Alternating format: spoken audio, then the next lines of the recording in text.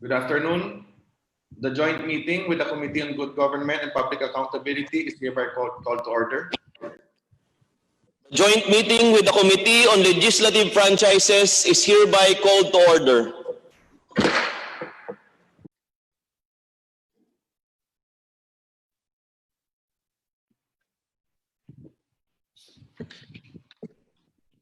Good afternoon. Nasa pang-sampung joint meeting na tayo sa House Blue Ribbon Committee sa issues related sa application ng franchise ng ABS-CBN. Nakafocus po tayo sa isang issue ngayong hapon nito, yung alleged violations ng ABS-CBN of our tax laws. We are joined by members in the plenary and via Zoom at the moment, and we will take note of their attendance. Allow me to thank our members who diligently prepared their interpellation and patiently wait for their turn. Comsec, paki-recognize po ang mga resource persons sa hapong ito.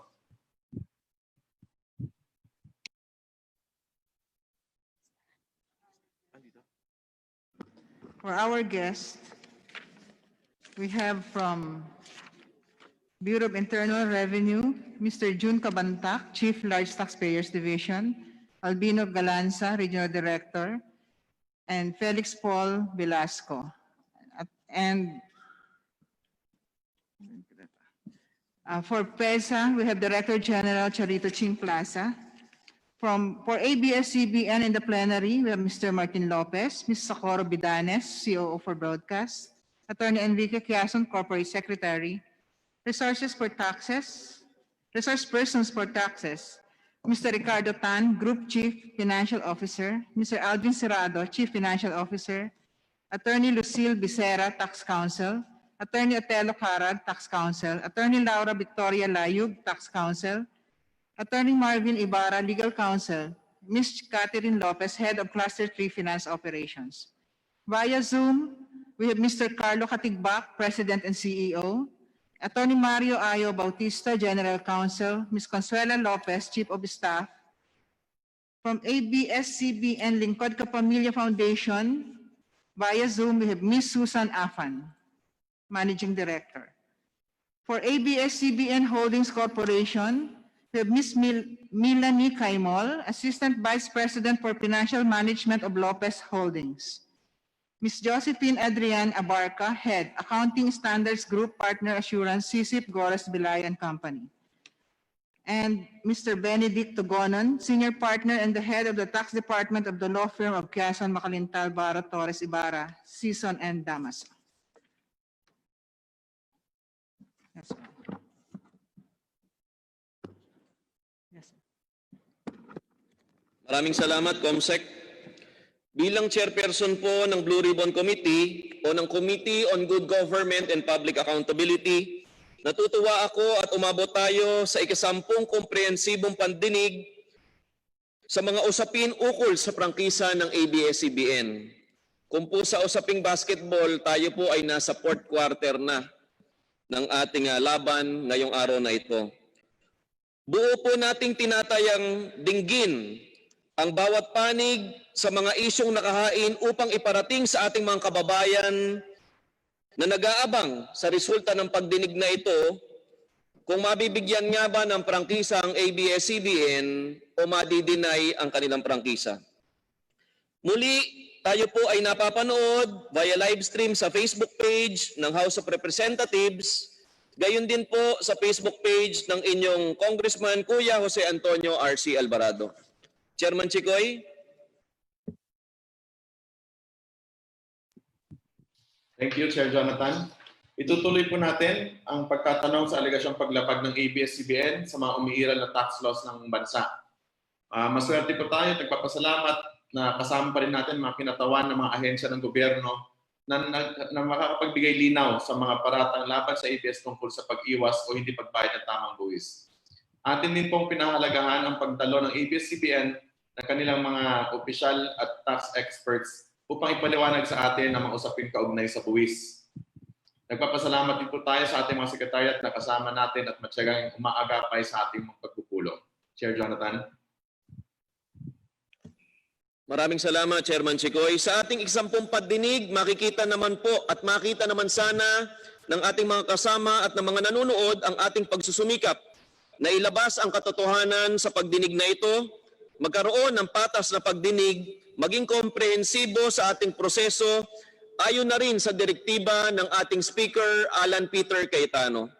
Hindi po natin pinatatagal ang prosesong ito ng aplikasyon ng ABS-CBN, ngunit dahil po sa may mga isyong lumilitaw sa mga position papers ng iba't ibang stakeholders, ito po ang ating dinidinig at nilalayong mabigyan ng linaw, lalo na ngayong araw na ito sa usapin ng taxes ng ABS-CBN. Kahapon po ay via Zoom ay binigyan po natin ng pagkakataon o tinawag po natin si Mr. Jason Sa.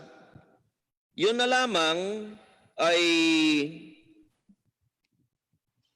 hindi po yata siya nasabihan ng ating secretariat na siya ay doon pa bibigyan ng pagkakataon makasagot sa usapin ng taxes ng ABS-CBN, kung saan tayo po ay halos inabot na ng alas 8 ng gabi bago magsimula kahapon. At sa Facebook page po ni Mr. Jason Sa, kanya pong nasabi na they told me to leave the Zoom, so I left. Ate my dinner and took my meds to calm me down. Tapos I'm told na tinawagan ako sa Zoom para namang sira itong sina Chairman Alvarado at Alvarez.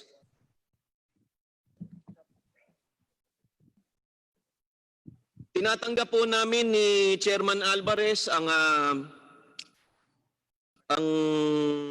prinsipyo po ng command responsibility.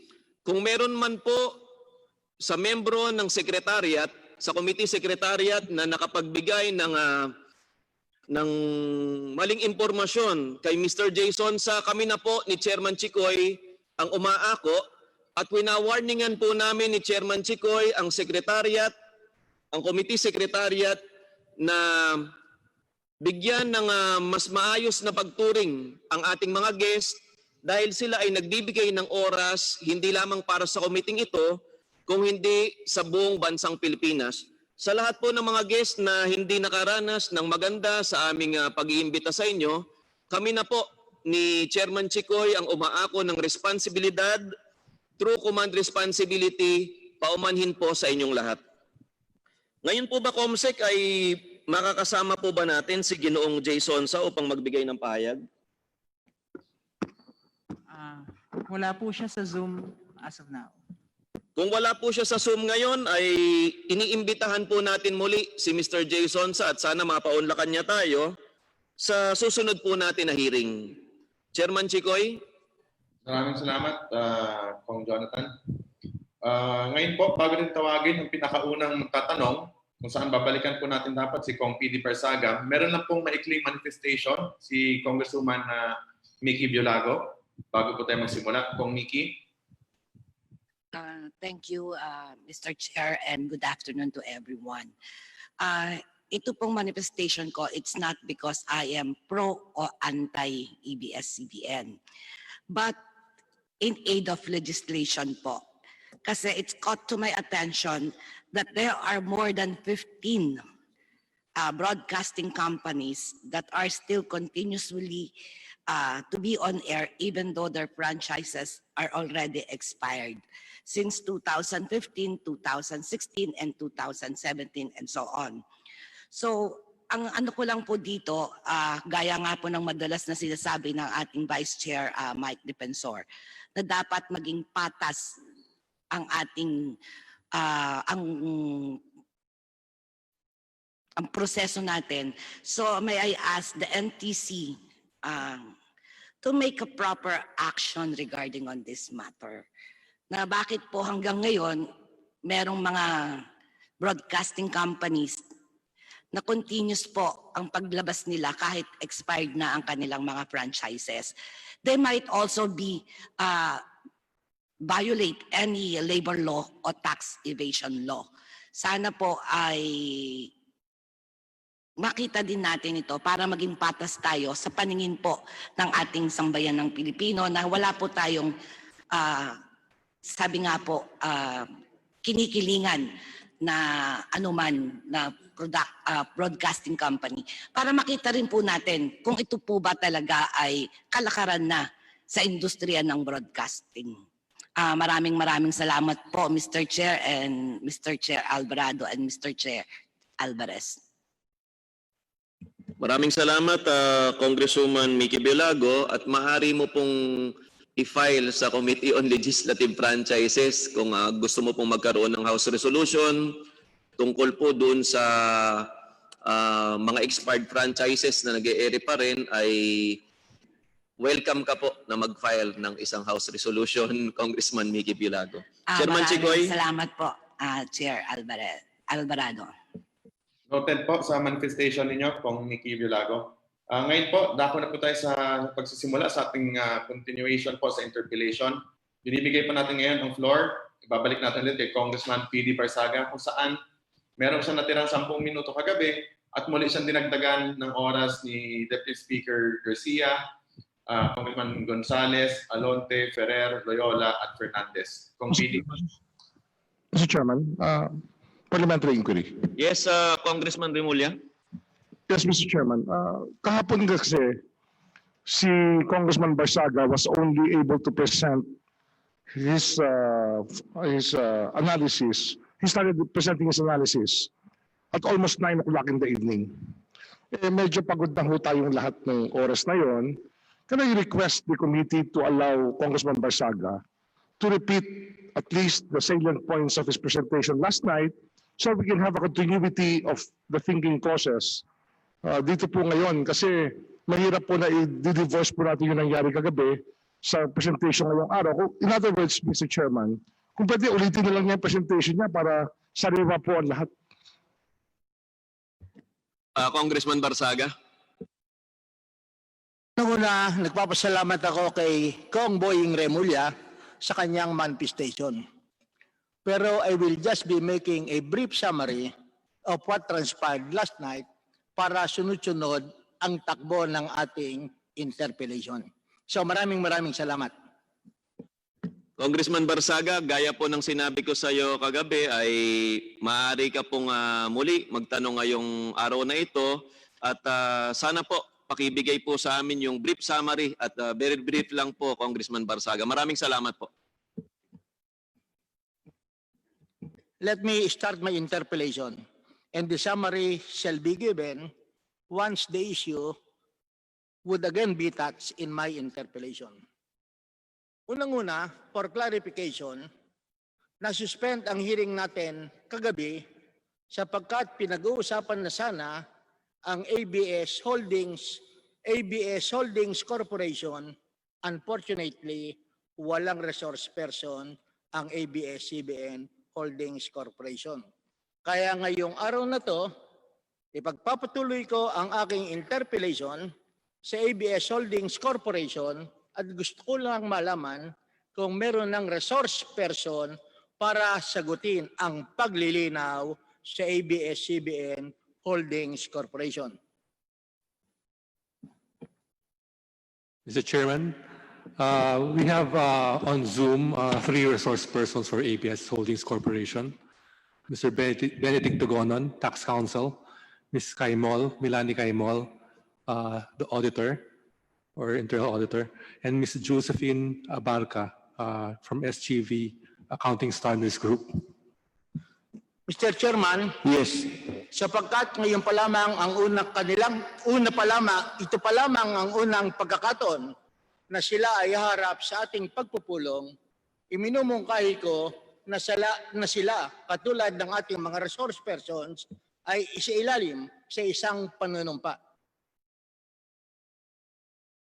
Yes, Honorable Barsaga. May we know if there are other guests who are here for the first time, Comsec? Yes, can you put it on record? Are there other guests, Comsec, that are new to this? Okay. Yes, Mr. Chair. Yes, we have.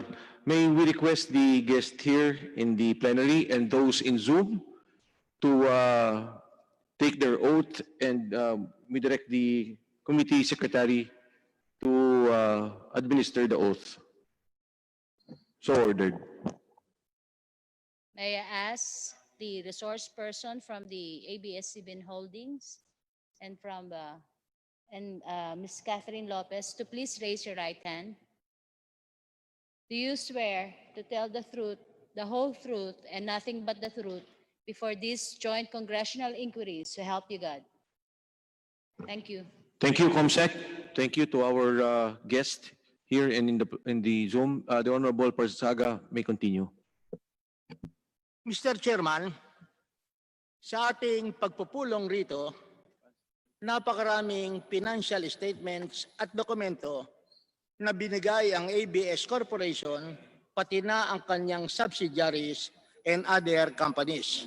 Kaya ang una kong tanong, yung bang financial statements na binigay dito sa committee, katulad ng ABS-CBN Holdings Corporation, is there anyone who can certify na yung mga dokumentong niyon ay authentic, accurate, and true? ABS-CBN. For holding, so we have Ms. Kaimol who can. She's on Zoom. So the authentication is being asked on ABS Holdings documents.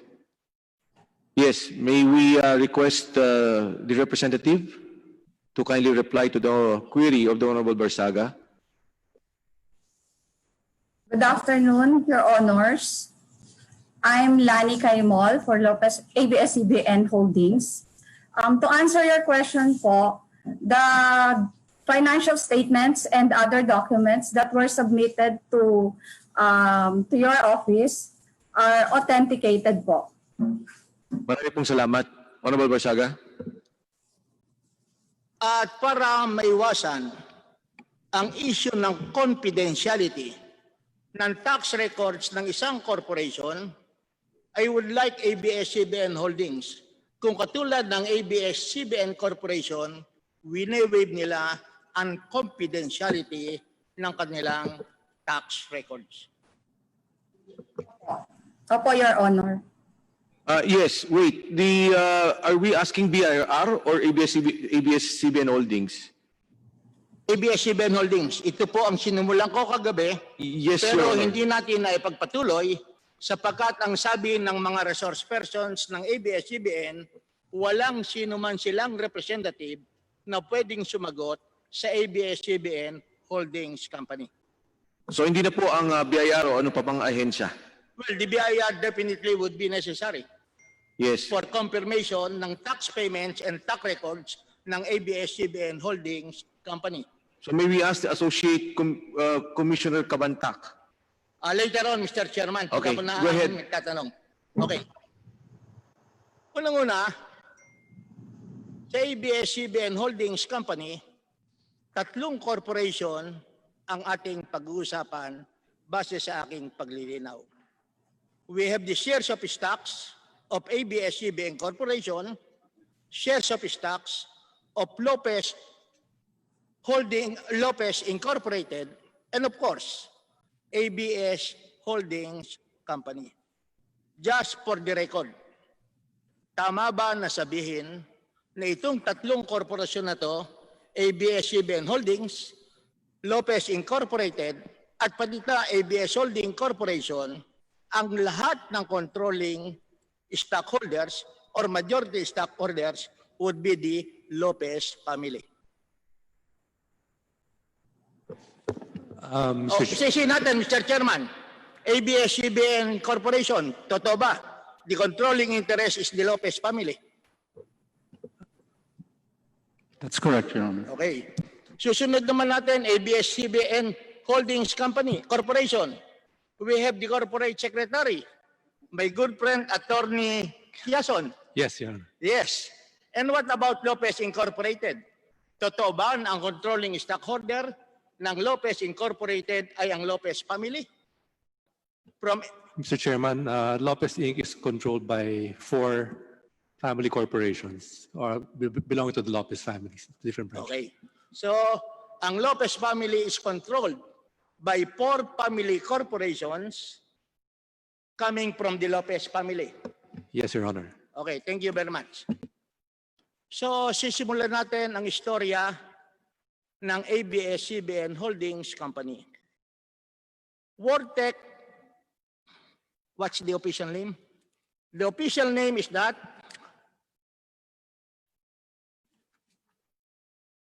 Wartech Holdings Corporation was organized on March 30, 1999.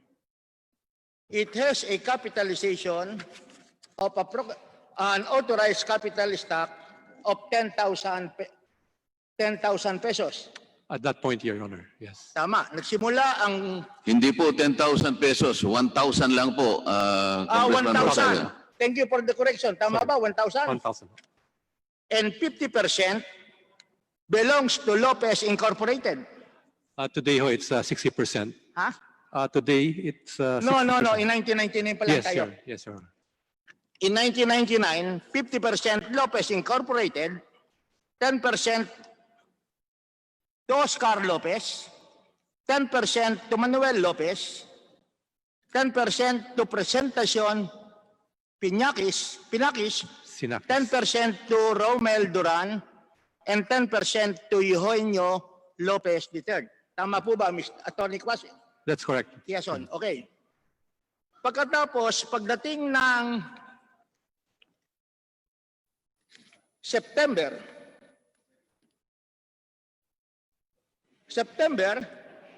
binago ang pangalan ng Wartech Holdings Corporation at ginawa itong ABS-CBN Holdings Corporation. September 16, 1999. Tama po ba? That's correct, Your Honor. Okay. And then, after several days, nag-transfer ang Lopez Incorporated ng 132 million shares of stocks ng ABS-CBN.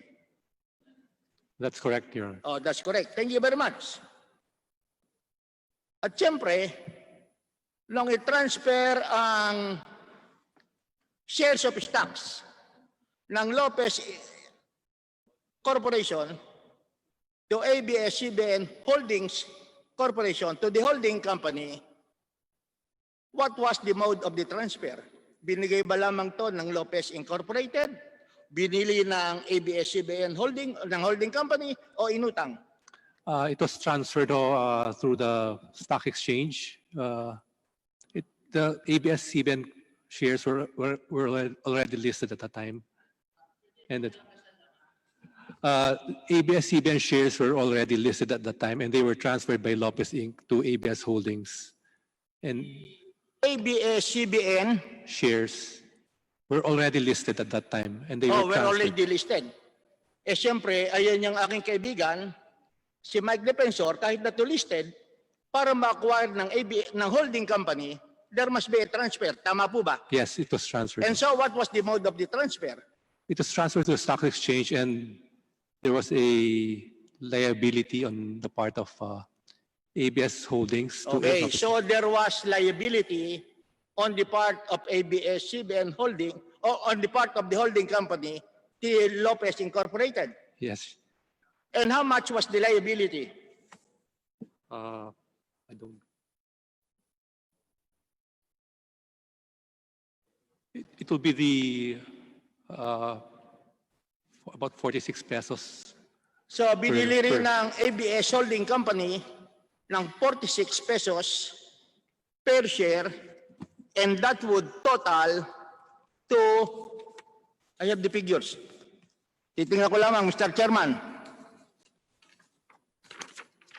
46 pesos times 132 million shares, that would be equivalent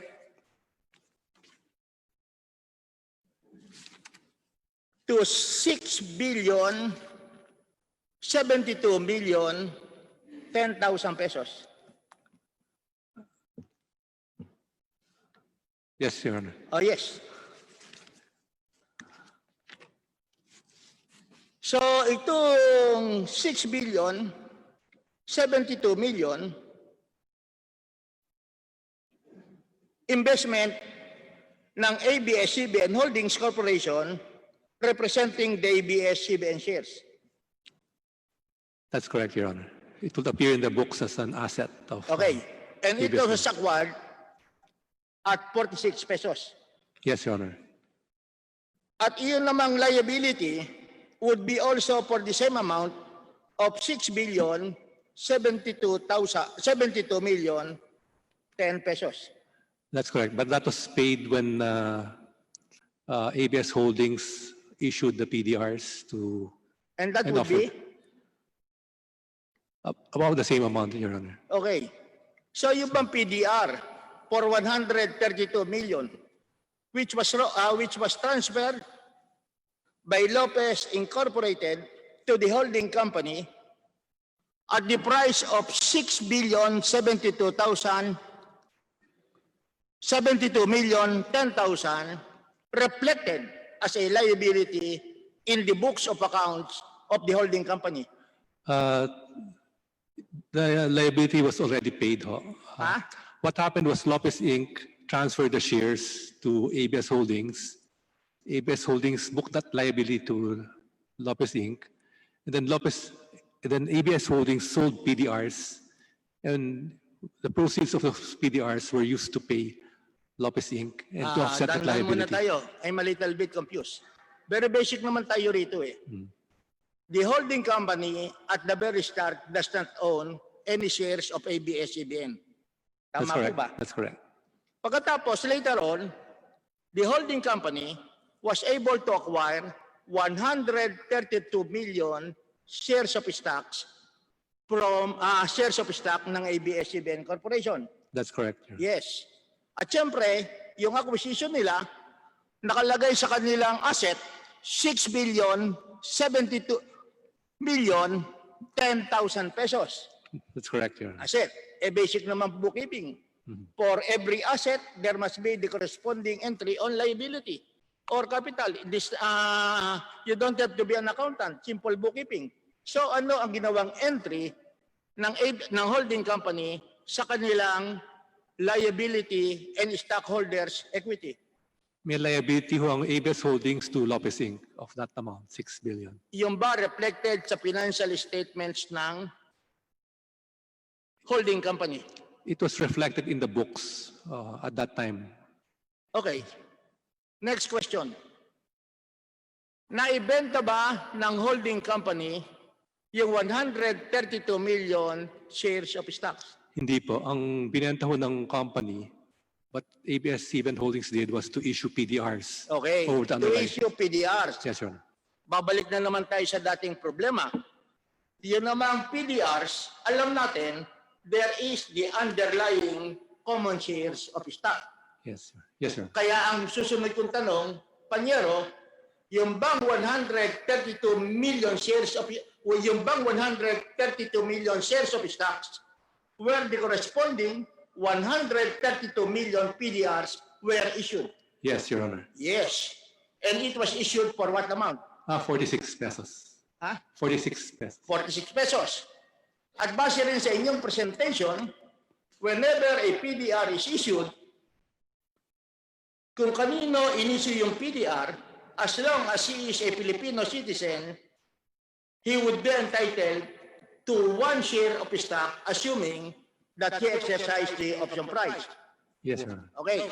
So madaling sabi, example natin, 132 million shares of stocks nasa Philippine Stock Exchange. Para maibenta ng holding company, they must have an agent. Tama? Broker or... Huh? Or agent or broker, kasi ang ginamit nyo, security agent. Merong broker ang seller. Gumamit ho ng underwriters ang ABS Okay, Holdings kaya at nga that time. sinabi nyo, ano ginamit yung underwriter? Security Bank and Trust Company. Hindi ho, we had other underwriters. Ano? At that time, it was Jardine Fleming and ING Barings. Ha? Jardine Okay, Fleming and ING. yun ang inyong broker. No, it's, underwriters ho. Underwriter. Halimbawa, kung si Vice Chairman Defensor ang bibili ng 132 million shares na listed sa Philippine Stock Exchange, gagamit din siya ng broker. Tama po ba? Yes, sir. That's the practice in trade. So yung 132 million shares, babayaran niya ng 6 billion 72 million 10,000 pesos. Assuming the gross price of 46. Yes, Your Honor. Okay. Pag binayaran niya, it should be in the form of cash. Yes, Your Honor. At sapagkat ang may-ari ng shares of stock at inabail niya, ang may-ari ng shares of stocks ay ang holding company, the holding company will be the payee. Pakiulit ko yung question. Yung shares of stocks, pag-ari na ng holding company. Kaya nga nakalagay, investment in ABS-CBN shares of stock. If ABS Holdings sells those shares, if ABS Holdings sells those shares, Yes. then it will get the proceeds from the. Hindi nga, kaya nga. Original lang tayo, basic lang naman tayo eh. So, 132 million shares listed sa Philippine stock. Binili ni Vice Chairman using his broker. Sabi ni Mike Defensor, ako na lahat ang bibili niyan sapagkat sa tingin ko, very prosperous ang mag-invest sa ABS-CBN. Binayaran niya ng 6 billion 72 million 10,000 pesos. Of course, itatanong niya, sino ba ang payee? Ang payee will be ABS Holdings Corporation. The holding company. Yes, sir. The holding company would be the payee. Yes, Your Honor. So mag-i-issue siya ng cheque, money order check or bank transfer for 6 billion 72 million and 10,000 pesos payable to the holding company. Yes, Your Honor. Ang susunod kong tanong, yung bang binayad ni Chairman Defensor na 6 billion recorded sa books of accounts ng holding company? It should be recorded, Your Honor. It should be recorded. Yes, Your Honor. Pero at the end of the year, yung 6 billion 72 million wala sa inyong balance sheet. Saan nagpunta? Nandun po ho sa balance sheet ho yun. Noong 1999 ho. Yes. Oh, I have a copy here. Para hindi ka na mahirapan. Oh, meron bang cash dyan?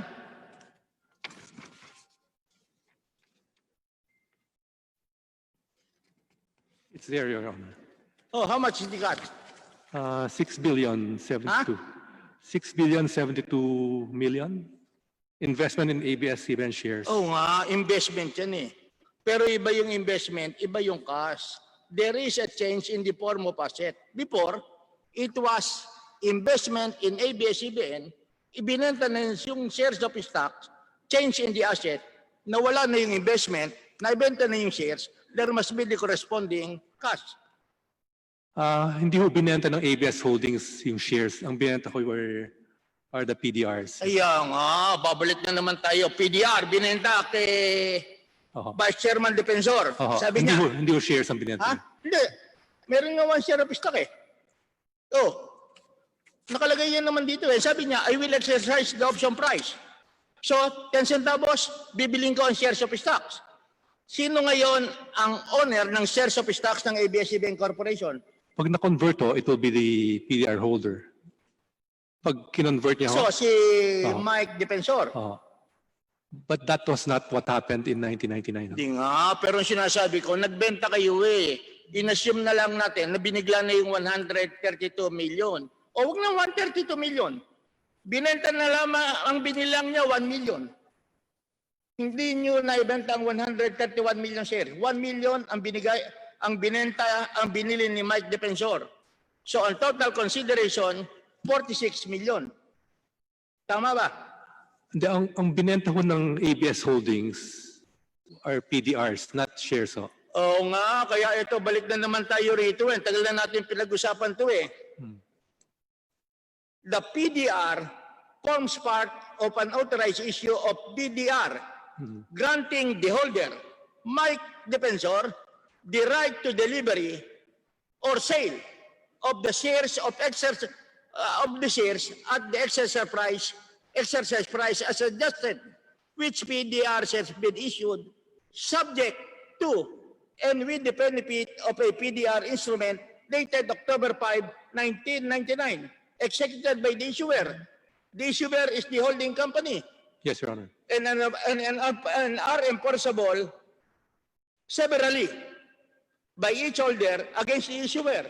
Mike Defensor holder against the issuer. Copies of the PDR instrument are available for inspection by the holders and may be deemed by them from the principal place of business of the issuer and the PDR registrar. The holder shall be deemed to have notice of the provision. Okay.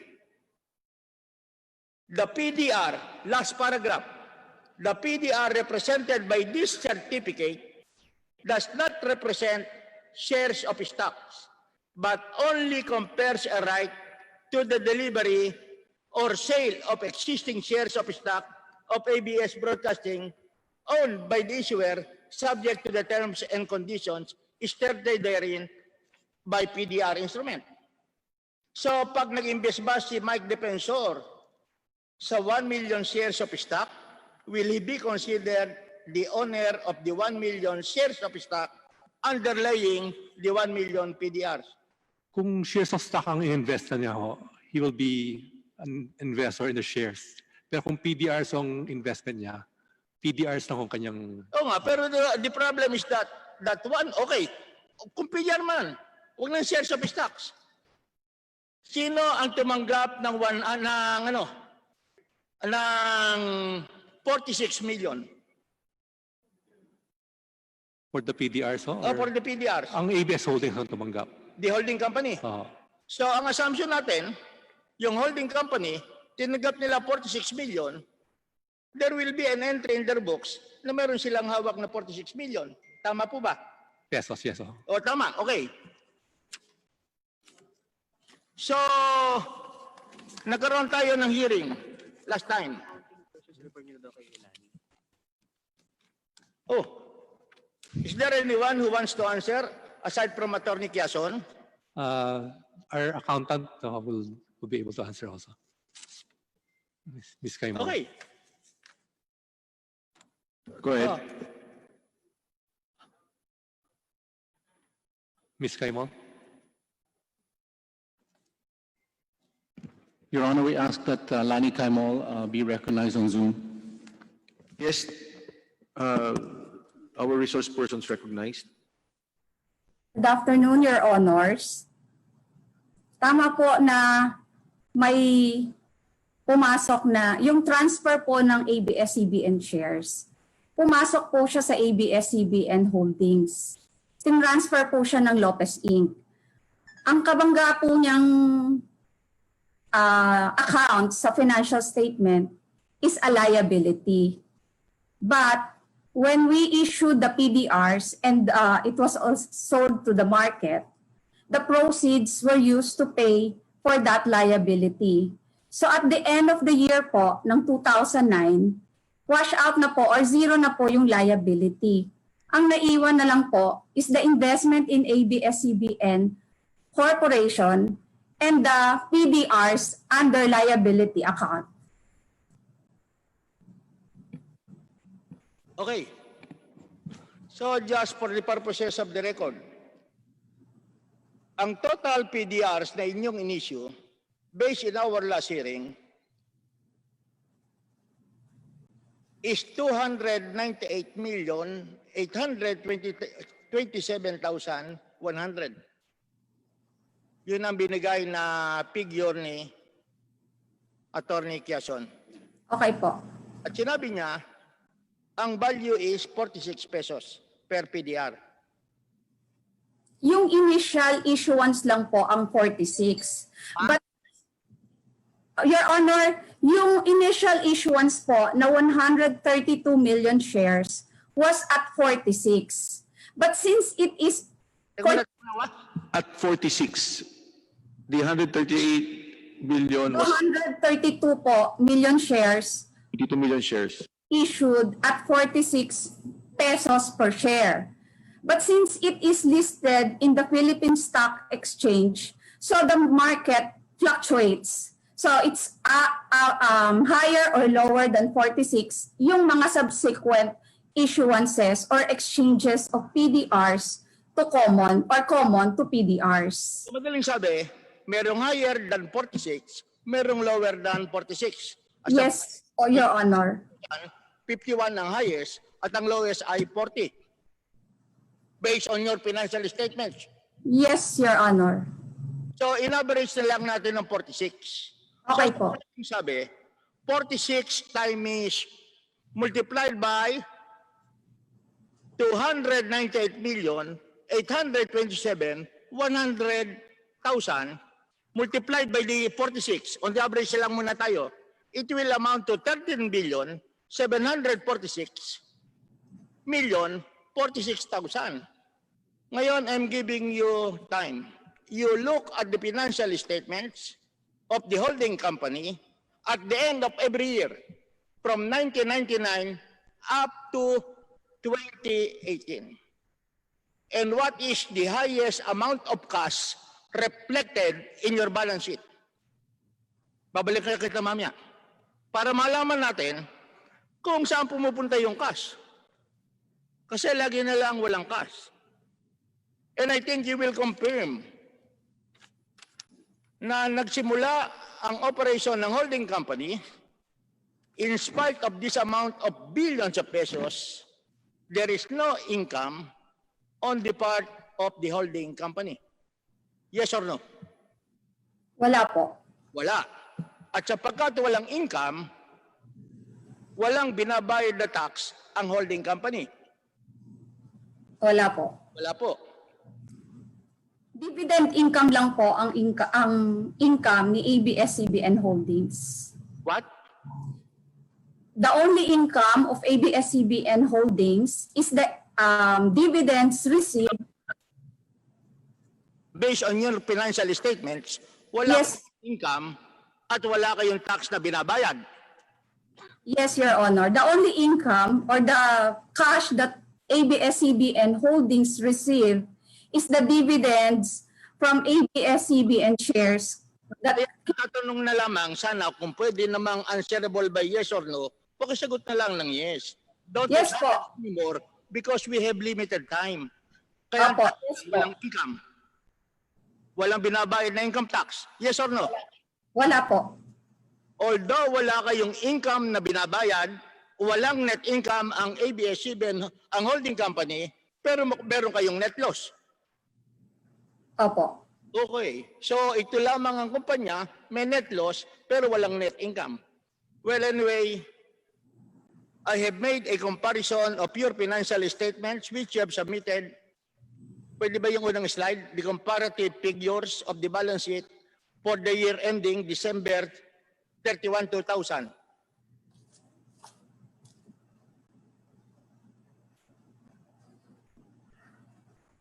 Okay. So, ayan ang ating assets.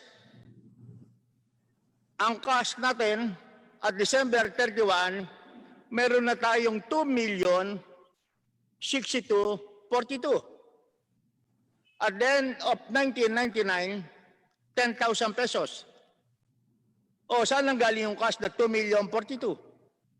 Galing po sa Your Honor, galing po sa dividends received from ABS-CBN for the shares that ABS-CBN Holdings own. So, nagkaroon na ng stock dividend declaration noong year 2001. Cash dividends po. O nga, cash dividend. How many hundreds of millions?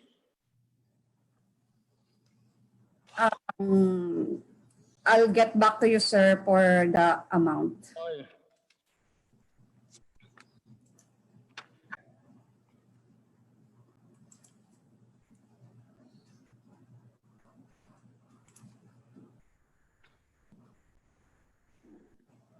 $106,354,153. Tama ba yun, Miss Accountant? Opo, Your Honor, the dividend income that we received in 2000 is 108,679,903. How much per share?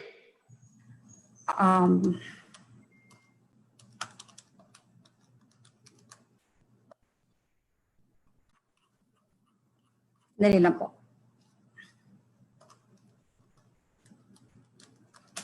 So that's about 51 centavos per share po. Okay, 51 centavos per share. Okay, sa BIR naman, whenever there is a transfer of the share of stock from one corporation to another entity, are there taxes to be paid? Dumadaan po siya sa Philippine Stock Exchange, so may transaction tax po siya. Ha? May transaction tax po siya. May transaction tax. Yes, Your Honor. Transaction tax.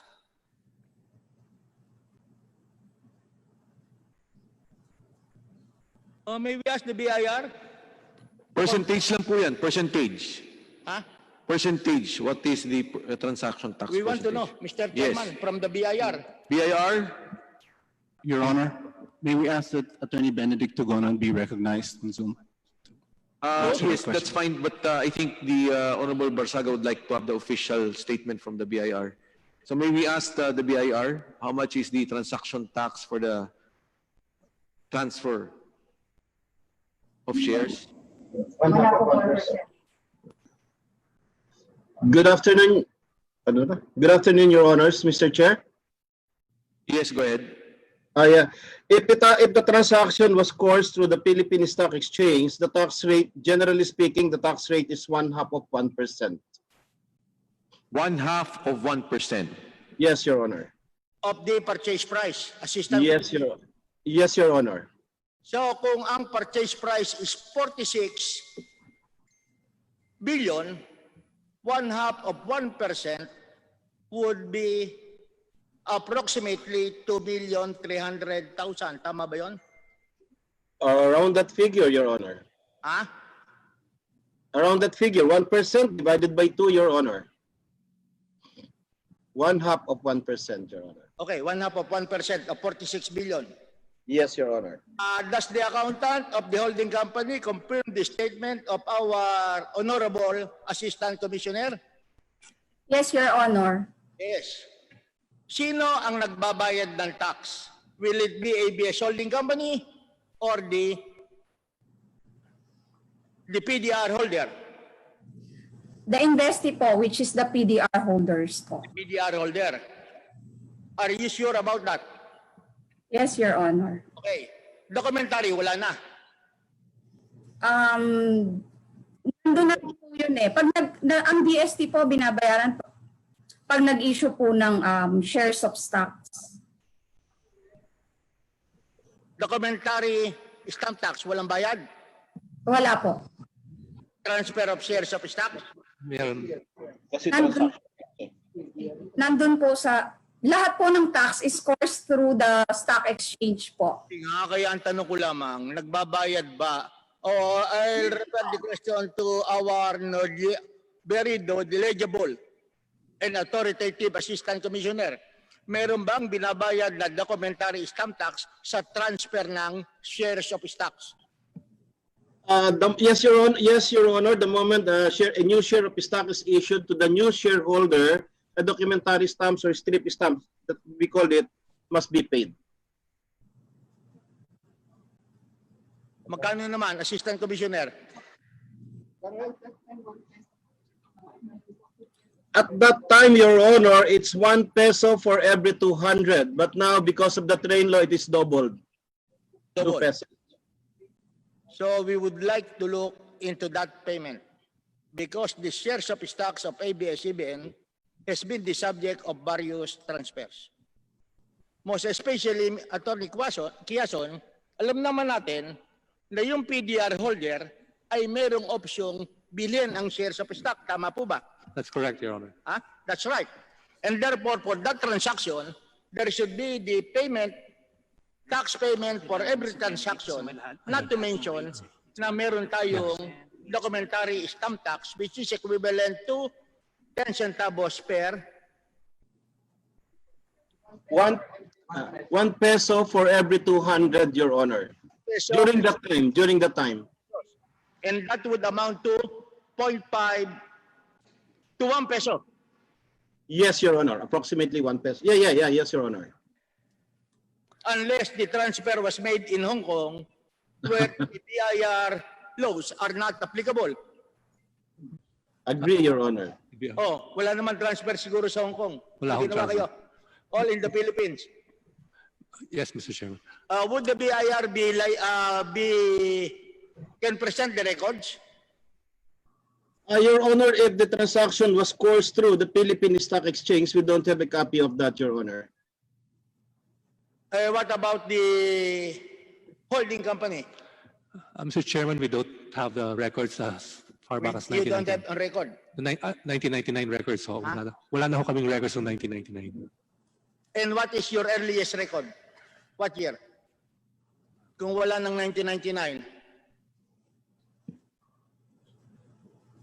I'd like to refer that to Ms. Caimon. ABS-CBN Holdings. Your Honor, the available documents that we have is 2010 onwards po. 1,000 2010 po. onwards. Apa. Because you are applying the 10-year prescriptive period. Yes, Your Honor. Your Honor, the DST po kasi, the documents on that, sabi po ni Commissioner, is left with the Philippine Stock Exchange. So if you want to look at the records, it is kept in Philippine Stock Exchange po. Yes, we know that. But the trouble is that, are you willing to waive your confidentiality? Yes. Yes, Your Honor. Your Honor. Hindi ba obligasyon ng isang malaking taxpayer na katulad nyo, as a matter of fact, awardee pa kayo eh. Hindi ba dapat na tinitingnan nyo whether the taxes due the government pertaining to the transfer of your shares of stock ay talagang hawak nyo? So you don't have any record to confirm whether or not the transaction tax as well as the documentary stamp tax had been paid. Tama ba yun, Miss Accountant? Opo. Eh kung magre-review ang BIR ng inyong financial statements at hinanap sa inyo yung tax record ng transaction tax, di wala kayong maipapakita.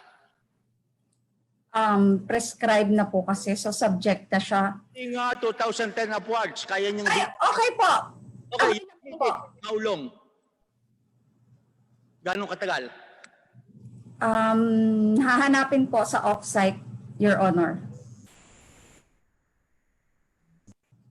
Okay, let's go to the second slide. Balance sheet for the year 1999.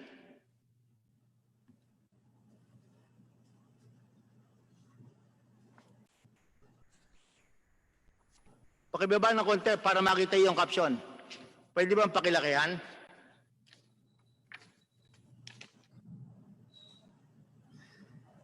Okay na yan siguro. Hindi lumalabas yung isang portion. At saka yung difference. Then we have the difference. Okay. Itong balance sheet, Miss Accountant, nagsabit kayo rito ng balance sheet as of December 31, 1999. At noong year 2000, nagsubmit din kayo ng balance sheet comparative for the year 2000 and balance sheet December 31, 1999. Ang pinagtataka ko lamang sa aking examination ay bakit iba ang figures ng December 31, 1999 na inyong sinabit at iba ang figures ng balance sheet for December 31, 1999 na nasa inyong comparative statement. O katulad nung Cash, pareho, 10,000. December 31, 1999. Pero pagdating na sa, ano yung second? I look over your financial statement, which you have submitted. Investment in ABS-CBN shares, 6,072,000,000, December 31. Pagdating na ng December ng inyong comparative statement, ng December 31, 1999, mukhang iba na ang figure. Naging 9,574,186,975. Iba na.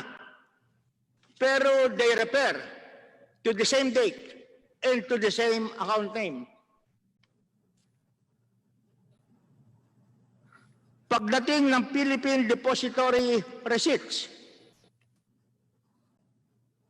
6,058,800,000, December 31, 1999. Sa comparative statement naman, December 31, 1999, 9,552,951. Kaya may discrepancy. Sa deferred income, 13,200,000, December 31, 1999. Doon naman sa comparative 1999, instead na 13,200,000, ang deferred income nyo ay naging 21,235,000. Due to affiliate 1999, wala. Pagdating sa comparative, meron ng 21 million. Pagkatapos, ang total liabilities and stockholders' equity, 6,072,000,000, 10 pesos, 10,000 sa December 31, 1999. Pero sa comparative, ang nakalagay na ay 9,574,196,975. Ang sabi nyo kanina, you attest to the truth and veracity of all the statements, financial statements na binigay nyo. Bakit magkaiba? Ang balance sheet for December 31, 1999, based on the financial statements na sinabi nyo rito.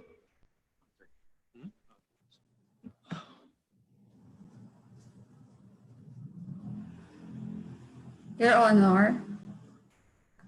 Go ahead. If you look at the financials in 2000 po, there were other expenses that were not booked and restated in 2000 financials. So if you look at the notes to FS in number 3 po, note number 3, the PDRs po, there are movements in the PDRs or issuance of PDRs of about 80 million shares in exchange for PDRs. Simple lamang ang tanong ko. Meron kayong balance sheet na pinresent sa amin. Yung unang balance sheet, dated December 31, 1999. Binigyan nyo kami ng kopya rito. Pagkatapos ng year 2000, binigyan nyo kami ng balance sheet, and of course, meron na tayong comparative statement kasi noong 1999, noong lamang kayo nagsimula ng operation, we expect na walang comparative statement noong 1999 sapagkat wala pa kayong operation ng 1998. Normally, kaya nga nilagay ko yan sa ilalim. Wala na lang akong kopya kasi nagmamadali ako. Normally, since they have the same account name and they cover the balance sheet accounts for the same year, for the same date, December 31, 1999, dapat pareho. Bakit magkaiba? At kung sila ay magkaiba, one is not correct and the other one is correct. Or perhaps both of them are not correct. But definitely, hindi sila pwedeng pareho tama. Yun lamang ang tanong ko, bakit magkaiba? Yun nga po. Based explanation nyo yan, Dapat kung ano figure sa balance sheet, yun ang tama.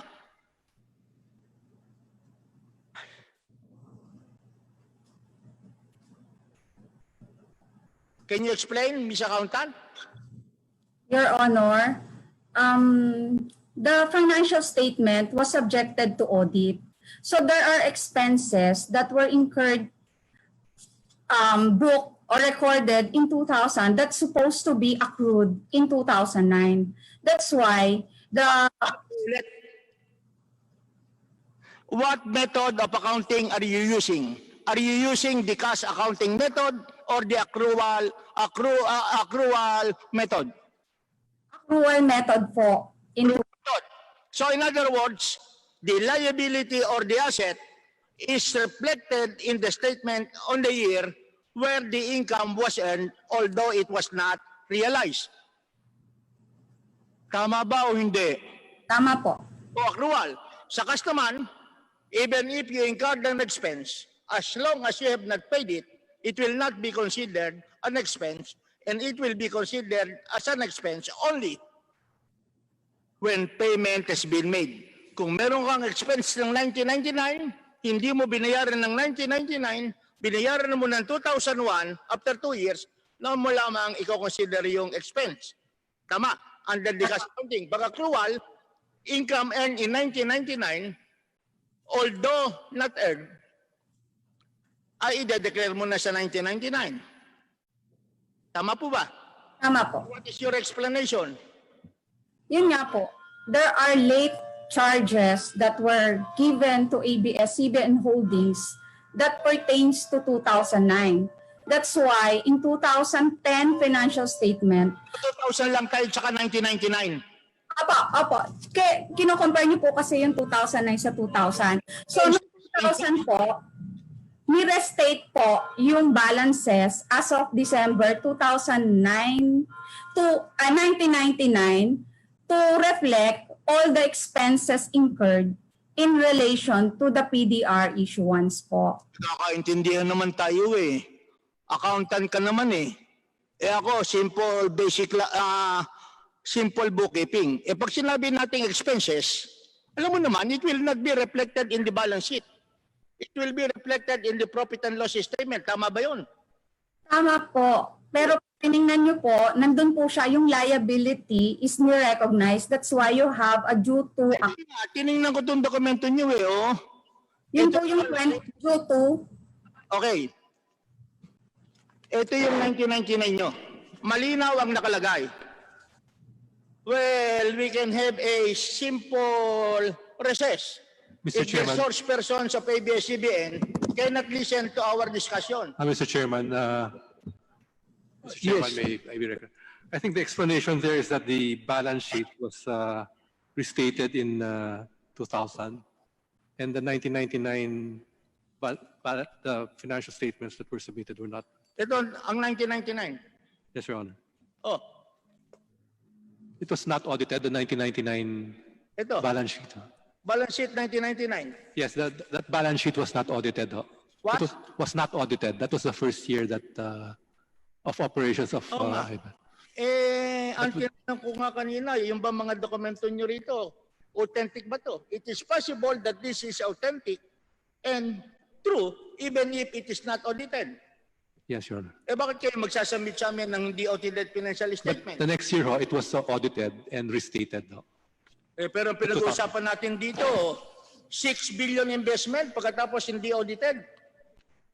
Does the Bureau of Internal Revenue under the National Internal Revenue Code does not require if your total capital is 6,072,010,000 pesos, the balance sheet as well as the profit and loss statement should be audited. Oh. Honorable Secretary, would you like the BIR to respond? Huh? BIR, you would like them to reply? Yes. Yes, BIR is recognized. Bureau of Internal Revenue. Pag ang total assets ba at liability, ang total equity is 6,072,010,000 pesos, must the financial statements be audited or not? It must be audited, Your Honor. Or it must be audited. So Your my Honor, yes. question is, does the holding company have an audited financial statement for the year ending December 31, 1999? No. The holding company, the accountant. ABS-CBN Holdings? We don't have po. You don't have. What about profit and loss statement? Did you prepare any profit and loss statement for the year 1999? 10 million lang yata, ano no? Dapat may certificate na auditor certificate. Holding company. Yes, Your Honor. It was submitted to BIR po. Ah? Sinabit po sa BIR. Do you have a copy of that? We look for the documents that has a stamp received by BIR po. Pero ang problema natin, yun naman sinabit yung dokumento rito sa amin, nalito na kami kahahanap sa USB, walang profit and loss statement for the 9-month period ending December 31, 1999. So if there is a profit and loss statement na pinail nyo sa Bureau of Internal Revenue, ang susunod kong tanong, bakit kami hindi binigyan ng kopya? Can you answer for that? Yung 2009 po kasi, 2009, 1999 ang pinag-uusapan. 1999 po, sorry po. Yung 2009 po kasi is interim financial po. So, subsequent to that, it's a full year that has to be audited.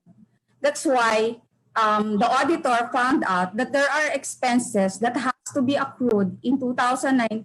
That's why they restated the financial statements. Simple lang ang tanong ko. Unang tanong, nag-file ba kayo ng balance sheet sa Bureau of Internal Revenue noong 1999? Ang sagot mo, hindi. Hindi. You answered no. That's why I asked, nag-file kayo, pero ang sagot ng inyong corporate secretary, it is not audited. Kaya ang tanong ko sa BIR, should it be audited? Ang sabi ng BIR, yes. Next question, nag-file ba kayo ng profit and loss statement sa Bureau of Internal Revenue for the year ending December 31, 1999? Yes or no? We'll have to check po. Kasi ang problema, nagbigay kayo ng balance sheet. Hirap na hirap kami sa hanap ng profit and loss. Hindi nyo naman binigay. Sa mga accountant naman, alam nila, basic financial statement, you just submit the balance sheet and profit and loss statement. And we're dealing with a very big corporation. Yun lamang ang aming ano rito. At the start of my interpellation, I requested you to look at the balance sheet of the holding company from 1999 up to the present. Sinabit yung lahat yan. Tinignan mo na ba kung magkano ang pinakamataas na cash na nasa balance sheet ng holding company?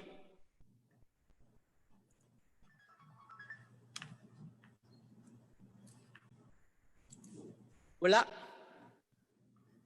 Kung 100 milyon, kung 500 milyon, kung 1 bilyon. Wala.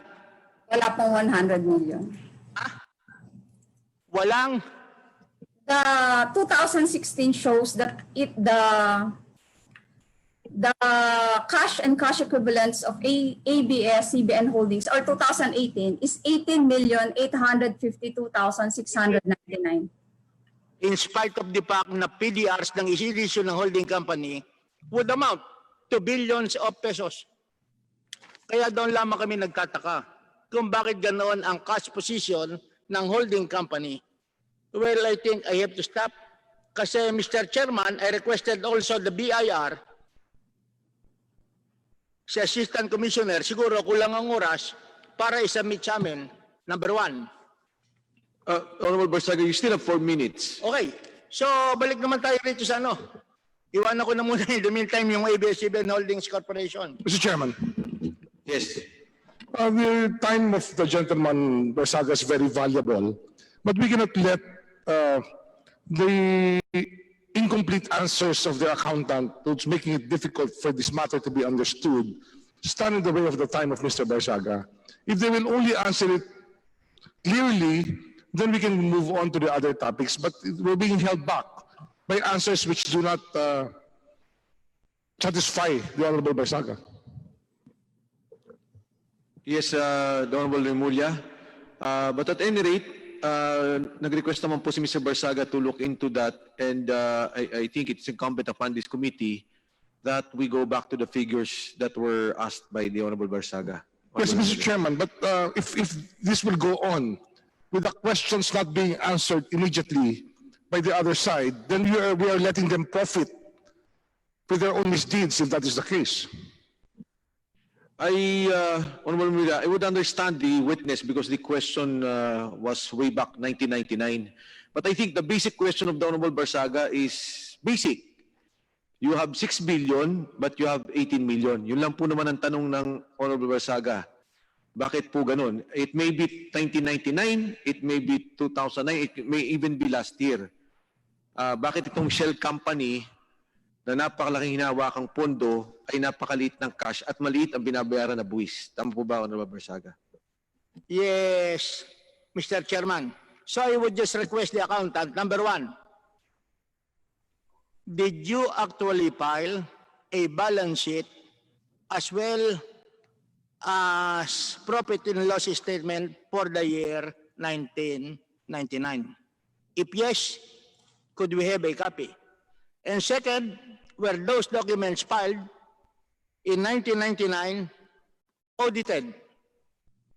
And three, if those documents were filed, what is the reason kung bakit hindi nyo kami binigyan ng kopya?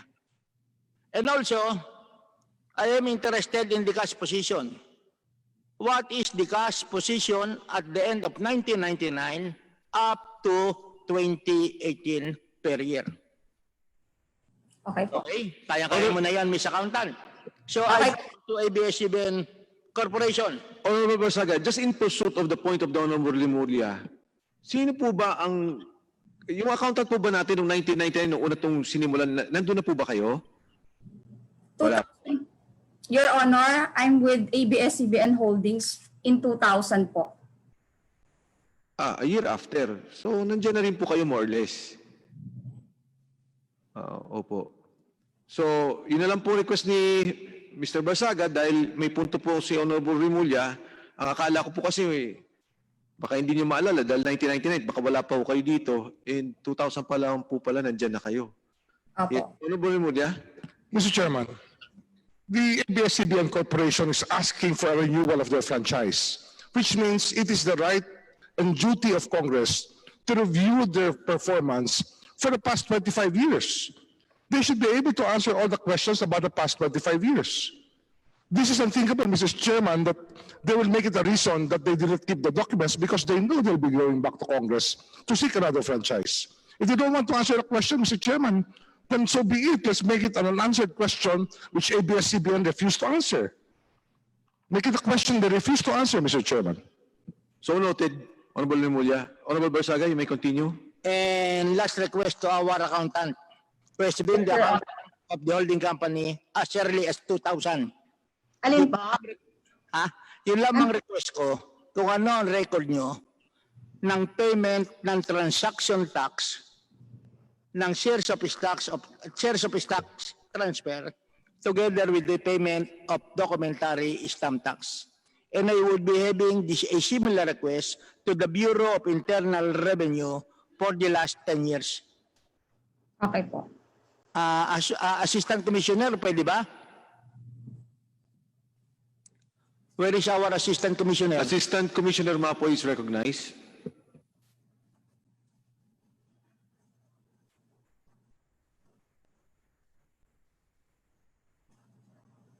Move to suspend, Mr. Chairman. Session suspended.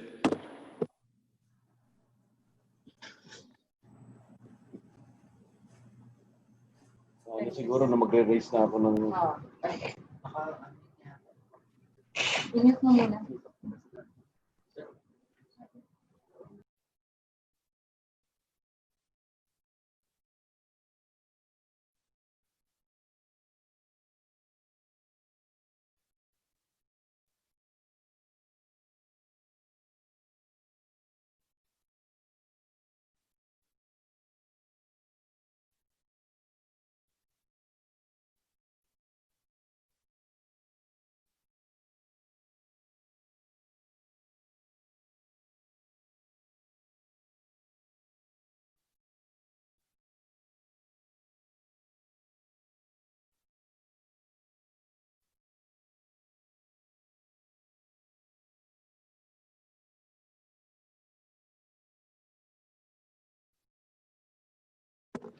Session resume.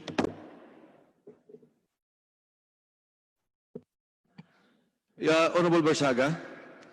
Assistant Commissioner, magre-request lamang ako kung anong record ang available sa inyo evidencing the tax on the transaction regarding the transfer or sale of shares of stocks ng ABS-CBN Corporation, ng ABS Holding Company, at saka yung documentary stamp tax, even for the last 10 years, kung ano ang available. Mr. Chair and honorable members, good afternoon again. If we will be referring to ABS-CBN Holdings Corporation, again, with all due respect, Mr. Chair, we will be needing a waiver coming from the taxpayer.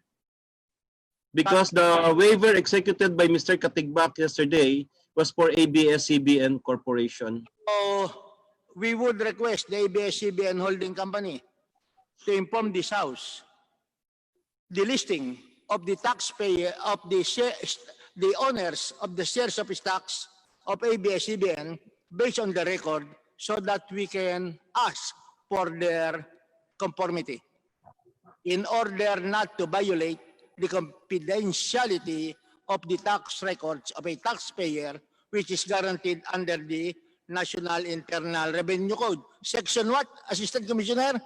Section 270, Your Honor. 273. 270, Your Honor. 270, okay? Yes, Your Honor. Assistant Commissioner. Honorable Barsaga, para pagpapatuloy, nagsalita na naman po yung ABS-CBN Holdings kanina, but may we get the official response of the ABS-CBN Holdings as regards the requirement of the BIR. Kailangan lang po nila yung authorization para maibigay na yung dokumento na hiningi ng Honorable Barsaga. Mr. Chairman, we can provide that authorization.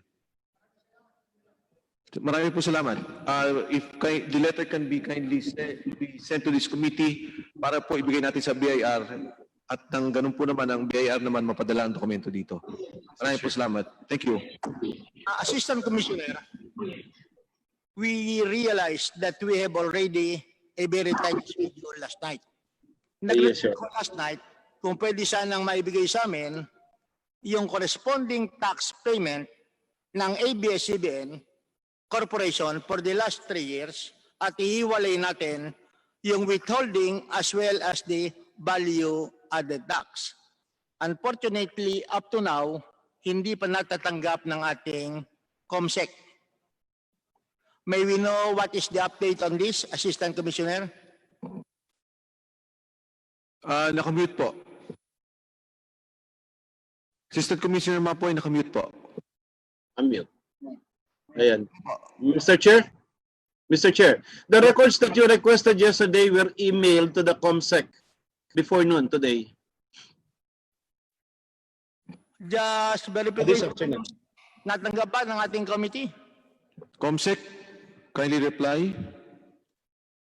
The emails of the BIR as regards the expanded value-added tax, withholding taxes, final withholding tax, real estate tax, all other components of the total tax paid by ABS-CBN. Tama po ba? Well, yes, unfortunately, siguro medyo nabigla ang ating COMSEC nang hinihingi ko kanina. Ang sagot niya, wala pa raw. Wala pa up to now. Meron na? Wala pa daw. Wala pa raw, Assistant Commissioner. Magkalapit lamang tayo. We sent that, Your Honor. We sent, Your Honor. And if you want, we can have it presented. We can have it shared. But we sent the documents that you requested, Your Honor. Sino kaya ang tumanggap based on your records?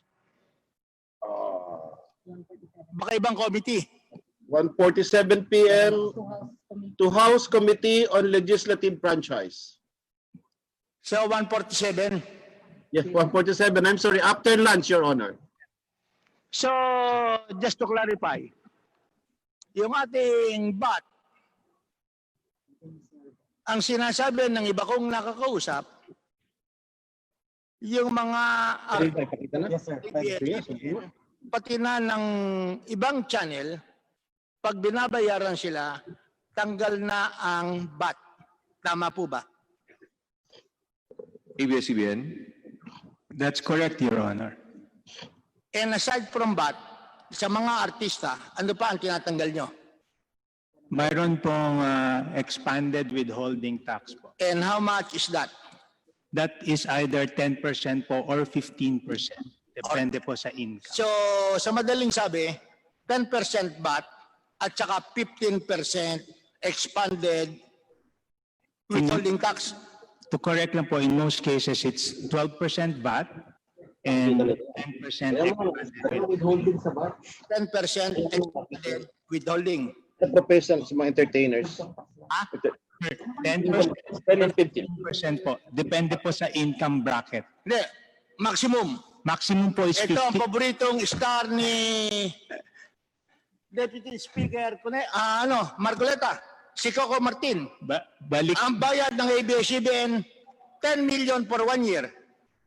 Example lang to, Okay. masyadong mababayan. 15% po yung maximum. Pag 15%. Opo. Representing, Expanded withholding tax po. what about the VAT? 12% po yung VAT. So, bali, theoretically, 12 plus 25, that would, 12 plus 15, 27%.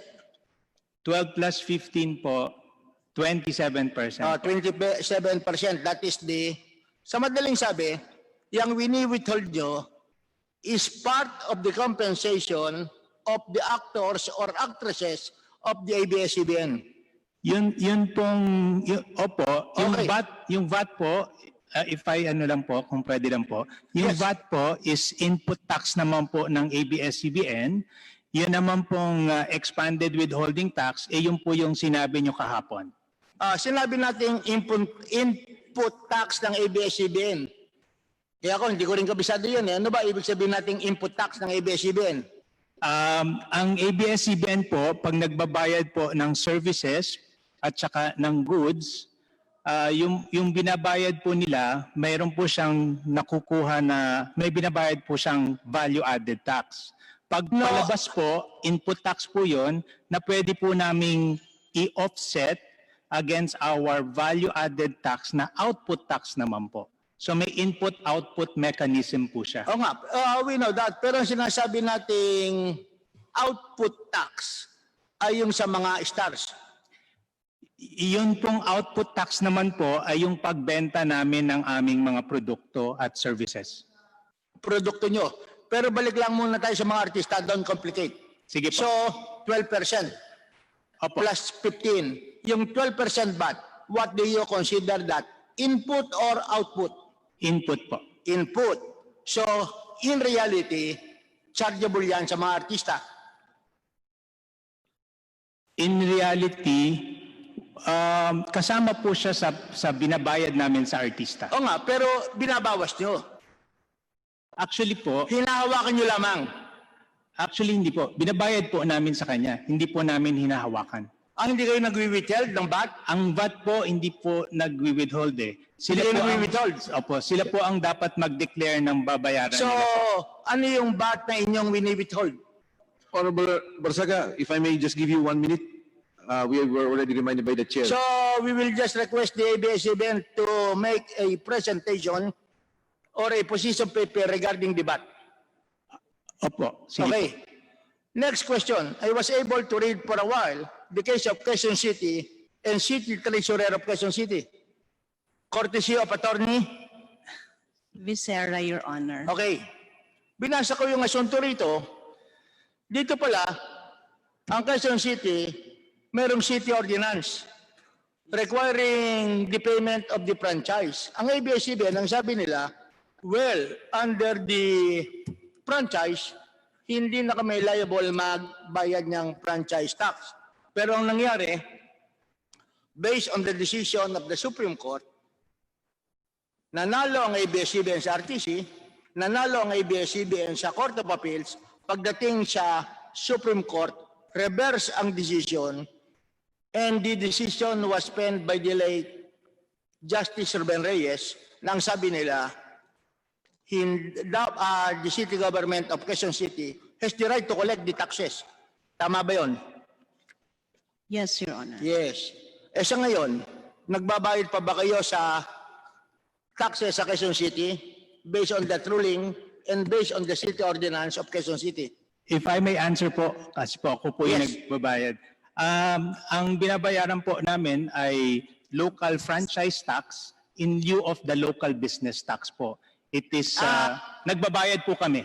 Sa Simple lang madaling tayo. sabi po. Ang issue roon, the local franchise tax based on the city ordinance of Quezon City. Okay. Kaya ang tanong ko lamang ngayon, kayo ba ay nagbabayad ng local franchise tax based on the city ordinance and also based on the decision of the Supreme Court? As simple as that. Nagbabayad po kami. Nagbabayad kayo. Opo. So, thank you very much because the chairman might run for mayor and he knows already what taxes ABS-CBN will be paying. Thank you, Honorable Barsaga. Kanina mo pa kami tinuturo ni Honorable Marcoleta. Pero ang katanungan ko po, gusto niyo po bang makita yung mga bat sa mga artista o individual na mga artista o wag na po? Eh, wag na. Baka Wag na malaman natin masyadong mataas ang kanilang binabayad. But that is part of the expenses of ABS-CBN. As a matter of fact, that is a major component of their cost of sales or cost of good, right? Opo. Okay. At kasama na rin po yung pagbayad ng buwis. Malaki rin po ang bayad na buwis dahil doon. Baka po pag nakita nyo, ay magsisi kayo na kayo nag-abuga siya kaysa kayo po That ay will be good nag-artista. for the Bureau of Internal Revenue because as I have stated, taxes are the lifeblood of the government. Yon ang buwis, ang buhay at dugo ng bawat pamahalaan. Well, anyway, I'll not go in detail about that issue. So yun lang nire-request ko sa ating accountant. Thank you for the very informative interpellation of the Honorable Barsaga, a CPA lawyer. I now go back to our chair, Honorable Alvarez. Maraming salamat, Kong Mike, Congressman Barsaga. Next po na magtatanong ay si Congressman Rolando Valeriano. Kong Valeriano.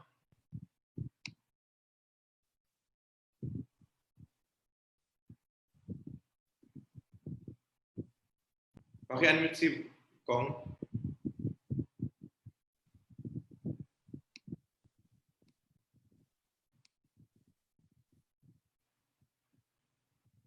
Nakamute po, Congressman, nakamute po. Sorry. Ayan po. Narinig po ako. Okay na. Okay na po. Okay na po. Okay. Para po maikli lamang po yung katanungan ko at madali lamang po. Meron po ba tayong representative mula sa Big D Pen Company?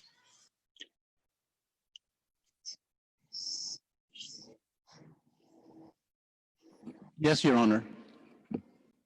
Opo. Ano po ang nature ng business ng Big D Pen? Your Honor, Big Dipper is engaged in digitizing and repurposing content for easier distribution and export to the international market, and also for distribution in the local market. And because of that, kayo po ay nag-qualified bilang PESA accredited corporation or company. Tama po ba? That's correct, Your Honor. We qualified as an IT enabled enterprise. Sa local po, ano po ang ninyo sa ABS Corporation? Meron po ba kayong relationship with ABS? Sila po ba yung clients niyo or ano po? Sorry, could you repeat the question, Your Honor? Meron po ba kayong relasyon sa ABS Corporation? Sila po ba yung kliyente ninyo, supplier ninyo? What is the relationship of Big Dipper to ABS Corporation? Your Honor, Big Dipper is a 100% owned subsidiary of ABS-CBN Corporation. So meron pong business ang Big Dipper at ang ABS Corporation. That's correct. Nag-i-import po ba ang Big Dipper? Nag-i-import po kayo ng imported articles? It imports equipment, yes, Your Honor.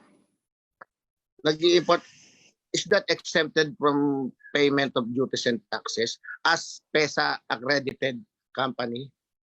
That's correct, Your Honor. So, tama po ba yung analysis ko na kapag exempted kayo sa duties and taxes, yung Big Dipper po ay gagamitin niya solely para sa purpose ng Big Dipper lamang? Yeah, yes, Your Honor. That's correct. So, ano po yung ini-import nyo? Meron po ba mga camera dyan dahil capital equipment po, di ba? Basically, equipment, yes.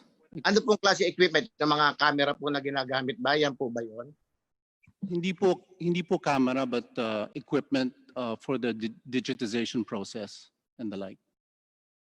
Bago po natayo yung Big Dipper, ang ABS Corporation po ay existing for 25 years. So, before po, saan po sila kumukuha ng ganyang mga equipment? Nung wala pa po yung Big Dipper. Nag-i-import din po ang ABS. Mr. Chair, may I be recognized? Yes, Mr. Lopez. Yeah. Yung equipment po ng Big Dipper are mostly hardware. These are used for transcoding and converting to digital a lot of our old programs so that we can use this for newer technology like mobile, sa internet, no? Which you can see like yung streaming services. So, Mr. Lopez, ibig po sabihin, nagagamit ng ABS Corporation yung equipment ng Big Dipper. Tama po ba? Being the clients of Big Dipper. Yes, Your Honor. Yun yung the ABS, Big Dipper is the, ABS is the client of Big Dipper.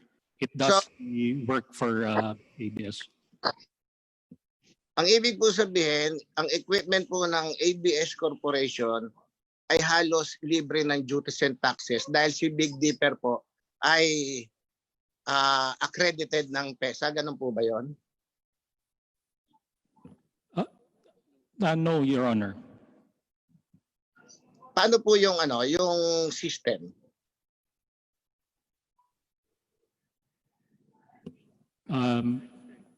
Your Honor, the equipment that is imported by Big Dipper and not by ABS-CBN Corporation. Yan po, kaya nga po ang punto ko, kung ang nag-i-import po ay si Big Dipper, which is duties and taxes exempted from ibig sabihin po, parang si ABS-CBN din ay exempted din sa taxes dahil ginagamit niya as a client, as supplier ng Big Dipper. Tama po ba? If I may answer po. Yes, go ahead. The equipment po of Big Dipper is used solely for the services that is being offered by Big Dipper to its clients. It so happened po that ABS-CBN is a client of Big Dipper. But none of the Big Dipper assets is actually being used by ABS-CBN in any of its production of content po. So what they're probably saying po is by the virtue of being a client of Big Dipper, si Big Dipper po would render service to ABS-CBN and thus use those equipment to render the service to ABS-CBN po. Sa ganyang pong system, tanong ko lang po, meron po ba nagbabantay sa inyo na PESA authority person para bantayan kung talagang hindi nagagamit ni ABS yung facilities ni Big Dipper? Because si Big Dipper po is exempted from duties and taxes. So kung ganun po, what is the assurance ng, pwede po matanong ang PESA na ngayon? Sa PESA po kay Ma'am Pla. The Honorable Lasat is recognized of PESA. Magandang hapon po. Paano nyo po nababantayan na ang equipment na ipinasok ng Dipper na free of duties and taxes ay hindi na-enjoy ng ABS-CBN? Okay, sir, yes, if I may answer that, Your Honor. Our export companies registered with PESA, like Big Dipper, enjoys different incentives. And one of these is the tax and duty-free importation. But before they will do the importation, Your Honors, they have to apply to PESA. They have to apply and advise the PESA board who will approve their application of the different equipment that they're going to import. Meron po listing na And the PESA board will approve this, And once this imported equipment will arrive in the country, PESA will inspect this. If these are those listed in the permitted importations of our IT enterprises. So we monitor this po. Hindi po pwede na si ABS-CBN ay sisingit ng kanilang mga importations of capital equipment. It should only be the one registered with PESA. And it's not just the PESA management who will approve this, but the PESA board itself, where we have the members such as the Department of Finance Undersecretary, we have the NEDA, we have the DTI, and 11 other agencies of the government represented in the PESA board. So it's the PESA board who issues, who approves and issues the letter of authority to those importations requested by our IT enterprises and export companies, Your Honor. So talaga po yung facilities, yung equipment na in-import ni Big Dipper, kung ang kaya niya po ay ABS, nagagamit po ng ABS yung facilities ni Big Dipper being a client of Big Dipper. Tama po ba yung pagkakaintindi? Yes po, sir. In fact, we have a record for every IT enterprise and export companies registered with PESA. We have individual records of their importations, their exportations, and we required them to submit an annual reportorial report of their transactions, of their availment of the different incentives. So like, for example, Your Honor, the Big Dipper acquired IT equipment, which is sourced from foreign and local suppliers, consists of various computer equipment and software. For example, the board checklink, Dale PLU.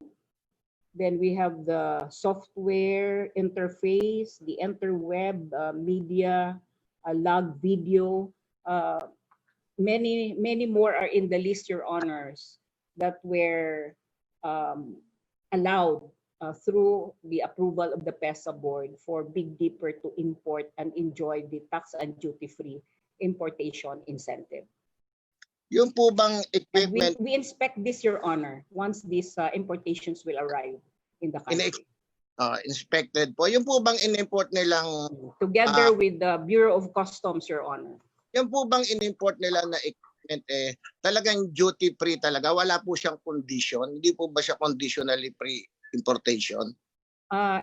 In our guidelines, Your Honor, any equipment that is used for the project or for the activity of our export companies like Big Dipper, nakasulat po yan sa kanilang application. They have to apply.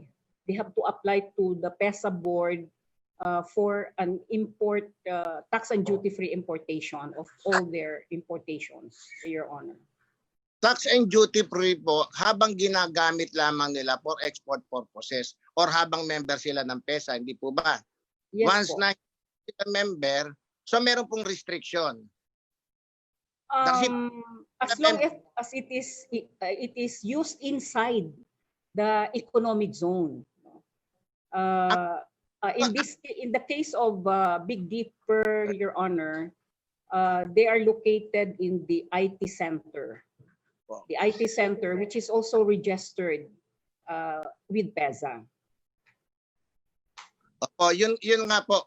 Pwedeng dalhin sa labas yung kanilang mga equipment. Paano nyo po, meron po kayong tao sa PESA ro na talagang nakabantay sa Big Dipper para sa paggamit nila? We have zone managers, Your Honor, in, for example, in Metro Manila, who visits, who inspects regularly the ongoings of our IT enterprises and other export companies registered with PESA. Unless meron pong makalusot Of course, we will appreciate and investigate immediately if meron pong nakalusot na hindi po kaugnay sa kanilang authority, no, the authorized activity ng isang registered company of PEZA. Kapag tapos na po nilang gamitin yung equipment nila, do they need to pay the duties and taxes o kinakailangan po nila re-export yan? Kailangan nilang i-export. It's either once they sell this, no, halimbawa luma na po yung mga equipment nila, pwede nilang i-donate, pwede rin nilang ibenta. Okay. So once they will sell it, they have to pay the regular taxes. Honorable Plaza, ang tanong po ni Congressman Honorable Plaza, Administrator Plaza, ang tanong po ni Congressman Valeriano, yung po ng produkto ay dapat for export. Tingin ko po, medyo i-check po natin yung ano dyan, yung provision ng batas.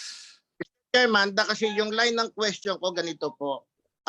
Yung needs ng ABS-CBN ay yun din po yung product ni Big Dipper.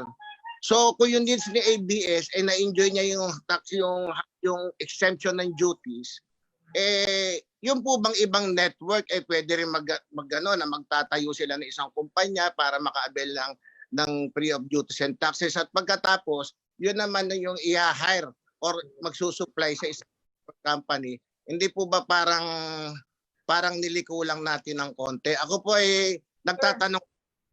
Yeah. Congressman Sir, Valeriano, if I may add some information. Congressman Valeriano, yung Registered activity of Big Dipper is engaged in digital film archiving. Honorable Valeriano, kasi po tinanong ninyo kung 100% yung export, ang sagot po ng PESA, yes, that is the law. But I don't think that is the provision of the law. So maybe we can hear from the Honorable Plaza para ma-exacto po natin kung ano yung provision of law. Honorable Plaza is recognized. Administrator Plaza is recognized. Sir, what law are you referring at?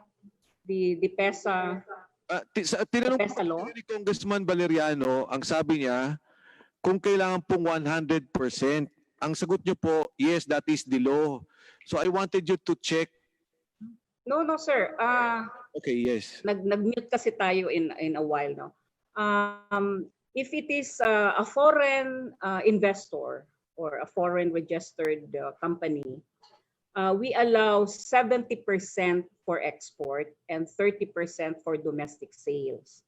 But if it is Filipino-owned, we allow 50% export and 50% domestic sales. Thank you po. Ngayon po, pag mag-exceed sila sa kanilang export quota, for example, or domestic market quota, they have to pay already the regular taxes of the excess, representing the excess.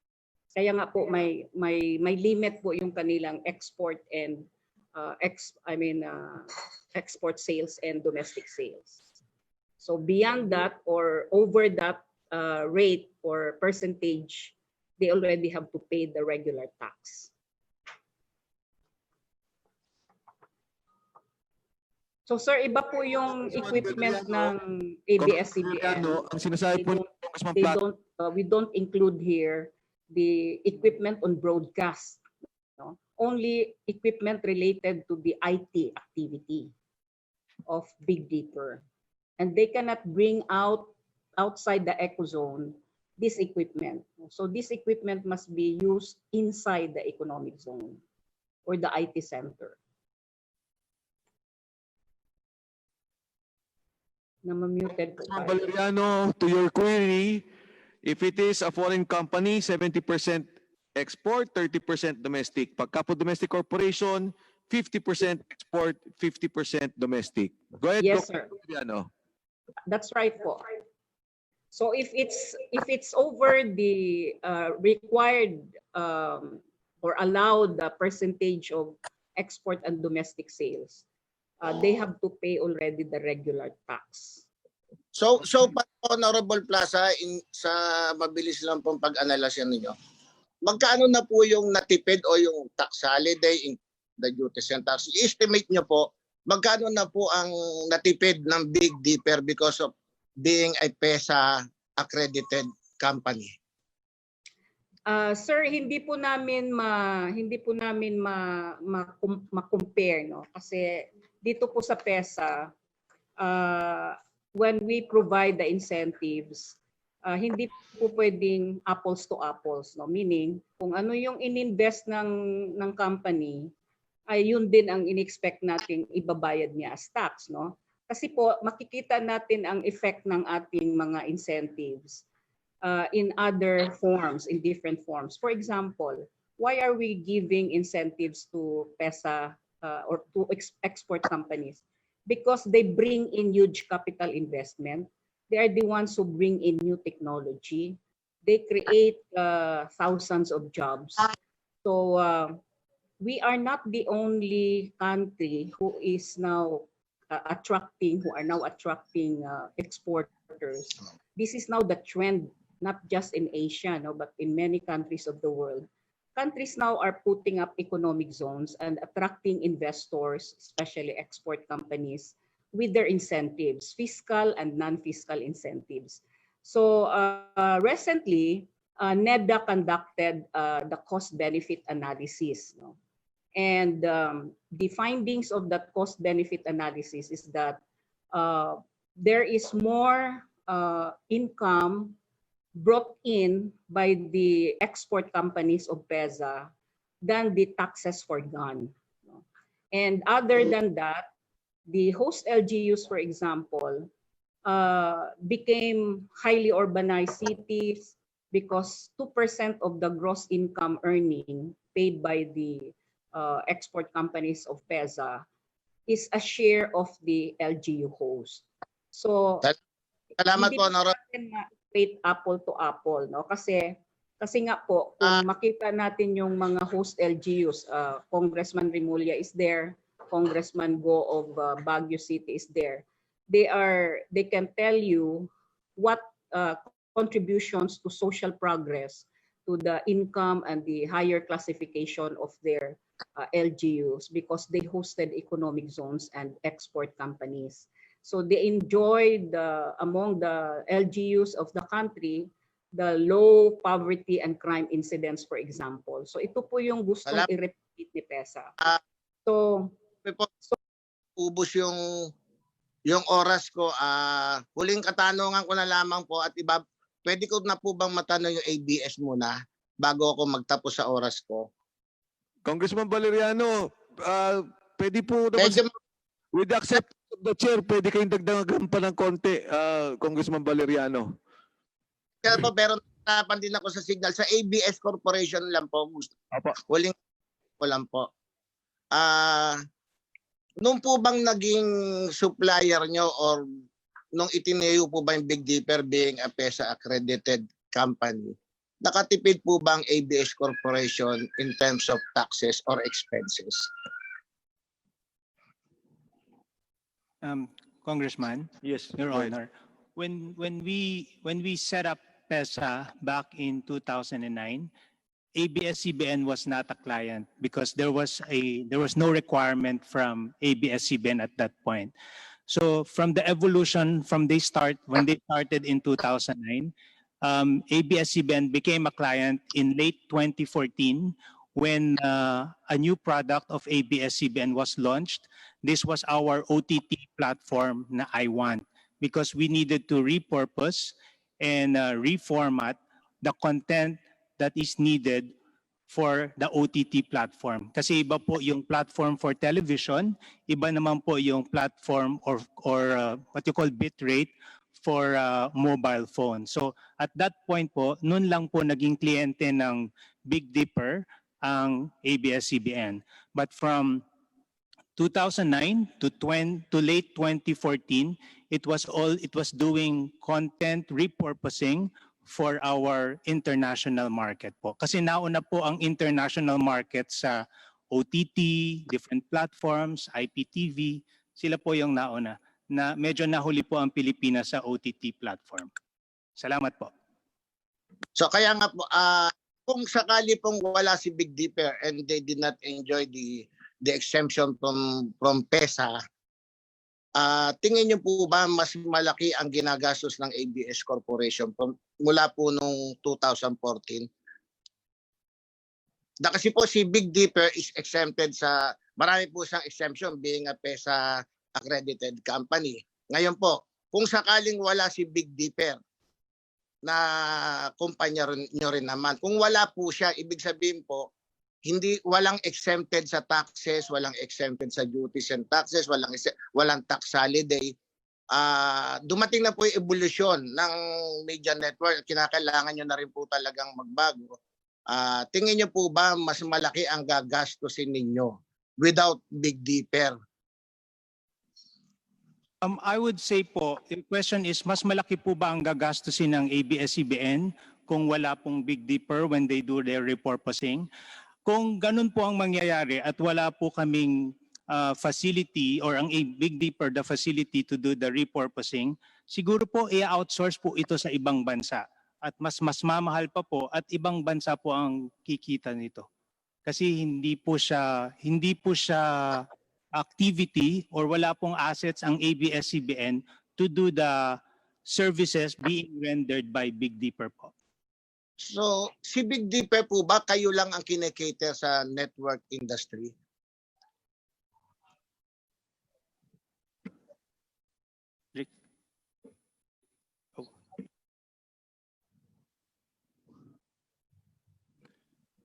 Yes, that's correct, Your Honor. Big Dipper transacts directly with ABS-CBN and the group. Talagang tailor fit si Big Dipper pala talaga. Pumasok siya sa PESA to enjoy the tax holiday as well as the other exemption from taxes to cater ABS Corporation. Tama po ba yung analysis ko na yun? Your Honor, Big Dipper is an IT enterprise, and it engages in a separate line of business from ABS. The service that it provides is required by ABS so that the content that ABS produces can be distributed overseas, Your Honor. So, for example, the content that is produced has to be modified or edited in some way so that it's playable in different platforms or it's able to meet the standards of different countries. As a matter of fact, Big Dipper is probably the only company in the Philippines that was recently accredited by iTunes, so that the content is now playable in iTunes, and I think shortly even Amazon. So yung serbisyo po ng Big Dipper is different and kailangan po ng ABS. If I may ask that our tax counsel, Attorney Lucille Becerra, be recognized, Your Honor. Mr. Chair, if you may, yeah. Just so po we clarify the question, because there were questions a while ago on the importation of equipment being made by Big Dipper as a tax-exempt entity. Big Dipper being a company rendering service would need this equipment in order to do the digitization services. So the main clients would be ABS-CBN and the other companies of ABS-CBN or ABS-CBN group. So the equipment are used solely by Big Dipper in its digitization services and are not being used by ABS-CBN. So ABS-CBN just secures the services of Big Dipper. Okay. So there is no sharing po of the equipment because ABS-CBN is not doing the digitization services. From my understanding po, digitization is very important and is in fact integral in the content production of ABS-CBN. As mentioned a while ago by the CFO, had it been that there is no Big Dipper in the Philippines, then ABS-CBN might have secured the services of offshore companies, which we understand might be, more expensive. And personally, from my perspective is So ABS-CBN created Big Dipper, which it wholly owns, and it enjoys incentives, though right now it's subject already to the 5% gross income tax. There is a separate entity that is contributing to the Philippine government. Had it been that there is no Big Dipper, then we don't have an entity which is paying 5% and which is also generating employment for which it is withholding taxes from its employees. Salamat to, pero tama po ba na even with or without Big Dipper, magdi-digitization na rin ang ABS Corporation? Dahil doon na po tayo papunta, hindi po ba? Even with or without Big Dipper, dyan din po papunta talaga ang industriya. Tama po ba yon? Your Honor, I think you're referring po to the distribution of the content. ABS-CBN po right now is engaged in the business of broadcasting and content production.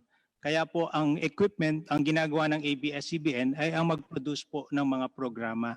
Itong mga programa po na ito, if kinailangan po to show in other platforms, iulit ko lang po, wala pong assets ang ABS-CBN. Kaya po hindi ito maaring gawin ng ABS-CBN.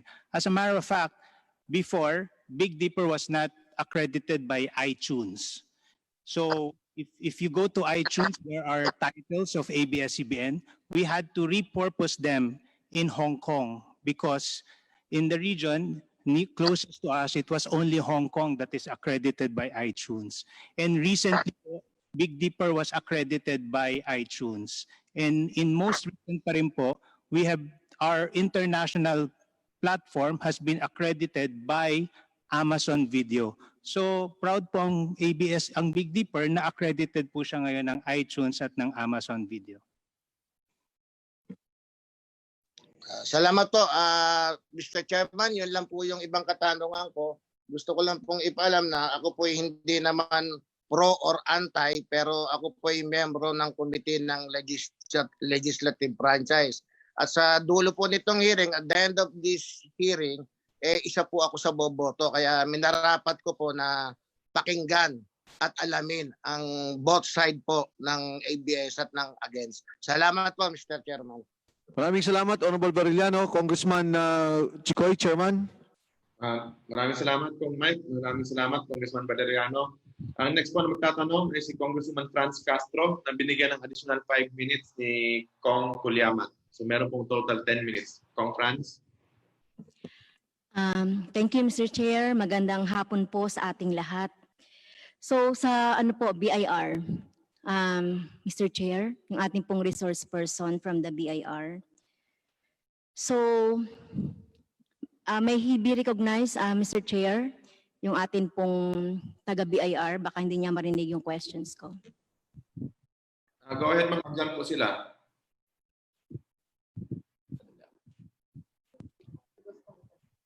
Yes. Okay. Thank you, Mr. Chair. Well, Congressman Castro, isa lang pong Mr. Chairman, may we know if RD Galanza has already taken his oath? Yes, Your Honor. Okay, go ahead. Yesterday, Your Honor. Salamat po, Congressman Castro. Go ahead. Maraming pong salamat. So kahapon po may presentation ng ABS-CBN dun sa kanilang pagbabayad ng tax kasi yun naman yung issue dito. Or not, ang ABS-CBN po ay nagbabayad ng tax o hindi o kung meron man silang problema dito sa pagbabayad ng tax. So at syempre pinesent din po yung presentation sa Senado ng isang reporter from the ABS-CBN. So 2016 to 2018, so we have 14.38 billion na ibinayad po ng ABS-CBN na tax. Tama po ba ito? Tama po, yan po ang numero na, sorry. Okay. Good. Good evening. Good evening. Good afternoon, Your Honor. This is Assistant Commissioner. This is Assistant Commissioner Mapoy. Director Alvin Galanza was sitting here before because I thought the question would be after the Big Differ. Yes, Your Honor. The figure that I mentioned yesterday, the 15 billion something. The figure that I mentioned yesterday, amounting to 15,382,423,364 pesos and 16 centavos, is the correct amount of payments made by ABS-CBN Corporation for 2016, 17, 18, and 19, Your Honors. So with your report po, medyo tumaas pa, no? Naging 15 billion plus for the last 2 years. Tama po? Yes, Your Honor. With all due respect, the figure mentioned by Mr. Cabantac during the Senate session was not complete yet. Yes, and I understand also that this covers the different kinds of taxes paid by the corporation. So with this record, Mr. Representative from the BIR po, so how would you fare the ABS-CBN in terms of payments po, payments of taxes po? How would you fare them? Your Honor, in terms of what, Your Honor? As a corporate taxpayer? Or are you going to ask us on how we are going to rank ABS-CBN? As a corporate taxpayer po. As a corporate taxpayer, as what Mr. Cabantac said, the ABS-CBN Corporation has been regularly paying its corporate taxes for the past years. How would you fare naman po in terms of dun sa binabayad nilang tax, in terms of the highest taxpayer corporation po sa ating bansa? How would you fare them naman po? Your Honor, for the year 2016, as far as our records are concerned, ABS-CBN Corporation ranked number 65. For the year 2017, number 275. And for taxable year 2018, number 339, Your Honors. Okay, so sa inyo pong pag-assess o sa inyo pong pag-evaluate, so in terms po doon sa performance ng pagbabayad ng tax at yung tungkol po doon sa sinasabi niyo pong mga ranking, so how would you fare the ABS-CBN as taxpayer po? I think the ranking of ABS-CBN speaks for herself.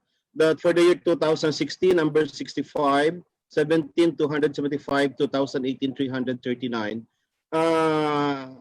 As far as the sales is concerned versus the tax payment, we need to collect more. So is another question, Mr. Chair, is there any pending proceedings versus ABS-CBN, like kasi ito naman yung pinag-uusapan natin, di ba? May mga pinadala po ba kayong notices of assessment or reminding them of their tax kasi nalilate sila sa pagbabayad ng mga anumang mga tax? Is there any record of that, Mr. Chair? Currently, Your Honor, ABS-CBN Corporation is under investigation for the year 2019. 2018 and prior years, they were already investigated. But if we will speak of delinquent account, there is no outstanding delinquent account as we speak, Your Honor. I'm speaking of delinquent account, Your Honor.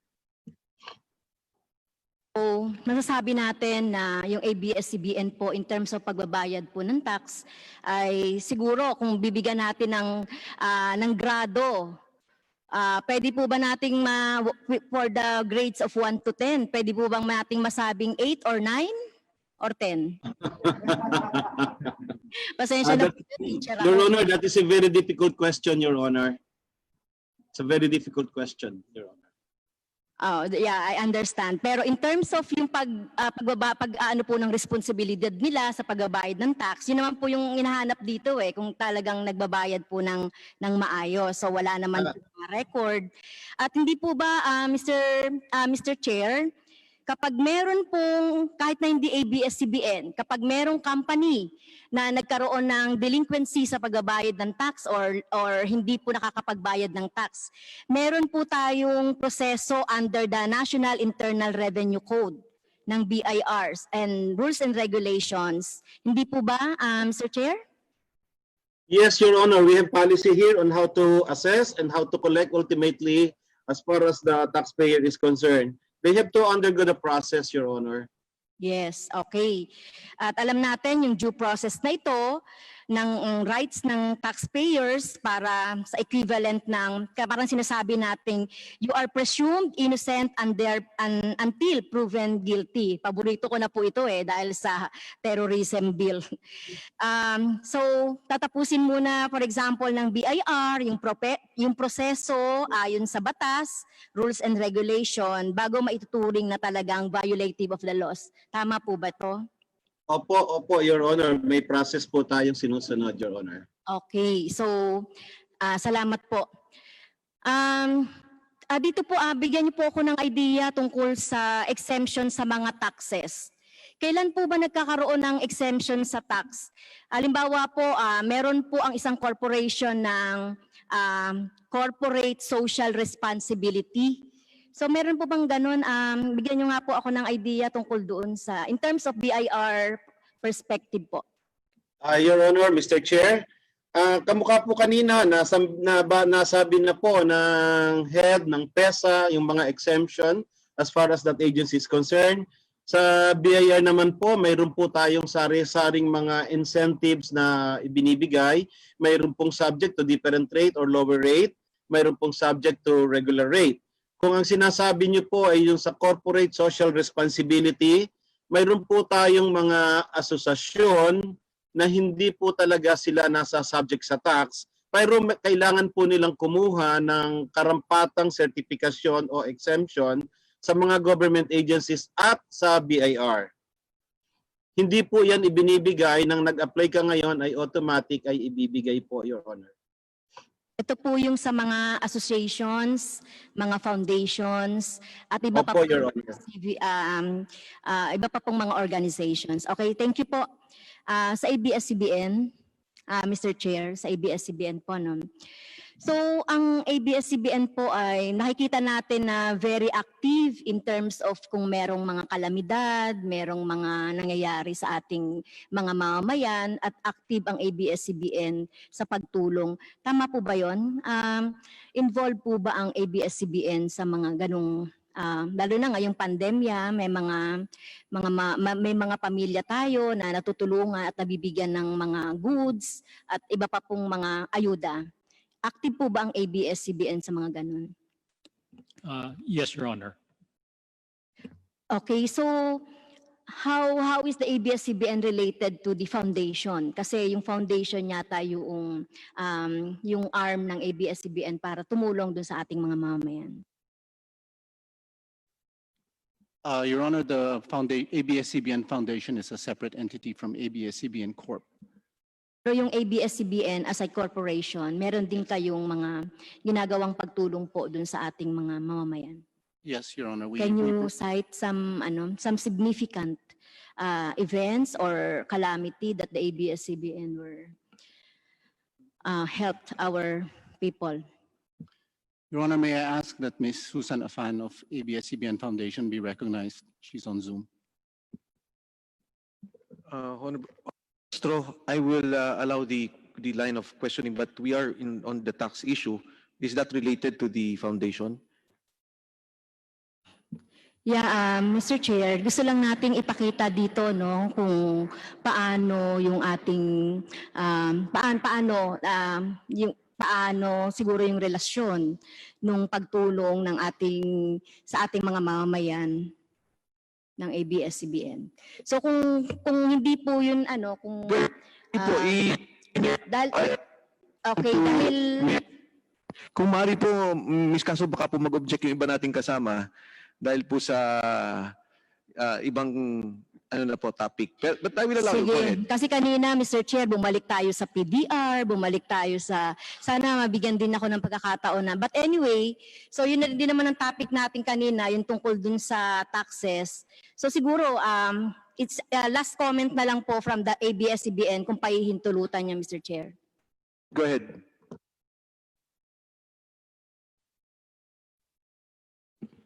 Go ahead, ABS. Your Honor, to the original question, ABS-CBN Corporation does provide financial assistance or support to ABS-CBN Foundation.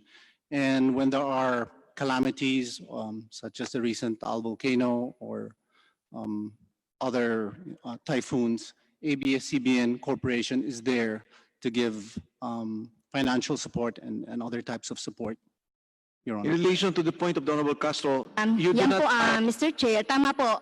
Yun po yung gusto kong mapalabas na may relasyon po yung pagtulong ng isang corporation sa isang foundation para makatulong po dun sa ating mga mamamayan.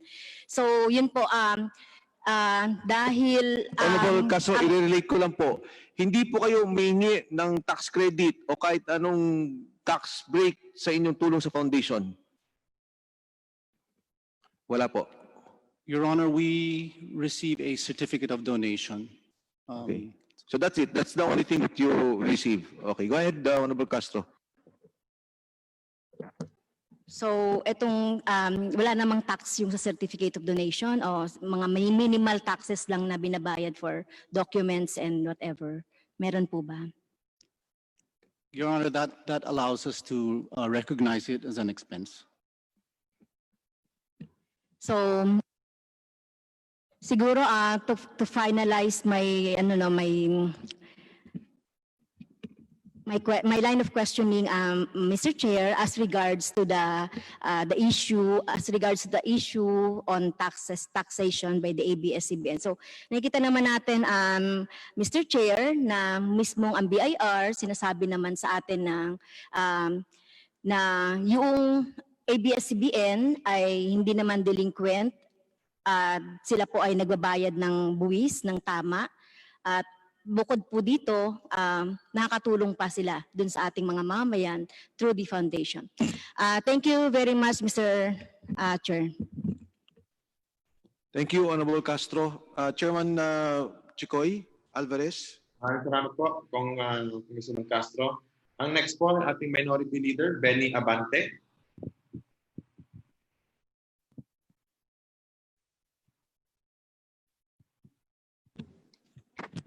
Mr. Chair, for the information of the committees, Minority Leader Abante is still in another meeting, but he will be coming afterwards. Sige, balikan na lang natin si Congressman Abante mamaya. Next na po kayo, Kong Kaloy. Nadagdagan po kayo ng time galing kay Congressman Tambunting at Congressman Gaite. Kong Kaloy. Thank you, Mr. Chair. Just a few questions to just follow up to the line of questioning earlier by the Honorable Castro. There were allegations, claims that ABS-CBN Corporation, the Broadcasting Corporation, put up the foundation, the ABS-CBN, Kapamilya Foundation ba yun, as a shield and to escape the payment of proper taxes. May I inquire from ABS-CBN, what is your comment on this? Your Honor, as we mentioned yesterday in the opening statement, that is false. We're quite transparent in we're very transparent in the support that we provide to the ABS-CBN Foundation. Are there activities conducted or supposed taxable activities or transactions by ABS-CBN Corporation that uses the foundation as a conduit, so just to escape tax liability, Mr. Chair? Your Honor, wala pong transaction na ginagamit ng ABS-CBN ang foundation for that matter po. So yung transaction po ng foundation at saka ang ABS-CBN Corporation ay purely ang korporasyon ay nagdo-donate doon sa ABS-CBN Foundation at itong donations na ito ng ABS-CBN Broadcasting Corporation sa foundation is treated as taxable donation or exempt from taxes. The donation that are made by ABS-CBN Corporation to the foundation is not subject to donor's tax by virtue of the foundation being a PCNC accredited institution and a BIR registered foundation po. Thank you for the answer. Again, there were also claims, even in social media, in the same manner that to avoid the payment of taxes, the proper taxes to the government, the ABS-CBN Corporation created or formed the ABS-CBN Holdings so that transactions supposedly taxable for ABS-CBN Corporation and is now being conducted by ABS-CBN Holdings will no longer be taxable for that matter. What can you comment on that? Sir, ABS-CBN Holdings po is not a subsidiary of ABS-CBN Corporation. It's actually po a subsidiary of Lopez Inc. So hindi po ABS-CBN ang nag-form ng ABS-CBN Holdings. Thank you for that answer. So, nitong mga nakaraang 25 years, no? Your franchise was renewed. The last time was in 1995, if I'm not mistaken, 1995. Can you estimate, no, in terms of taxes na naitulong ng ABS-CBN for this period of for 25 years, no, doon sa ating national economy? Do you have a ballpark figure how much is ABS-CBN injecting into our national economy, no, including all the other subsidiaries of ABS-CBN? Your Honor, I can give you a 17-year look from 2003 to 2019. ABS-CBN as a group paid 71.5 billion in taxes. 71.5 billion taxes. That's correct, Your Honor. All the taxes, no, income tax, value-added tax, all the taxes. 71.5 billion. Okay. Yes, Your Honor. So that's for 17 years, no? And yun po ang tinitingnan natin dito. 71.5 billion is 71.5 billion. And sa panahon ngayon na grabe po ang krisis na dinadaanan natin, na pinalala pa ng krisis nitong pandemya ng COVID, ito yung billion na pwedeng mawala din in the next 10 or so years or 25 years, no?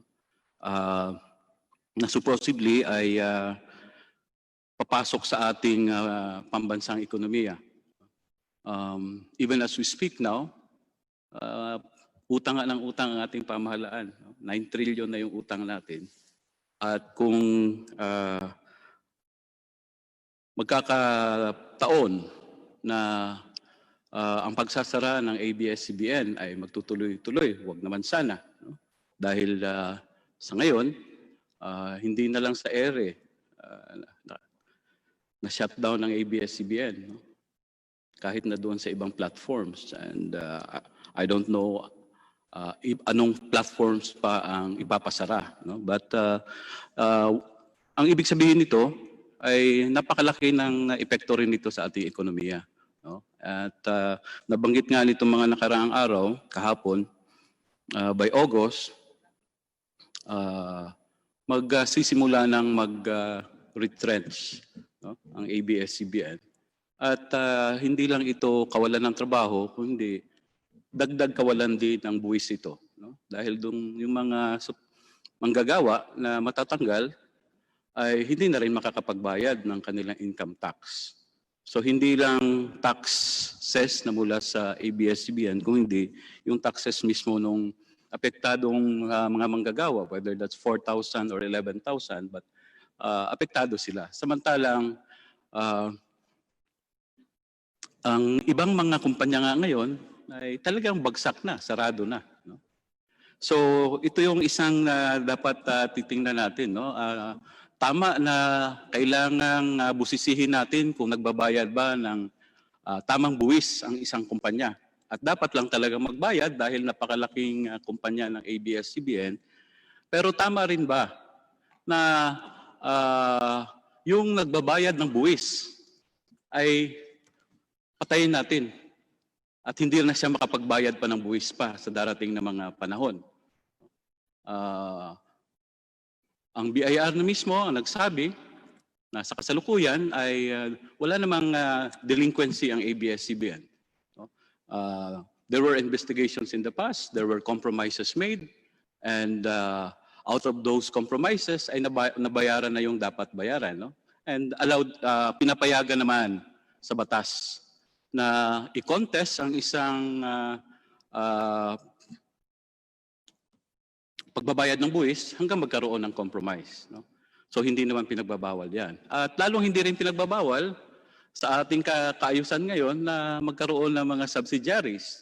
No? For example, kung ito man ay pinapayagan dahil sa ating export-oriented economy na mayroong PESA, no, na nagtatayo ng mga enklabo para sa mga export-oriented activities, if it's allowed for the other corporations, certainly it's ABS-CBN can also avail of those kind of arrangement. No?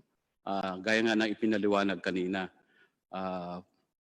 So, ang usapin na ito ng taxes, sa tingin ko tama na tingnan at busisihin, but when the regulatory bodies, no, like the BIR, sa palagay ng kinatawang ito ay nagsabi na sa kasalukuyan ay kung mayroon mga question, nabayaran naman ang mga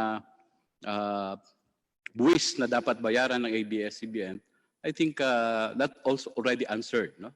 Those questions na kailangan malaman as far as this representation is concerned. So, yun lang yung gusto kong linawin na Mr. Chair, no? And I hope ang ating pagdinig na ito, this is already our 10th hearings, will already be wrap up soon, no? Para po magdesisyon na rin, no, ang Committee on Legislative Franchise sa pending na issue na nasa Committee on Legislative Franchise nitong itinutulak naming renewal or the new franchise na maibibigay sa ABS-CBN. Maraming salamat, Mr. Chair. Thank you, the Honorable Zarate. Mr. Chairman. Maraming salamat, Kong Kaloy Zarate. Kong Mike, nandiyan na ba si Congressman Minority Leader Benny Abante? Yes, Mr. Chairman, the good-looking Minority Floor Leader is already here. Kong Benny, kayo na po ang next. Thank you, Mr. Chair. I'm sorry for just coming in because I was in an executive meeting for a while.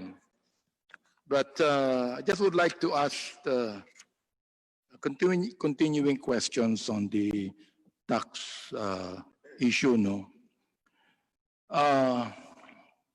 Sa pananaw ko, what is being established here ay yung negative yung tax rate ng ABS-CBN for 2018. Na ibig sabihin ay hindi nagbayad ng buwis sa gobyerno ang ABS-CBN. So ang tanong, totoo ba ito?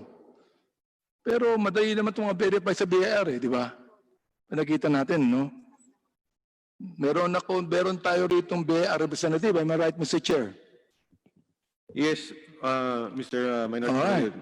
So I would like to ask this question to our BIR official. Nagbayad ba o hindi ng buwis ang ABS-CBN mula 2015 to 2019. Kung maaari, ang request ko, i-breakdown ninyo mula sa income tax, VAT, and withholding taxes. Ito. Sabihin ninyo ang kabuuang halaga ng ibinayad ng ABS-CBN na kontribusyon sa kaban ng bayan, kung meron man. I'm asking our BIR official. Assistant Commissioner Mapo is recognized.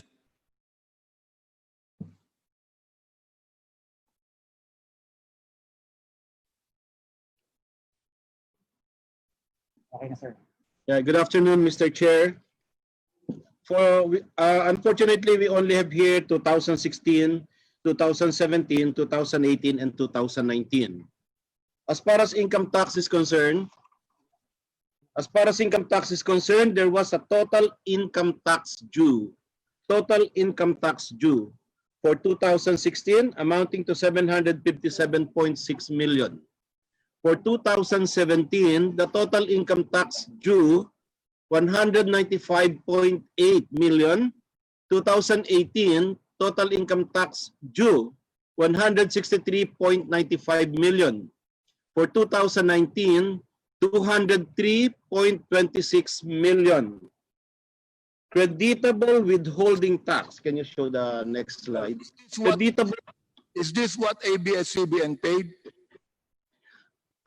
Your Honor, the total income tax due is based or was based on the minimum corporate income tax of the taxpayer for that particular year. However, there are several creditable withholding tax which they use during that specific year. Like for instance, for 2016, there was an excess tax credit of 63.35 million. 357.65 million for 2017 and 669.78 million for 2018 and 810. Yes, Your Honor. There was what? Excess tax credit for that particular years. Okay. For 2016, there was an excess tax credit of 63.35 million, meaning the creditable withholding tax of ABS-CBN for 2016 is more than the amount of income tax that they are supposed to pay. And so on. Mr. Chair, excess po ito, no? Excess ang sinasabi nyo. Excess creditable withholding tax. Ano pa ang ibinayad ng ABS-CBN? For 2016, ang ibinayad po ng ABS-CBN sa kanilang 757.6 million na income tax due ay withholding tax. Ito pong withholding tax ay ito po ang winidhold sa kanila ng mga third parties at ginagamit nila ngayon na pang-offset sa kanilang income tax due. So in reality, the following year, 2016 or 2017, during the April 15 or so on, ala silang actual cash na binayaran na dahil marami ang kanilang creditable withholding tax. May I ask, Mr. Chair, that our BIR officials submit these figures, this document to the committee? We already, with all due respect, Your Honor, we already submitted these documents or these slides to the COMSEC at 1:47 p.m. today. Okay. I confirm, Honorable Abante, it is already here. The COMSEC already told us. Okay. Thank you, COMSEC. Can I have a copy of that, please? It is still with the Committee Secretary. Yes. I will be able to understand, me not being a lawyer, I'd like to be able to understand that, no? Next question, Mr. BIR. Ano ang effective tax rate ng ABS-CBN o yung kabuuang pangkalahatang tax rate ninyo na ibinayad sa gobyerno na kontribusyon sa kaban ng bayan? Ito ay para malaman natin sa bawat piso na kanilang natanggap, magkano nito ang itinabi para sa kaban ng bayan. 10% ba bawat piso? 15% bawat piso? Ano po bang effective tax rate ng ABS-CBN? Your Honor, good afternoon, Your Honor. For the year 2016, the effective income tax rate of ABS-CBN was 3.12%.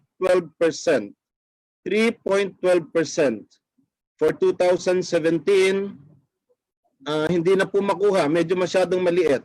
For 2018, hindi na din na po nakuha, masyado rin pong maliit in terms of percentage, Your Honor. Using NTRC formula. But as far as ETR based on MCIT due, for 2017, 0.86% only, 0.86. And for 2018, 0.72%, Your Honor. Less than 1%, Your Honor. Now, Yes, NTRC formula. kabuuang holdings ng ABS-CBN, may mga kumpanya. Mr. Chair, Your Honors, unfortunately, we were able to secure only waiver from ABS-CBN Corporation. We cannot divulge all other figures pertaining to the subsidiaries of ABS-CBN Corporation unless a waiver is issued. Can you please repeat that? Medyo dahan-dahanin mo lang yung sinasabi mo. Mr. Chair, good afternoon again. With all due respect, we were able to secure clearance or authorization only from ABS-CBN Corporation. So for all other subsidiaries of ABS-CBN Corporation, we cannot divulge any figure because that is covered by Section 270 of the National Internal Revenue Code, Mr. Chair. Chairman, with the indulgence of the Minority Leader. Mr. Chairman.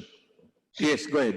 Mr. Chairman, this problem about the waivers of ABS-CBN will always come back to us unless they execute waivers for every company that is involved in this investigation or the review of their franchise. They know that they have many subsidiaries.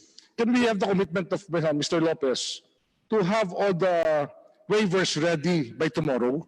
At least the CEOs of each company waiving the confidentiality requirement? Okay, to clarify, Minority Floor Leader, kasi po kagabi, nun sa ABS-CBN, hiningan po ng BIR because there's a statute para mag-divulge. Kanina po yung ABS-CBN Holdings, hiningan din po. So, ang sinasabi ni Honorable Remulla, kung maaari, lahat na ho ng mga subsidiary companies, isang waiver na lang, blanket, para naman pagka nagtatanong po kayo, katulad ngayon, hindi na po tayo bumabalik sa mga paghingi ng authorization. Mr. Chair, can I be recognized, Mr. Chair? Who is talking? This is from BIR, Mr. Chair. Can I be recognized? Assistant Commissioner Mapoy, go ahead. Mr. Chair, with all due respect, each company must execute a waiver, and the person authorized to execute a waiver is either the chairman, the CEO or president, or the treasurer.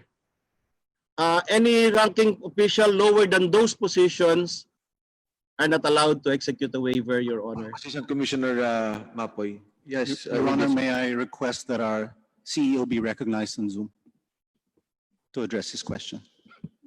Mr. Katigbak? Mr. Carlo Katigbak. Yes. Mr. Katigbak is in Zoom. Mr. Katigbak is recognized, sir. Yes. Mr. Chair, last night we were allowed to give a verbal waiver on the confidentiality of ABS-CBN's tax information. So if that is continued to be allowed by the BIR, then the chairman, Mark Lopez, and I agree to waive confidentiality for all ABS-CBN subsidiaries po.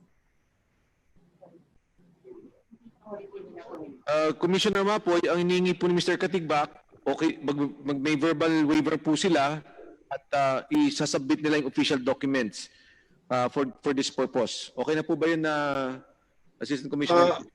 Yeah, with all due respect, Mr. Chair, ang nasa tax code po kasi ay chairman, CEO, or treasurer of each corporation. If the uniform chairman of all Lopez Group of Companies is Mr. Lopez himself, then he should issue one waiver each. Opo, yun nga po. Binibigay niya po yung waiver niya for those companies that he is chairman and president. And in that case, to follow po yung mga documentation para hindi naman po kayo maipit. Thank you, Mr. Chair. Salamat po. Yes, go ahead, Minority Floor Leader. Thank you. Sa kabuuang holdings ng ABS-CBN, may mga company kayo, ABS-CBN, na may tax incentive, di ba? Na, at meron kayong company na nagbabayad ng 30% income tax rate. Anybody would be able to answer that? Your Honor, earlier po, pinag-usapan po namin ang Big Dipper, ang isang PESA-registered enterprise na subsidiary ng ABS-CBN that is taxed at 5% of gross income po.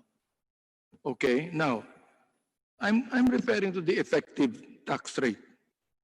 Ang hinihingi ko para maging simple ang usapan natin dito sa ating BIR official. Sa kabuuang halaga ng taunang natatanggap ninyo na revenues para sa operation ng ABS-CBN, magkano nito ang humigit kumulang na isinasantabi para sa buwis?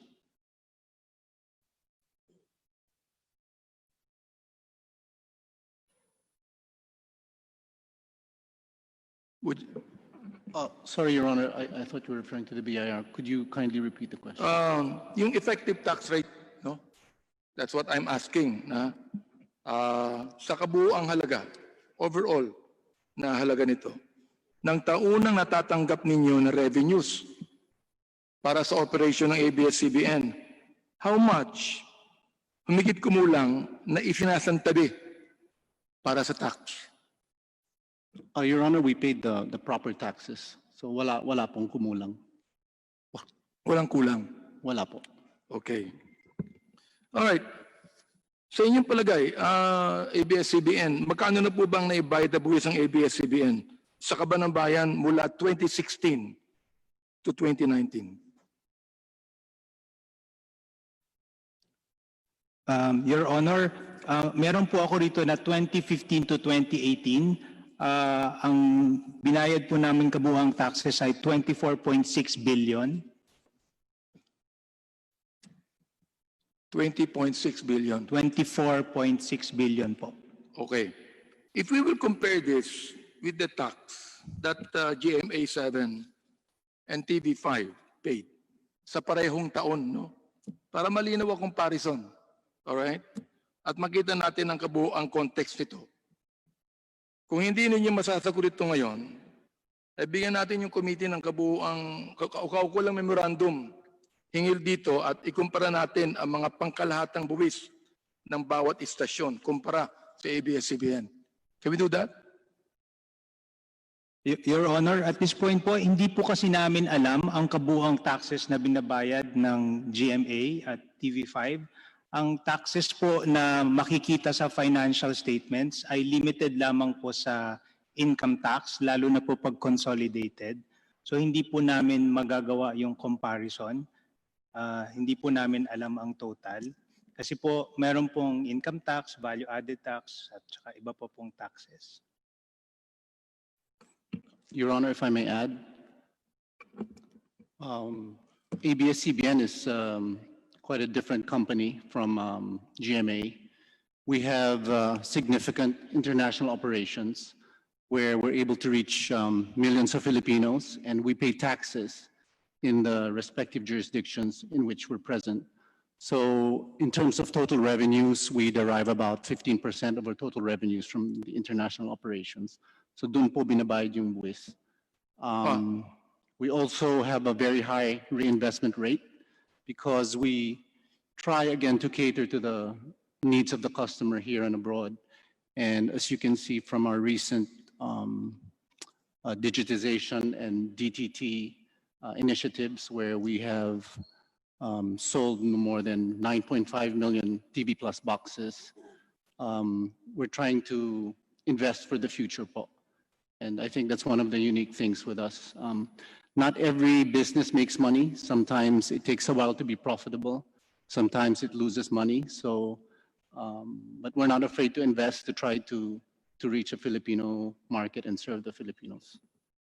In the last committee hearing, it was said, and I quote, ABS-CBN used its subsidiary Big Dipper Digital Content and Design Incorporated, a PESA registered company as tax shield because of this unconscionable tax avoidance scheme. ABS-CBN's effective tax rate in 2018 was at -5%. This means that ABS-CBN managed to avoid paying taxes in 2018.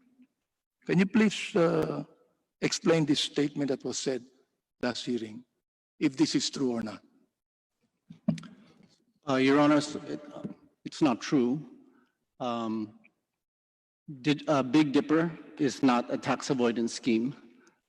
We applied for and qualified for the PEZA incentives that were set during 2009. There were specific requirements there in terms of investment and export. And over the years, we've met that requirement.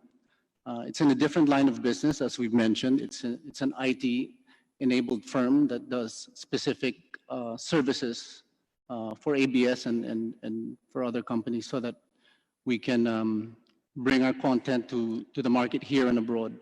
So hindi po yan tax avoidance scheme. Has been mentioned during this session, we actually have been paying the proper taxes.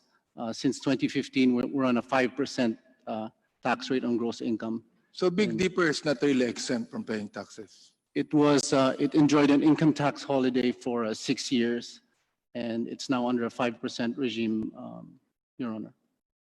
And only Big Dipper has PESA incentives, not ABS-CBN. That's correct, Your Honor.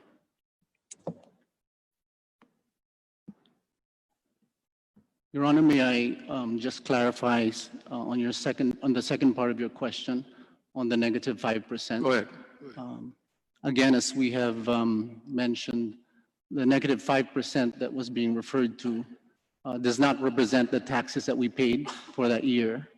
The negative 5% or negative 84 million is actually an accounting recognition of potential future tax benefit, taxes that may be recovered in the coming years. We actually paid for that year 164 million and not negative 84 million. Well, actually, when I heard this statement, I even asked my own legal team about this. And they told me that it would be impossible for a corporation to have a negative effective tax rate because our National Internal Revenue Code imposes a minimum corporate income tax. Am I right? That's correct, Your Honor. May I respectfully request that our tax counsel, Attorney Toy Layog, be recognized to further elaborate? Therefore, for all the undertakings of ABS-CBN and for the benefit of the people listening, that you can honestly say that you have paid an honest tax to the government. Yes, Your Honor, we can. Thank you, Mr. Chair. Thank you very much. Chairman Alvarez. Thank you, Minority Leader Benny Abante. Ang next po na mag-interpellate ay si Deputy Speaker Rodante Marcoleta na binigyan ng additional na oras ni Congressman Datol, De Jesus, Edcas, Guya, Dagook, Padernos, Gato, Bustos, Bautista at Unabia. Kong Marcoleta. Maraming salamat po, Mr. Chair.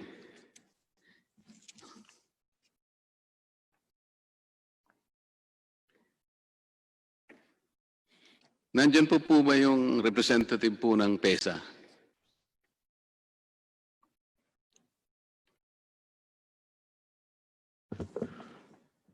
Administrator Plaza of PESA is recognized.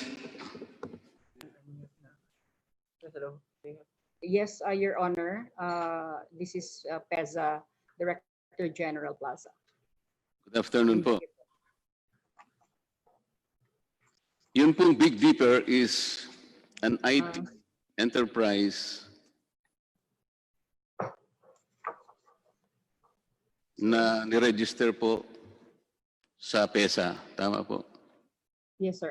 Sir, can I be allowed to share with you a chart which provides all the information about Big Dipper? Sandali po. Tanong lamang po yung sagutin nyo. Registered po sa PESA. Opo, registered po sa PESA noong September 1, 2009. Ano po yung... As an IT enterprise po, si Big Dipper.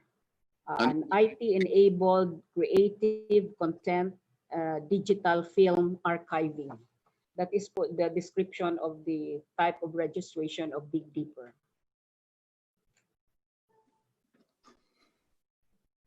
Madam, yung mga tanong lamang po sana, yung tanungin po ninyo, ang sagutin po ninyo. Yes po, yes po. It was registered September 1, 2009. Ang tinatanong ko lang po kasi kung registered. Di ko po tinatanong kung kailan. Ano po? Okay, yes, it is registered. Ano po yung mga requirements para ang isang kumpanya ay ma-register sa PESA? First requirement po is export-oriented. No? So our clients are only export companies who are into manufacturing, processing, refinery, assembly, agro-industrial, tourism, medical tourism, and IT BPO. Ito po yung mga ni-register ng PESA. Ano pa po? Yun lang po. So two clients of PESA is first is the ecozone developer or operator. Ito po yung mga IT centers, IT parks at saka mga horizontal ecozones like agro-industrial and others. And our second client are the export-oriented companies. Kaya natin sila binibigyan ng incentive by way of tax dahil meron silang nako-contribute sa ating economy. Kanina po tinanong kayo ng isang kasama namin, isa sa sinabi niyo yung employment generation because sabi po ninyo, they have created thousands of jobs. Sinabi po niyo kanina yun. Yes, sir. PESA companies in general po, sir. Right now, we have 408 economic zones and 4,564 companies and 1.6 million directly employed Filipinos. Magkakahirapan po tayo kung hindi tayo nagkakaintindi. Yung lang po Ms. Plaza, excuse me, no? Ms. Plaza, can you listen to the question first before you speak? Huwag ko kayo sasagot. Hindi ko tinatanong, please. Kasi naputol-putol yung... No, just wait for the question before you answer, please. Questions. Ilan pong mga trabaho ang na-create na ng Big Dipper? Mamula po nung... As our record will say, 164 po workers. 164. Akala ko po kanina sinabi niyo thousands of jobs. For all the registered companies po ng PESA. 1.6 million po lahat. Madam, ang pinag-uusapan po natin yung Big Dipper. Okay po. Ito ninyo kanina, kaya natin sila binibigyan ng tax incentives, isa na po yung pagkaka-generate nila ng jobs. Sabi niyo po kanina, thousands of jobs po ang na-generate ng Big Dipper. Sir, hindi po hindi po yan ang ibig kong sabihin. I'm speaking for the entire 4,564 companies registered with PESA. Yun nga po ang problema natin, Madam. Big Dipper lang ang pinag-uusapan natin. Ngayon po, 164 jobs lang palang na-create nila. Pero sir, can I flash the screen? Mahirapan po itong pagdinig na ito kung hindi kayo sumasagot ng... Kanina pa po sinasabi ko, kung ano po yung tanong, yun lang ang sagutin nyo. Okay, sir. We based it, sir, also on the capital investment. No? Yung capital investment po ni Big Dipper, Ms. Plaza, 149,237,668. And then yung kanila pong taxes paid from the 5% GIE for 3 years has totaled to 354,352,107. Tinatanong pa, ba't kayo nagsasagot? Ang contribution ni Big Dipper. No, session suspended. Hindi niya talaga narinig. Ma'am Plaza, Ma'am Ching, si Mike po. Ay, hindi. Kong Mike. Yes, ma'am. Ma'am, hindi niyo po kami naririnig dito sa floor. O, naputol-putol eh. Pasensya na po. Maganda yung reception. Kwento muna namin, Ma'am Ching. Si Kong Boy po yung narinig niyo na po kami? Opo. Ayan po. Sige, ma'am. We can continue. Chairman Chukoy, with your indulgence, session resume. Please proceed po, Kong Marcoleta. Chairman, pwede pong paki-advise natin ng representative ng PESA kung anong po yung tanong lang, yun lamang po ang isasagot niya. Noted po, Kong Marcoleta. Ma'am Ching, pakilimit na po yung sagot natin doon po sa tanong. Okay. Yes, sir. Yes, sir. Madam, do you know the cross-border doctrine for economic zone? Yes, sir. When we identify economic zones, the economic developer should apply to PESA, and the PESA board approves who qualifies to become an economic zone. And the final approval, sir, is through a presidential proclamation by the president. Mr. Chair, can we have another representative from PESA to answer my question? The question is, do you know the cross-border doctrine for economic zone? It's yes or no? Yes, sir. What is it? Ano bang ibig sabihin niya? Ms. Plaza, Mr. Chairman, Chairman Chikoy. Kong Boying. Yes, can we ask Deputy Director General Panga to be the one to answer the questions? Baka para waste our time. Hinahanap ko po dito sa Zoom kung may ibang. Sa PESA po ba, mayroon pong ibang representative na nandito sa Zoom? Comsec, meron ba tayong ibang kasama from PESA? Wala akong mahanap Later Plaza lang, sir. Nakamute po si Director General Ching Plaza. Paki-unmute muna, baka malinaw. Yes, sir. I will pass the microphone po to my Deputy for Operations, DDG Abordo. Thank you.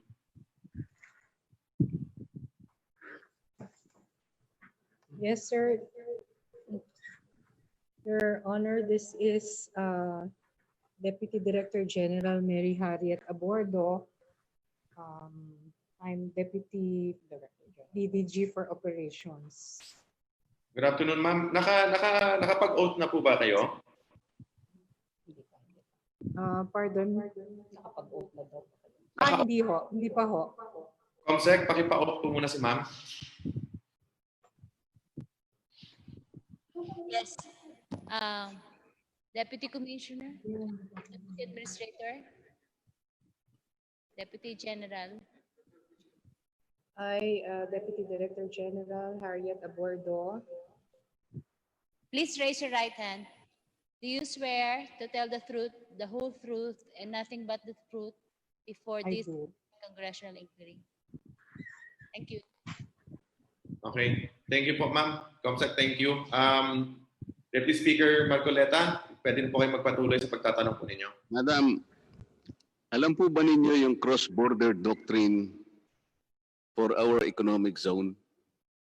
Yes, Your Honor. Will you please state it?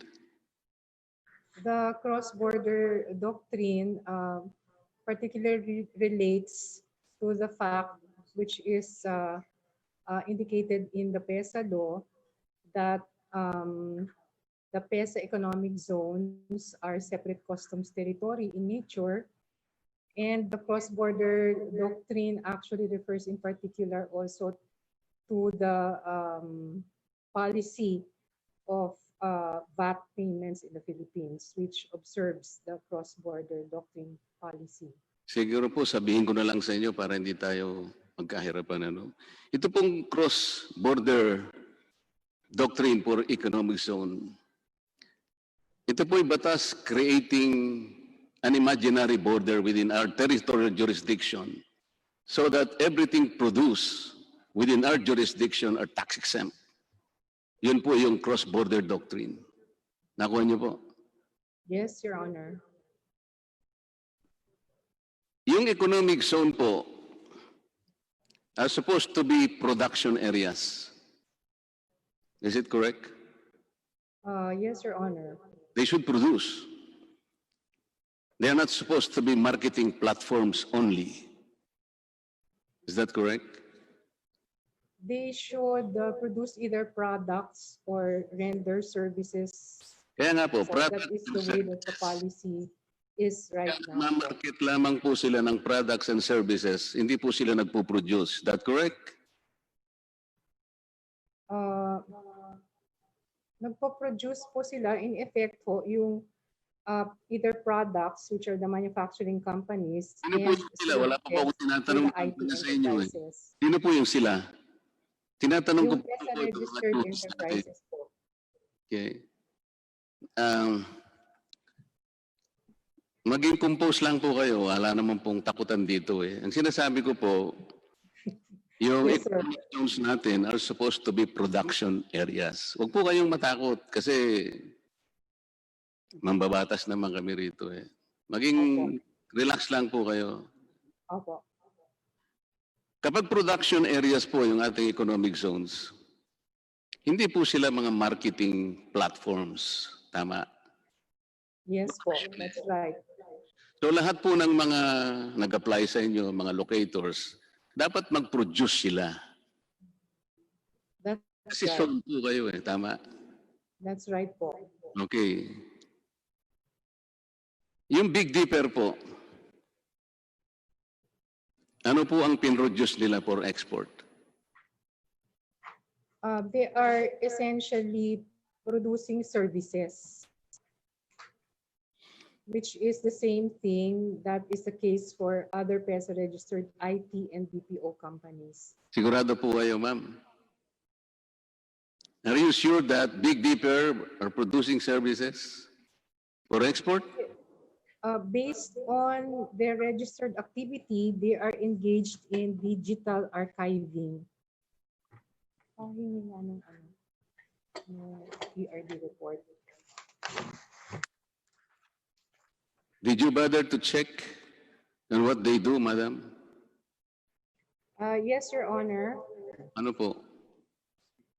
They are engaged, which is their registered activity, they are engaged in digital archiving, which is, just a moment po. The PRD report. Hindi po ba ang dinigitize, whatever, mga local contents po ng kanyang mga subsidiaries dito sa ating bansa, ma'am? Actually, in essence, what they are doing is Ma'am, yan pong tanong ko, hindi po ba yung kanyang digitize ay yung local production po ng kanyang mga subsidiaries? yes po. Ang mga subsidiaries po niya kasi, ma'am, o yung kanyang mga clients dito sa ating bansa, ABS-CBN Corporation, ABS-CBN Film Productions, Inc., Sarimanok News Network, ito yung ABS-CBN News Channel, Creative Programs. Isa lamang po ang kanyang, parang masasabi nating foreign client, ito po yung ABS-CBN Global Hungary. Ito pong ABS-CBN Global Hungary, ito po ay 100% subsidiary ng ABS-CBN. Alam po niyo yan? Alam po niyo? Yes po. Oo.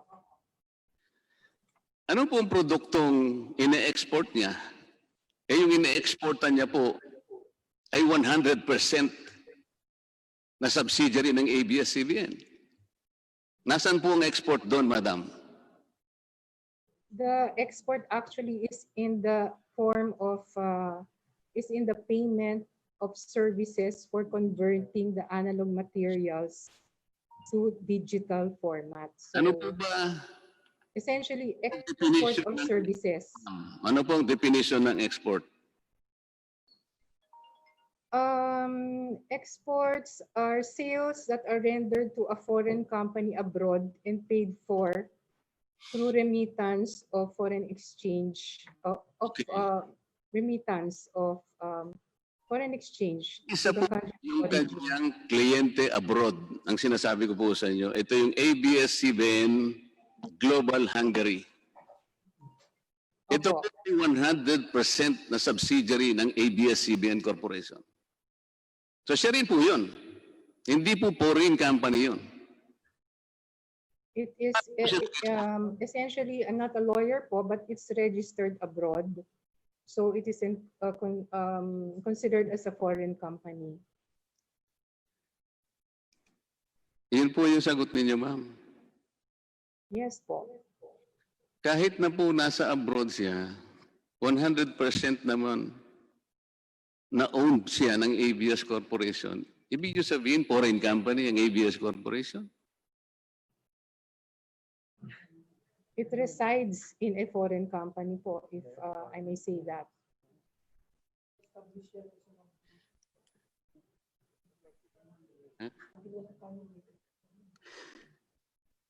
Sino po ang resident sa foreign country? Nag-register lamang po siya doon sa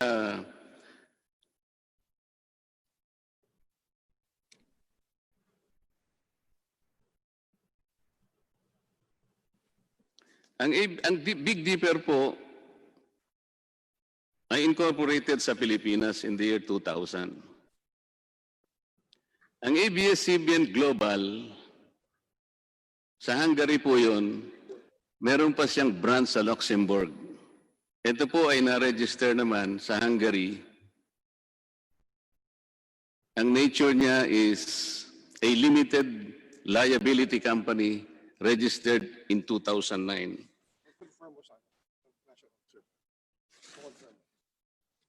Yes po. Tama po ba yun? Opo. Ngayon po, tingnan ninyo,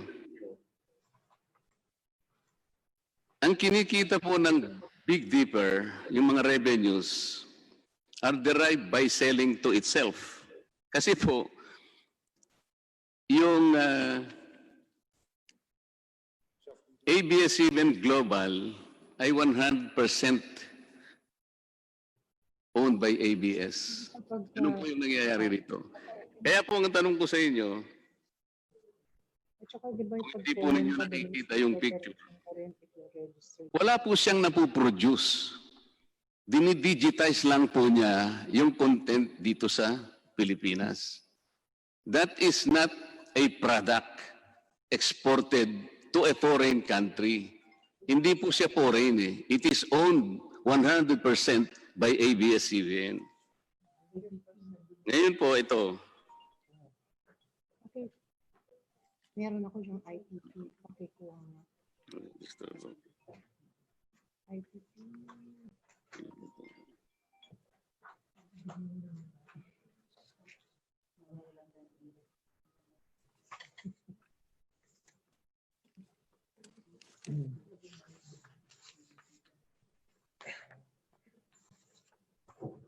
Ang binayad po ng Big Dipper sa pamahalaan, 5% basic gross income dahil po siya ay registered sa PESA. Tama po yun, ma'am. Yes, Your Honor. At yun ay hiwalay sa VAT, withholding tax, expanded withholding tax, yung tinatawag nating fringe benefit tax, at saka yung final withholding tax. Meaning to say, ang basis po nun ay yung gross income. Tama po? Yes, Your Honor, that's right.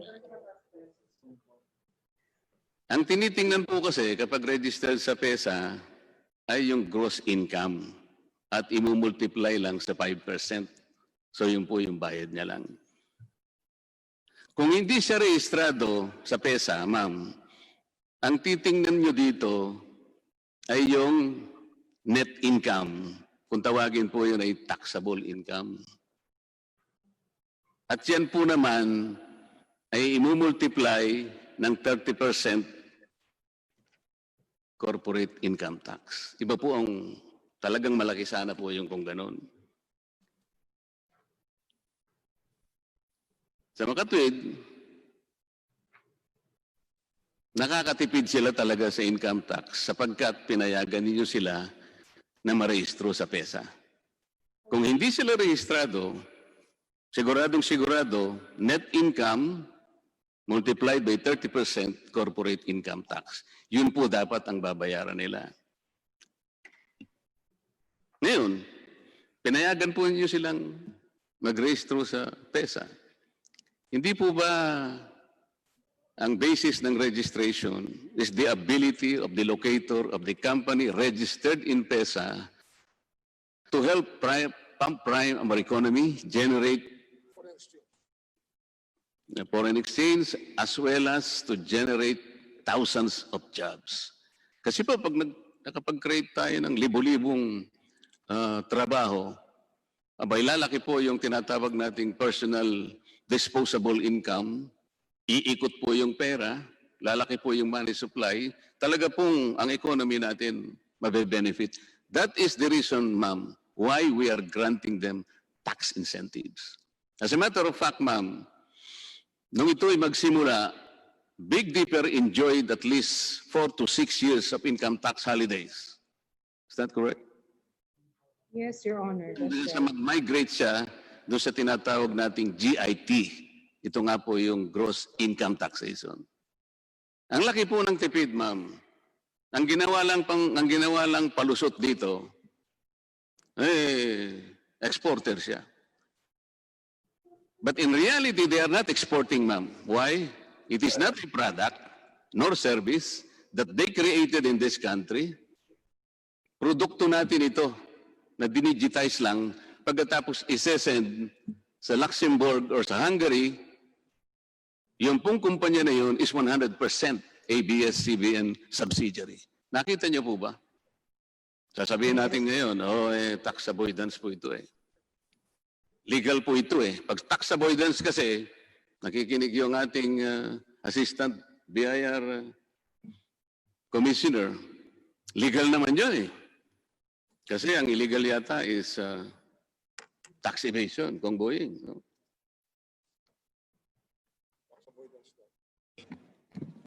Madam, what is moral is always legal. What is legal is not necessarily moral. Do you agree? Yes po. Okay. Alam po ba ninyo kung bakit binabanggit ko ito? Ito pa pala, bago ako pumunta doon sa pangalawang dako. Kapag nag-declare po ng dividends para sa ABS-CBN, may I recognize your chair to make my comment to the... Move to suspend, Mr. Chairman. Hearing suspended for a few minutes.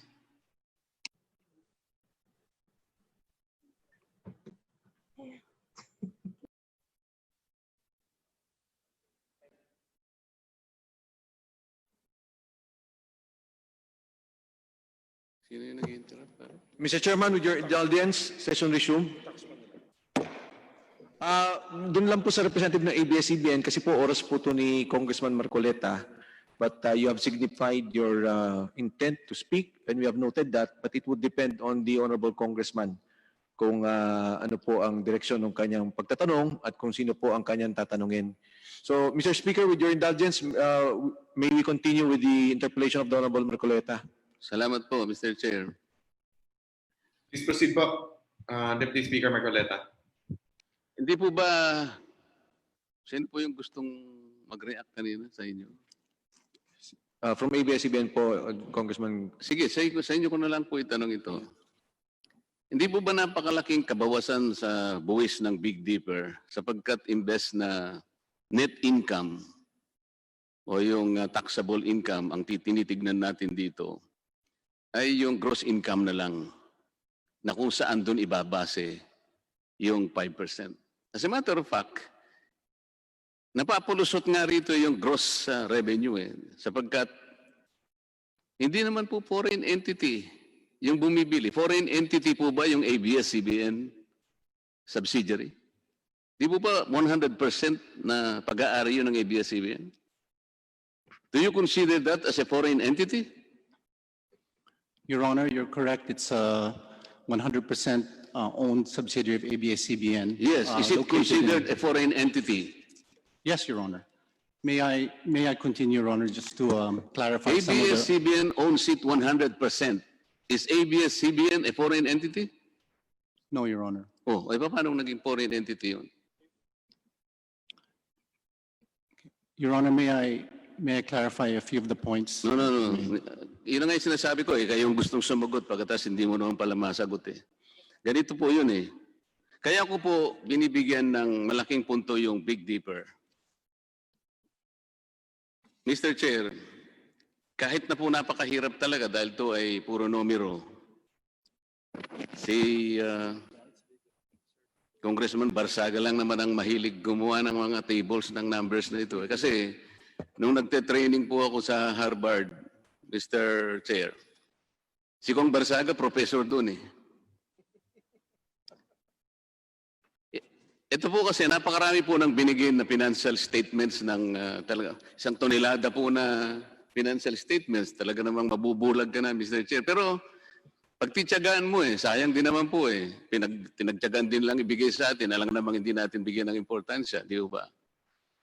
Mula 1992 po, tsaka 2018 po yung nakita ko kasing mga financial statements. Dalawa po kasi yung coverage ng inyong financial statements, sir, from ABS-CBN. Ito po yung consolidated at saka po yung parent company. Di po ba? Yung ABS po kasi from 1993, meron po kayong mga kasama rito. Ito po yung Video Post Manila, Inc. Ang Video Post was BOI registered on July 26, 1989. Nagsimula po kayo ron. Sa consolidated coverage, Mr. Chair, ang revenue po nila is 2,358,945,074 pesos. Pag kinumpara po ninyo do sa coverage naman ng parent company, ito po yung ABS-CBN, parehong-pareho po yun. Walang discrepancy, kaya okay na okay po yun. 1994 po, ganun din po, kasama niya yung Video Post Manila. Hanggang 1995-96, kasama na po yung mga subsidiaries, Mr. Chair, umabot hanggang 2000, let me see,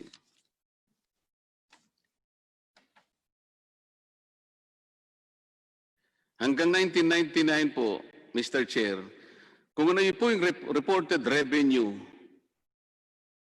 nung ABS-CBN and subsidiaries, at saka po yung revenues reported by ABS-CBN, wala pong pagkakaiba yun. So ang pinag-uusapan po natin, 1, 2, 3, 4, 5, 6, 7, 7 years, walang pagkakaiba po yun. Tama naman po dapat ang presentation na gano'n. At nung panahon na yun nga, itong 7 years na ito, Mr. Chair, ang tax code was amended, nag-decrease po ng rates yung corporate income tax, dumating na po yung rehimen ng minimum corporation income tax, dumating na rin po yung net operating loss carryover, yung NOLCO, at marami pang ibang mga changes. Pero, noong 1998 po, 34% ang CIT rate. Ito po yung corporate income tax rate. At noong namang 1999, naging 33% CIT rate. Tama po yun, Mr. ABS-CBN. Itong akin pong, kasi po galing lahat po sa inyong financial statements ito.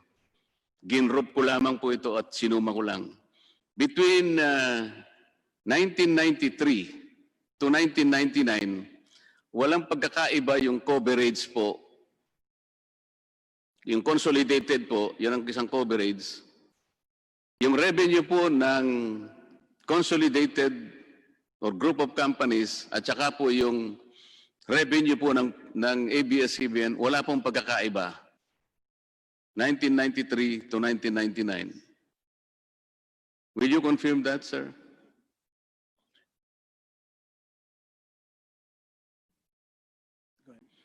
Example, in 1999, ABS-CBN and subsidiaries, consolidated, 7,822,176,512 pesos.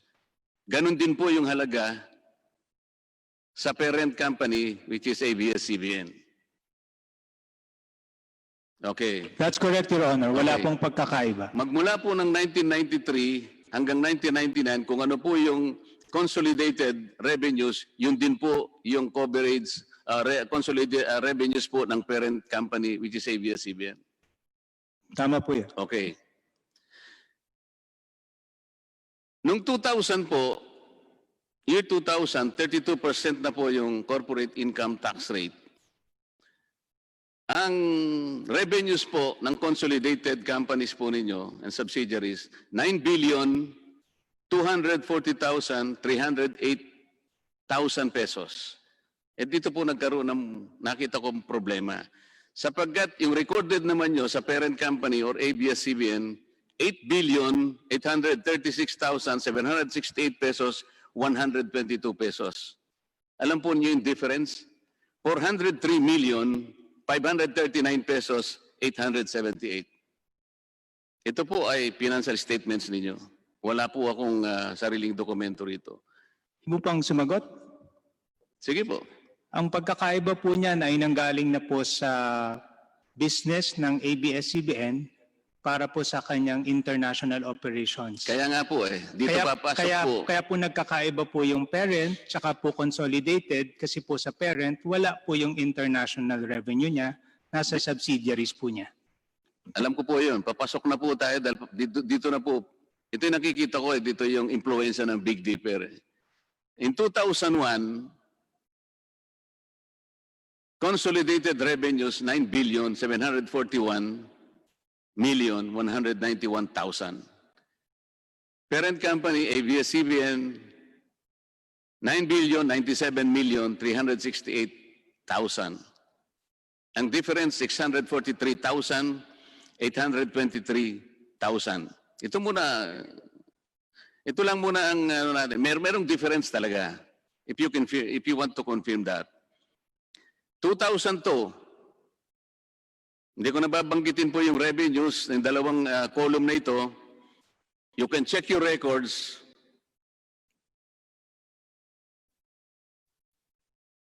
Ang difference po in 2003, Mr. Chair, 910,800,000.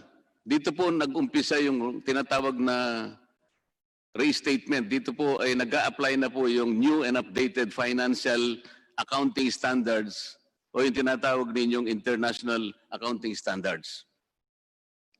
Baka gusto po ninyong ma-recall. Ngayon, dito po sa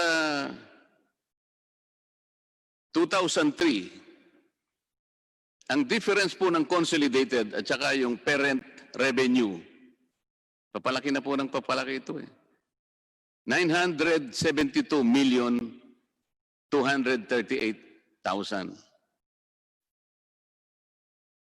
Noon pong 2004, ito na po, 1,077,759,000. Ito po yung mas malaki. 2005, ang difference na po ng dalawang revenues, consolidated and parent revenue, 17,047,076,000. Nakakapagtaka po, itong taon na ito, wala po kayong nireflect na revenue sa ABS-CBN. 2005. Bakit po? Let me just check lang po the financial statements, but parang hindi naman po maangyayari na walang revenue ang ABS-CBN. Pakicheck po ninyo kasi po, hindi naman po ako accountant. Kayo, kinuha ko lang po naman ang financial statement ninyo.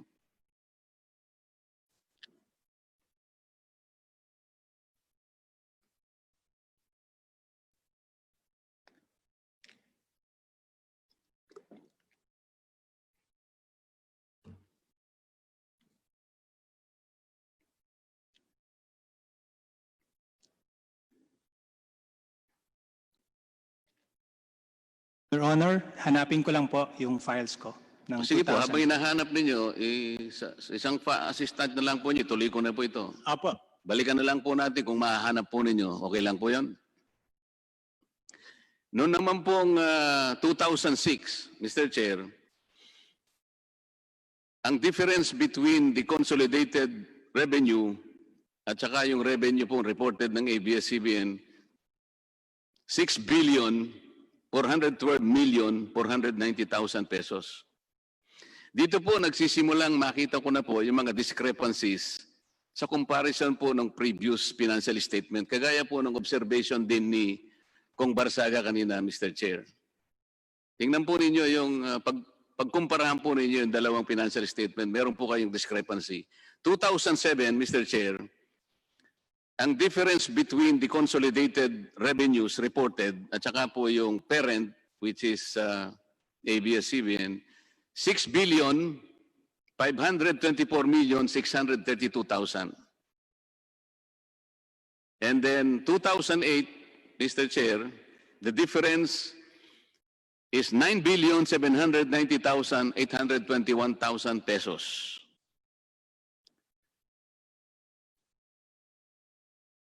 (2009), Mr. Chair, ito na po yung medyo malaki-laki na naman.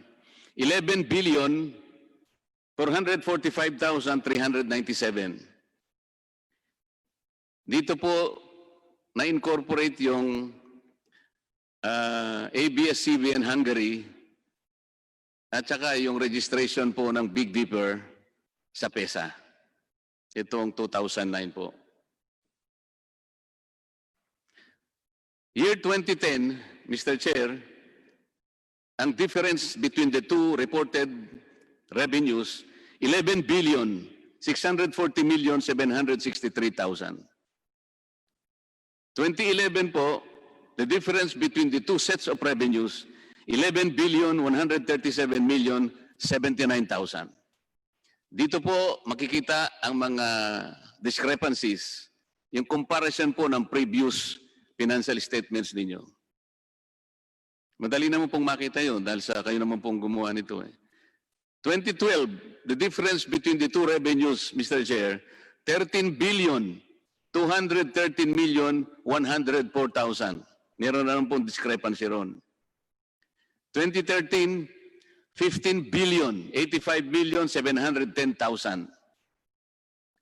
2014, Mr. Chair, 14,954,816,000.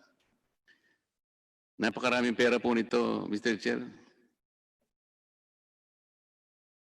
2015, 16,466,743,000.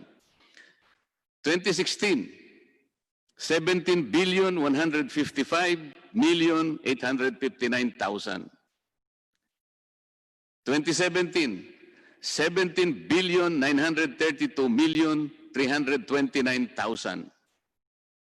2018, ito po yung last 2 years ago. The difference between the two sets of revenues, another 17,373,924,000. Ito pong nakita kong differences, Mr. Chair. Itong 15 years lamang na ito, na binabanggit kanina ni Kong Sarate, sayang wala na po sa rito, na ang sinasabi po kasi nila, nagbayad daw sila ng taxes. Total of 71.5 billion pesos for 17 years. Pero ito po, 15 years lang ang kinukwenta ko, at sa difference lang, Mr. Chair, 186 billion po ang difference. So kahit na po siguro nagbayad sila ng 100 billion, Mr. Chair, matitira pang 86 billion. Ito po yung, Mr. ABS-CBN, sarili po ninyong financial statements ito eh. Hindi ko po ginawa ito eh. Bakit po,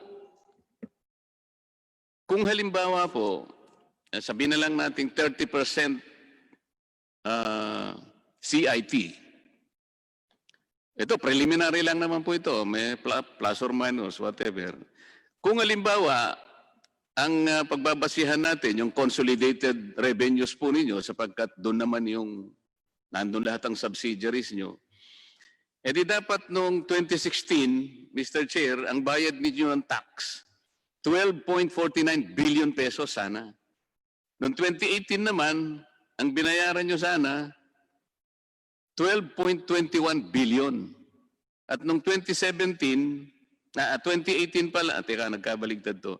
2017, 12.4 billion at noong 2018, 12.21 billion. Sa mga tweet, Mr. Chair, kasi po kahapon merong illustration si Congressman Barsaga. Between 2016 and 2019, sabi po nila, ang naibayad yata nila. Ngayon, binago nila, ngayon ko lang nakita, 2016 to 2018, 24.6 billion po ang binayad ninyong taxes. Tama po yun? Pero kung kukwentahin ko po rito ngayon, dapat ang binayaran nyo 36.7 billion. Maaari po bang sumagot? Bibigyan ko po kayo ng pagkakataong sumagot. Ipaliwanag ko lamang po na sa akin po kasing palagay, Mr. Chair, itong differences na sinasabi ko, which amounted to an aggregate amount to 186 billion, ang posibilidad po kasi ay pagpasok po ng Big Dipper at saka yung mga tax shields through corporate layering ay nagamit. Then these additional revenues would have been reported by the parent company being subjected to the regular corporate income tax sana of 30%. Yung discrepancy pong nakikita ko kanina doon sa year-to-year basis ng financial statements, Mr. Chair, these are figures reported in the current year which are not the same figures reported in the previous years. Base po sa inyong financial statement kasi ito eh. So, hindi po ako may problema. Tiningnan ko lang po yung financial statements. You wanted to react? Kung maipapaliwanag ko lamang po the difference po between a parent company financial statements and a consolidated financial statements. Ang bawat subsidiary po ng ABS-CBN, may sarili-sarili po siyang financial statements na fina-file po sa BIR at nagbabayad po ng sarili-sarili nilang taxes. Ang consolidated financial statements po is a representation of the aggregated business of ABS-CBN and its subsidiaries. Under the Philippine Financial Reporting Standards, there is a difference between accounting for a parent company financial statements and a consolidated financial statements, which I will not go through anymore. But in essence po, each of the company in the consolidated financial statements prepared their own standalone financial statements, prepared their standalone income tax return, and paid po their respective taxes based on the financial statements and income tax return that was prepared.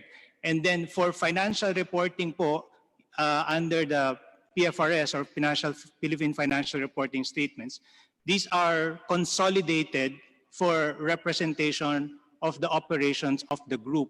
So yung taxes po in the consolidated financial statements cannot be based on the consolidated net income because this is a combination of independent operations of each company that prepares their independent financial statements and prepare their separate income tax return.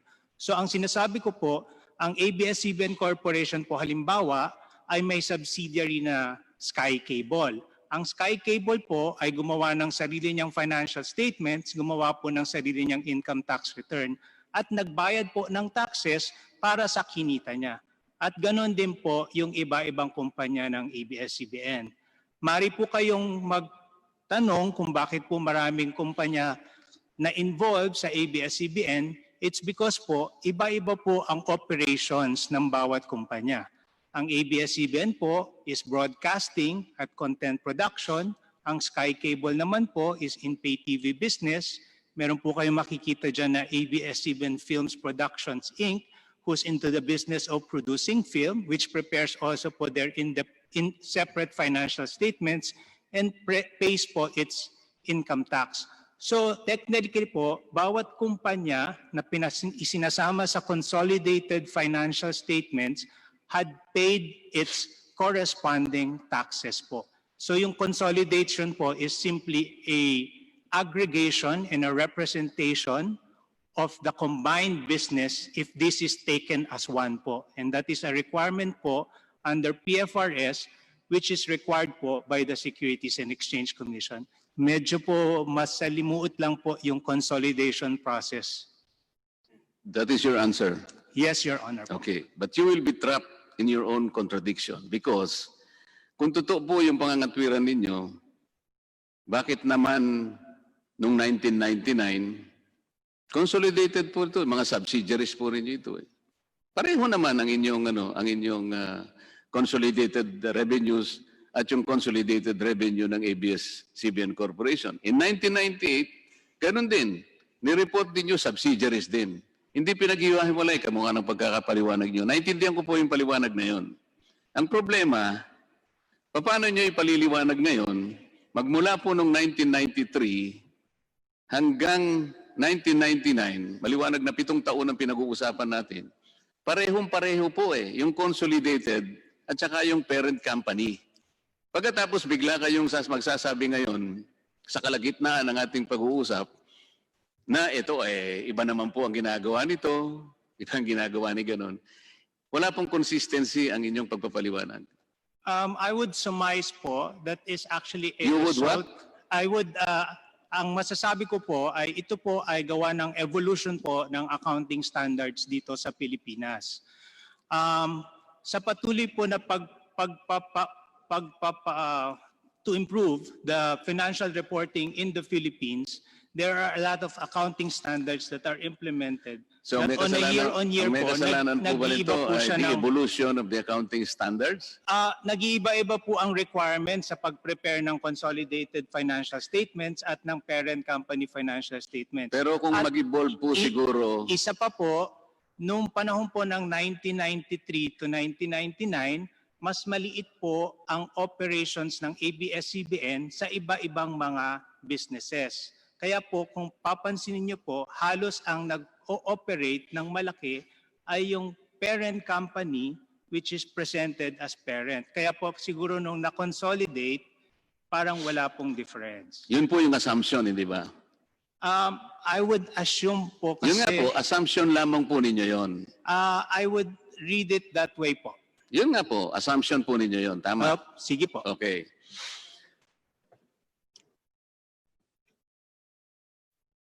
Pero iba naman po kasi yung assumption ko Naintindihan ko po. Okay, salamat po.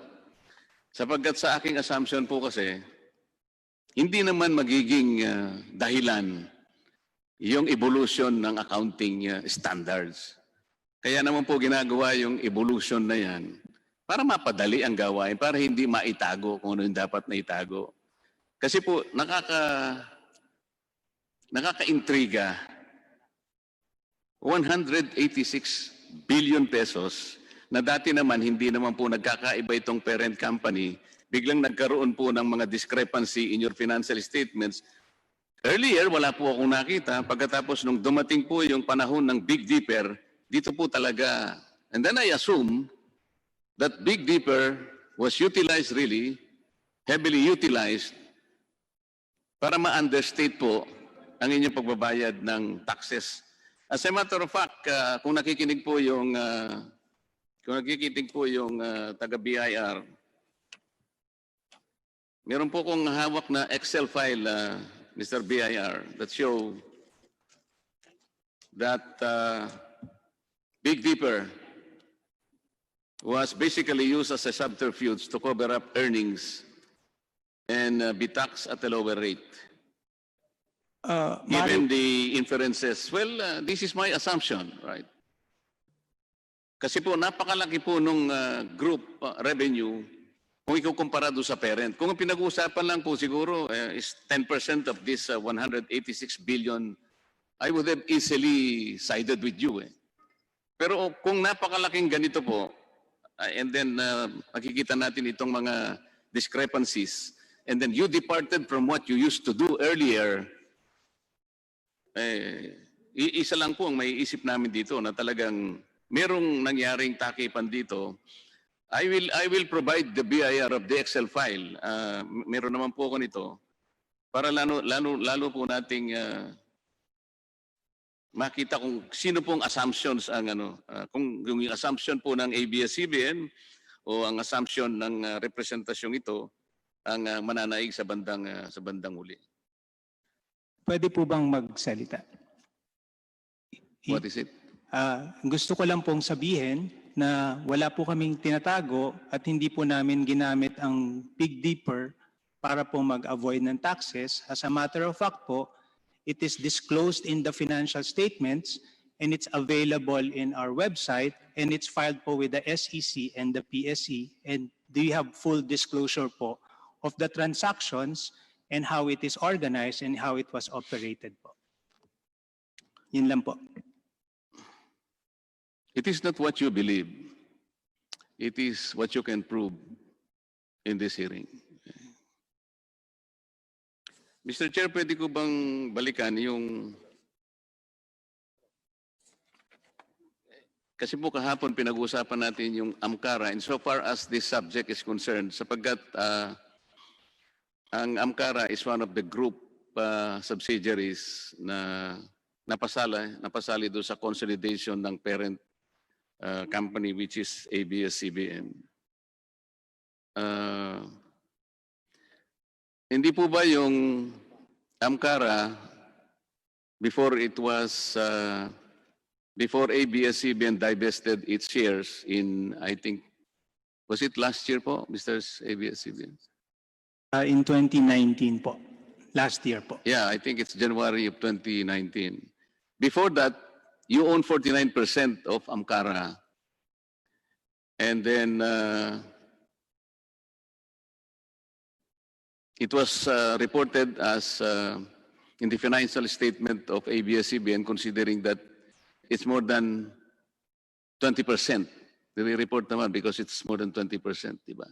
Under accounting rules po, ang investment po owned 20% and above is required to be consolidated po. That's right, that's right.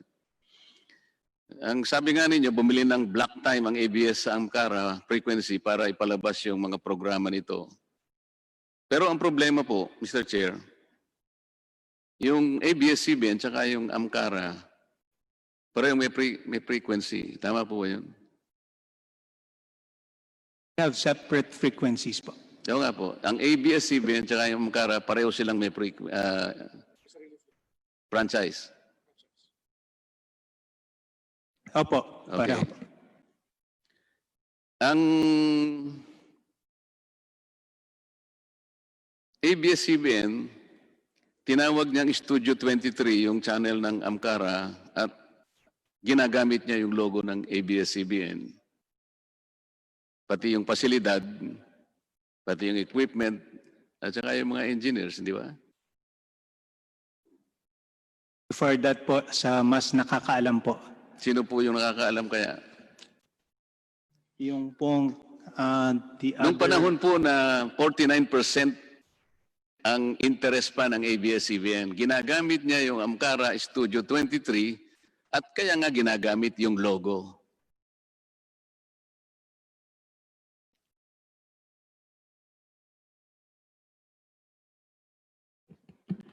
Your Honor, may I ask that our legal counsel, Attorney Ayo Bautista, be recognized on Zoom? Yes, sir.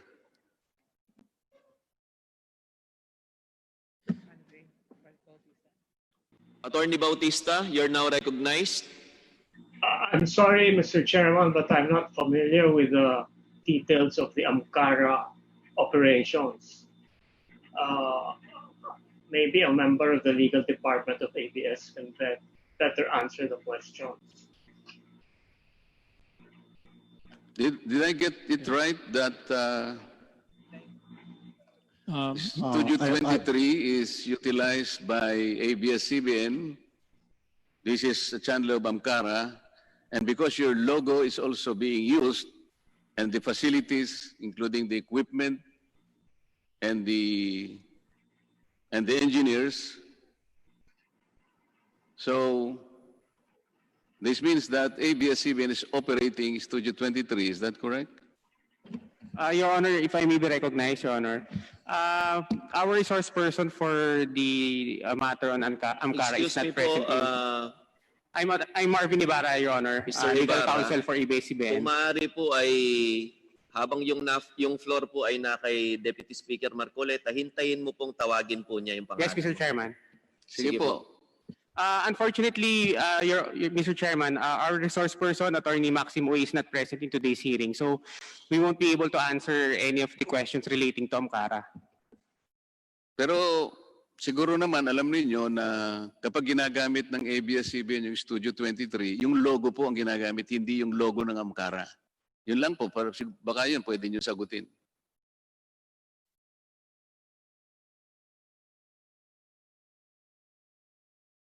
Again, Mr. Chair, our resource person for this topic is not present, so we can't provide any answer to that, your Mr. Chair. Okay, kasi kaya ko po nire-raise to Mr. Chair.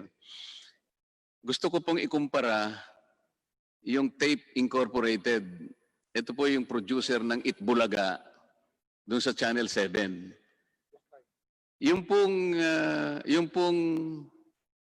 Tape Inc., hindi po pag-aari ng GMA.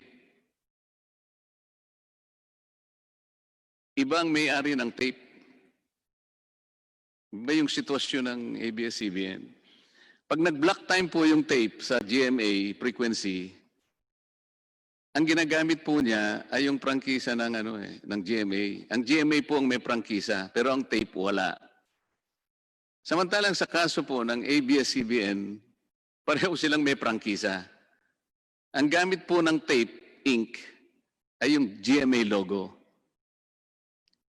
Sa kabilang banda, ang may-ari po ng channel is Studio 23 is Amcara, pero ang ginagamit na logo ABS-CBN. Saan po ako papunta, Mr. Chair? Ayaw po kasi nilang aminin na yun po ay use of rock. Tingnan po ninyo, ang block time ng ABS-CBN hindi lamang dahil sila ay binabayaran. Hindi po lumalabas yung sa Studio 23 yung logo ng Amcara eh. Ang nakikinabang po dito, ABS-CBN, ginagamit po ang frequency ng Amcara, tinatamasa ang produkto nito sa paggamit ng kanilang channel. Iisa po yung kanilang mga engineers eh. Engineers din ng ABS-CBN. Ito po yung maliwanag na use of rock. Kasi po ito pinoint out na ni Kong Boying nung isang araw, ayaw pa po nilang aminin. Pero sa prangkisa po ng Amcara, Mr. Chair, maliwanag po, hindi po pwede na ipagamit sapagkat ito po ay use of rock. Nakalagay po sa prangkisa nila yun, Mr. Chair.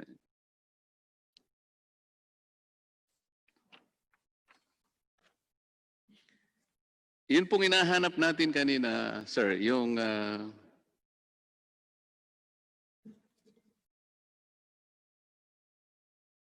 year 2005, bakit wala po akong makitang revenue? Nakita nyo na po ba?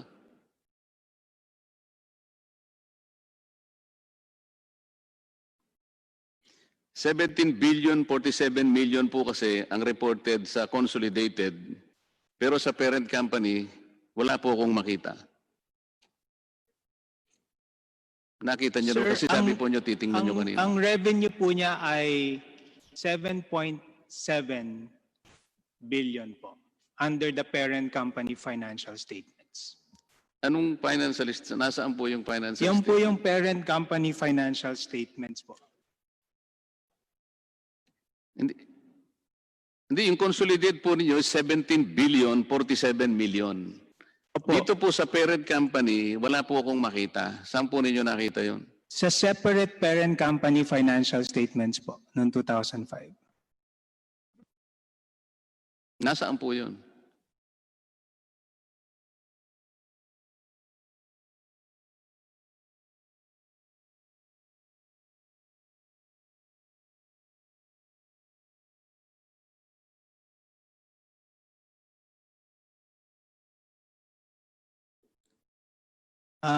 Your Honor, we submitted it po, but I can double check po kasi may separate parent company financial statements po Bakit siya. po nagkaroon ng separate samantalang dito sa binigay nyo sa akin, comparable naman po yung i-add lang po natin yung consolidated tsaka po yung ABS-CBN. Pero yung 2005, wala po talaga. Yan na po yung, if I may po, yan na po yung ni-require na po under the accounting standards that the presentation is not side by side, but the parent company financial statements has to be separate from the consolidated financial statements. Kaya po yung 2005, dalawa po ang financial statements ng ABS-CBN, isang parent company po tsaka consolidated. Ganon din po itong mga pinresent ko sa inyong revenues. Doon ko rin po kinuha eh. Kaya nagtataka po ako at ba't meron kayo, bakit ako po hindi ko makita? Kasi po, pinag-uusapan natin dito, 17 billion eh. Pero po imposible po kasing walang revenue po yung parent company.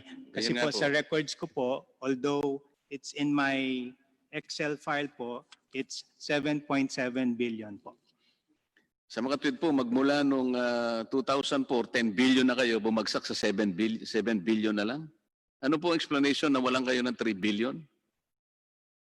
Sorry po, ano po yan? Yung po kasing 2004, 10 billion 232 million. Ang sinasabi nyo, 2005, bumagsak siya ng 7 billion. Ang sumunod po kasi noon, halos 11 billion na eh. Can I just check lang po para po masigurado ko yung sagot? Because this information are about way back, so I have to review lang po my numbers. If you may po. Sige po, kasi talagang kaduda-duda po kasi itong mga figura na nakukuha namin, lalong-lalo na po itong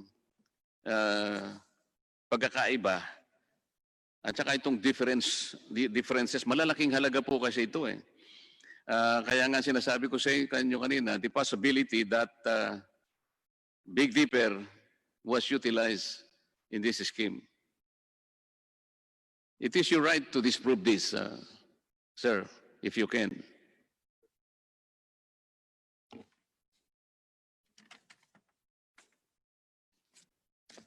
Sir, sa files ko po kasi there was a restatement that happened in 2006. That's why in the 2006-2005 consolidated financial statements po, it went up na po to consolidated revenue of 11 under the parent company. But let me just check po because there is normally a disclosure. Why is there a restatement? If kung makikita nyo po may nakalagay na note 2 under the year 2005, that would explain po the restatement that happened on that year. And normally po, the restatement is due to an adoption of an accounting standard po. Let me review lang po kasi medyo matagal na po. I need to understand lang po. I will allow you to review that. Pero ito yung isa pang tanong, bakit yung ultimate parent, yung Lopez Inc., ay hindi naka-reflect sa mga audited financial statements? Because Lopez Inc. is not a subsidiary of ABS-CBN Corporation. So, nasa taas po siya. So, I'm not saying it is a subsidiary. Ang ano po ang Lopez Inc. is the ultimate parent.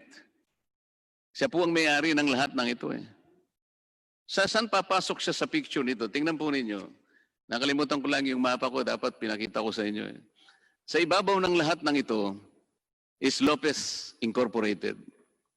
Lopez Incorporated owns ABS-CBN to the extent of something like, it's more than 50%. 61% maybe. Ang ikalawang may-ari nito, ito yung PCD Nominee Corporation. Tama po? Sir, I will not be able to answer po for Lopez Inc. Sinasabi ko lang sa'yo because kung sino pa yung pinaka-importante, yung hindi natin makita sa total picture. Samantalang, isa po yung nandito sa pinakamataas, siya yung ultimate parent eh. Ito mga anak na lang eh. Itong subsidiary, puro apo na lang ito eh. So, hindi po nyo masisisi ang representasyong ito na i-point out ko lahat ito, lalong-lalo na po, kanina, yung Big Dipper, paano nangyari na ito'y marelocate sa PESA, samantalang hindi naman siya qualified na isang locator. Kung babasahin po natin yung panuntunan ng PESA, Ang kauna-unahan po kasing hinihingi doon, it is capable of contributing to the economic activity of this country, not only in being able to export products that would generate so much invisibles that will be needed by our economy, as well as in generating thousands, if not millions of employment.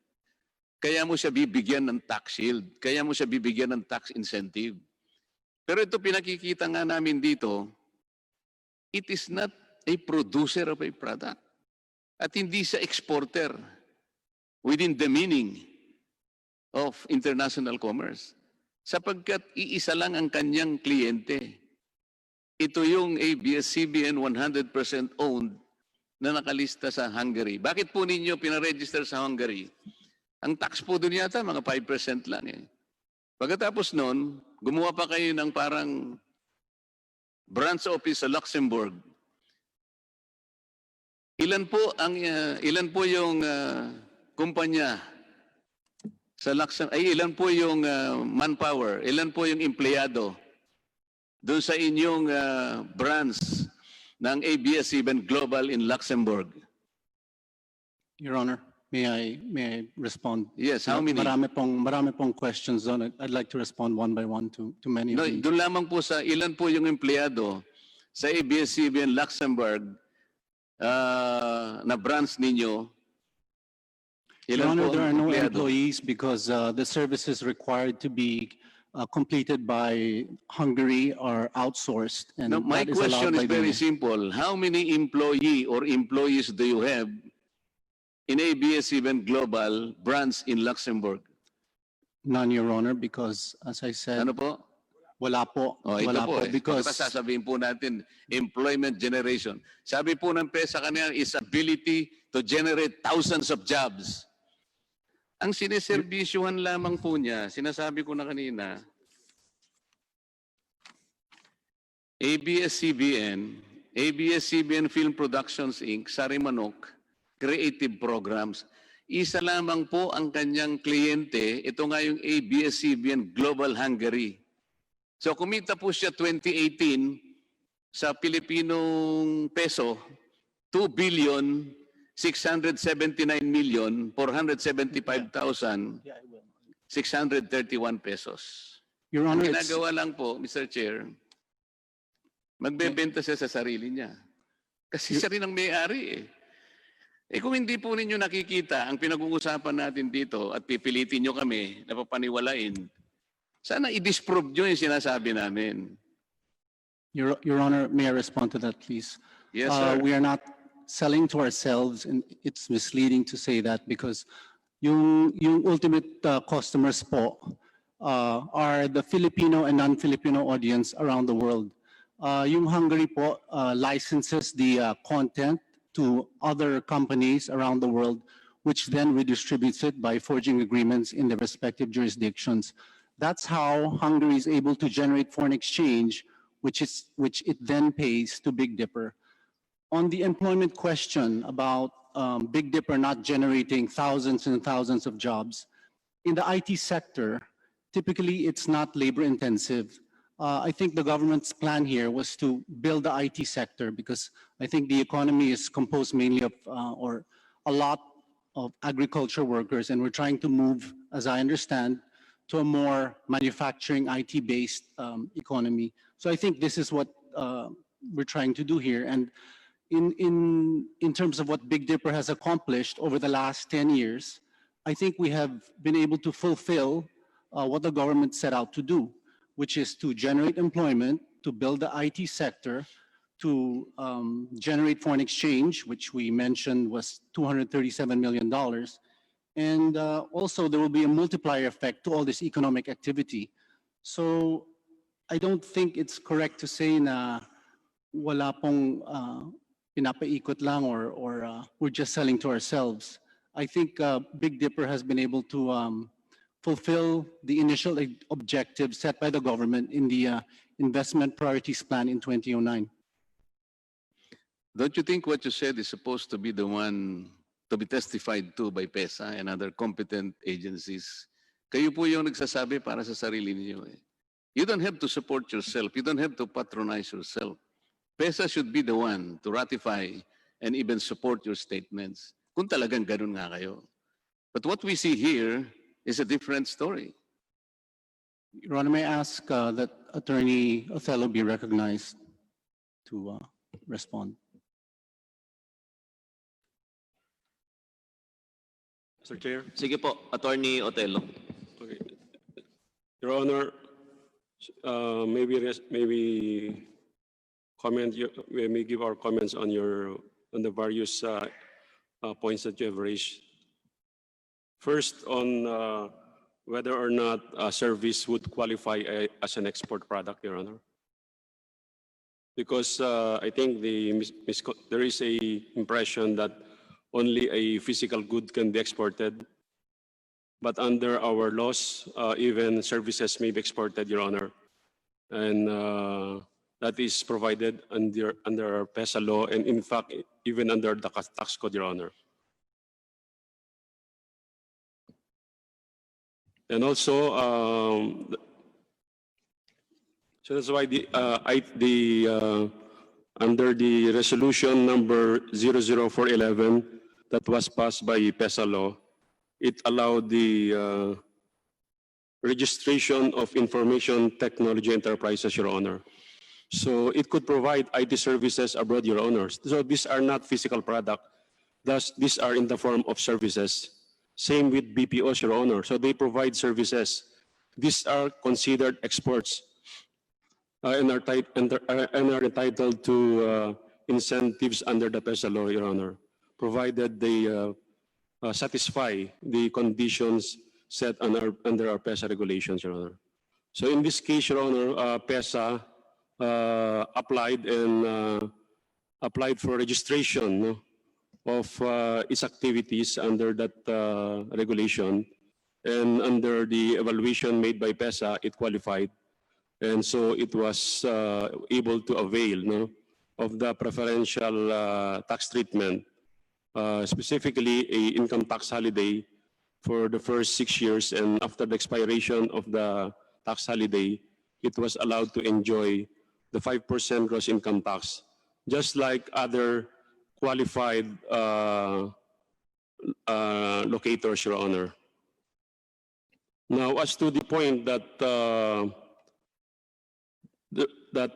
Big Dipper has only one client abroad, Your Honor, which is also a wholly owned subsidiary, Your Honor, which is ABS-CBN Global Hungary. Although this is also a wholly owned subsidiary of ABS-CBN Corp, since this corporation was organized in a foreign country, under Philippine laws, that is considered a non-resident foreign corporation, Your Honor, because we follow the place of incorporation rule. So the nationality of that corporation is a non-resident, Your Honor. So that if Big Dipper, which is a domestic corporation, sells to this non-resident foreign corporation, which is located abroad, then that sale of service by a resident to a foreign corporation located abroad is considered export, Your Honor. Are you true? Tapos na kayo? Yes, Your Honor. Di ba nakakapagtaka kung bakit sa Hungary po kayo nagpa-register ng ABS-CBN Global KFT? Magkano po ba yung tax rate sa Hungary? Your Honor, when we make a decision on where to locate any of our companies, we take into consideration many factors. No?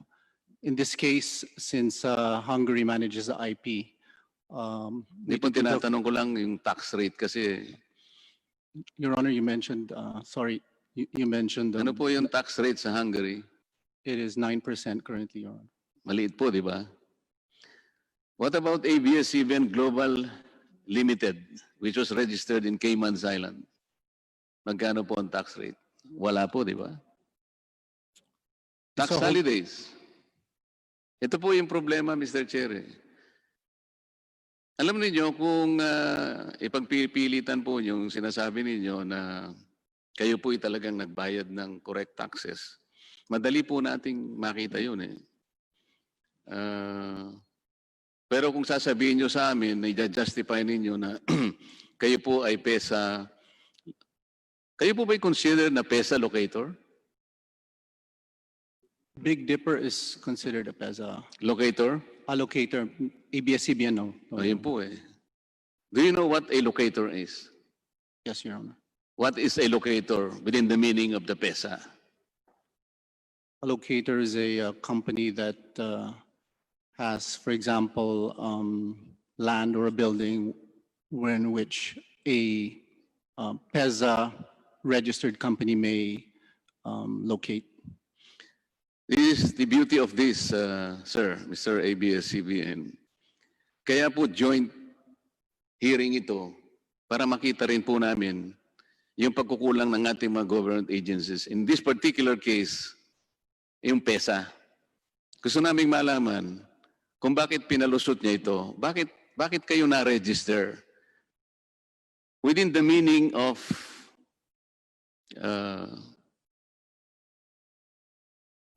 the objectives of PESA, na kung saan dapat makinabang ang gobyerno sa maraming dapat na makakuha ng trabaho, makinabang sa pagpapalago ng ating ekonomiya.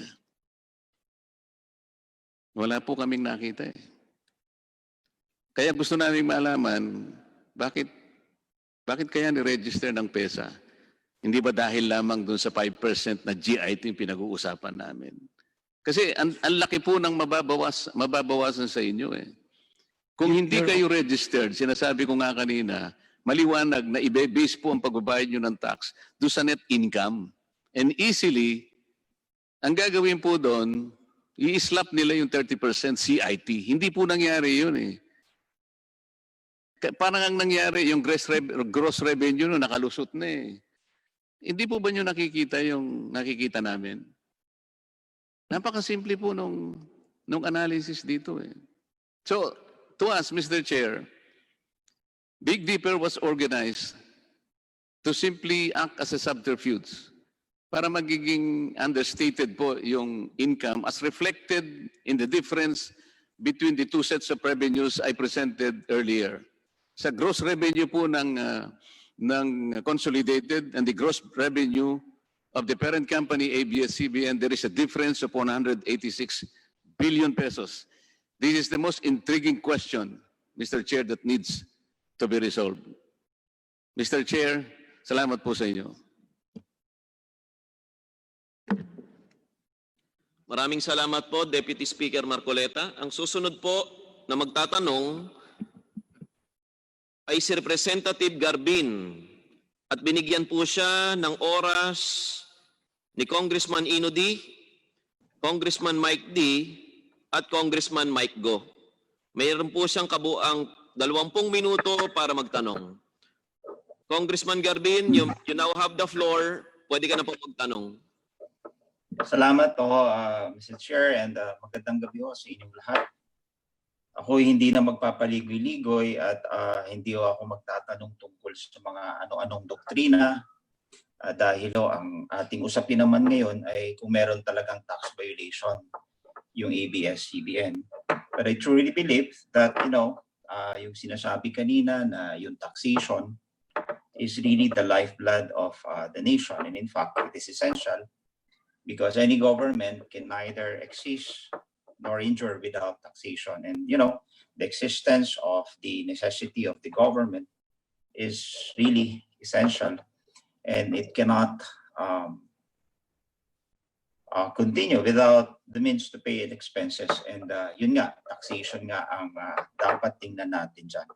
Pero yung issue ho ay na pinupukol at binabato sa ABS-CBN sa applicant ay tax violation. Kaya ho, dediretso na ho ako sa BIR.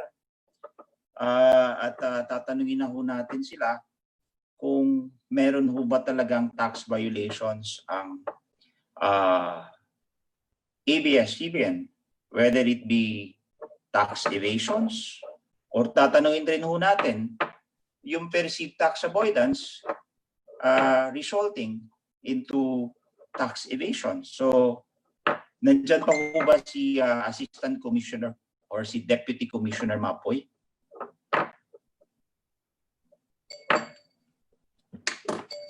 Deputy Commissioner of BIR.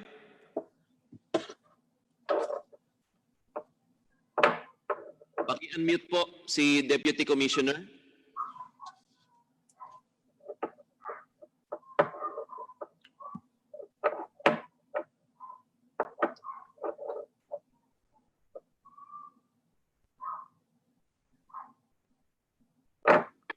Mukhang naputol po, Congressman Garbin, si Deputy Commissioner sa Zoom at ngayon po ay tinatawagan sila upang muli ay makakonect. Sige, pupunta muna ako doon sa PESA. Nandyan na ho pala. Excuse me po, Congressman Garbin, nakabalik na po si Deputy Commissioner. Deputy Commissioner, maghanda na po kayong sagutin ang mga katanungan ni Congressman Garbin. Salamat po, Chairman Alvarado. Kanina ho, binigyan natin ng pagkakataon na makapagpresenta yung BIR kung ano ba talaga yung mga tax remittances ng ABS-CBN, and they had presented the tax remittances for 2016 to 2019.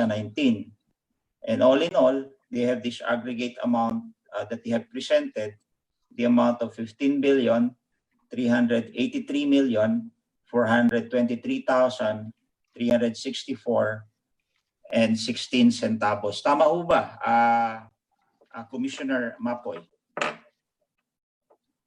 Good evening, Your Honors. Medyo may correction lang po, hindi po ako Deputy Commissioner. Baka po tayo makagalitan ng mga nag-occupy ng Deputy Commissioner. Baka ho pagkatapos ma-promote ka na.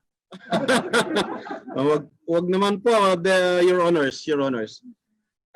Kamukha po ng pagkaka-report namin kanina, ang total payment po ng ABS-CBN Corporation for the period 2016-2019 ay inaabot na po ng 15,382,423,364 and 16 centavos, Your Honor.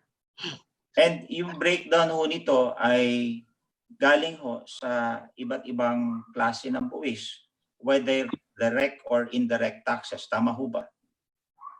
You're correct, Your Honor.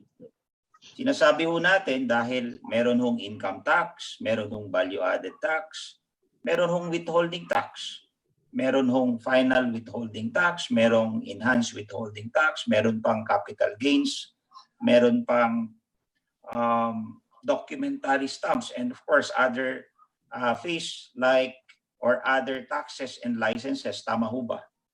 You're correct, Your Honor. At sinasabi rin po natin to dahil yung iba may nagsasabi na hindi naman yan direkta binayaran ng ABS-CBN dahil yan nga ay indirect tax. Pero ang atin hong sinasabi dito at inyong pinapakita is that those taxes, yung mga buwis na yun ho, ay directly derived from the existence and operations of ABS-CBN. Tama ho ba? Tama po, Your Honor. Tama po. Tanong ko lang ho, ang ABS-CBN ho ba ay isang domestic corporation? Opo, Your Honor. ABS-CBN is a domestic corporation, Your Honor. And therefore, as a domestic corporation, they are taxable on its income derived from within and without the Philippines or kahit sa ibang bansa. Tama po ba? You're correct, Your Honor. And doon nga ako sa mga pinupukol na itong mga buwis na to na inyong nakolekta. Sa ngayon ho ba meron ho kayong mga pagdududa? Dahil sa mga nakarang araw, lalong-lalo na doon yung nakalipas na Senate hearing, ang sinasabi ho ng inyong head ng Large Payers Tax Division ay ang ABS-CBN regularly filed and paying their taxes for the past numbers of years. Ano ho ang katotohanan dito? Tama po yung sinabi ni Mr. Cabantac that ABS-CBN Corporation ay regularly paying taxes for the past years. And tama ho bang sabihin na kayo rin ay regularly checking on ABS-CBN every year or quarterly? Every year, Your Honor. Ano ho yung inyong chine-check? Yung inyong kanilang financial report? Your Honor, almost every year or every year to be exact, we are issuing letters of authority not only to ABS-CBN Corporation but to almost all taxpayers for that matter, Your Honor. And in the case of ABS-CBN, sa yearly ho, sa taon-taon yung pag-check sa kanilang financial report, ano ho yung inyong findings? So, pakitingnan mo yung deficiency. For the year 2018 and prior years, a letter of authorities were issued to ABS-CBN Corporation, and those were all terminated by my predecessor. For the year 2019, we currently issued letters of authority to cover the investigation of all undertakings, income and expenses of ABS-CBN for 2019, Your Honor. And as you have stated a while ago, ang sabi niyo ho ba, there's no outstanding delinquent account yung ABS-CBN. Tama po ba? You're correct, Your Honor. I was referring to delinquent accounts, Your Honor. And outstanding account, or present account po ba? Meron ho ba kayong nakikitang mali o paglabag ng batas? Kasi palagi ho pinupukol yung mga issue on tax avoidance that can even, yung assumption ho ng iba ay tax evasion na. Ano ho yung inyong opinion? Your Honor, yes, Your Honor. You may continue, Commissioner. Your Honor, for the past years, mayroon po kaming nakukolekta na deficiency taxes sa ABS-CBN Corporation. We issued letters of authority for 2016 and we were able to collect deficiency taxes. We issued letter of authority for 2017 and we were able to collect deficiency taxes in the same manner that we were able to collect deficiency taxes for 2018, Your Honor. For 2019, the investigation is currently ongoing.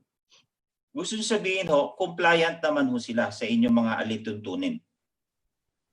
May nakukolekta pa po kaming additional taxes. Pagkatapos po nilang mag-file ng kanilang regular income tax, nag-i-issue po kami ng letter of authority para po maimbestigahan namin ang kanilang financial transactions during that particular year.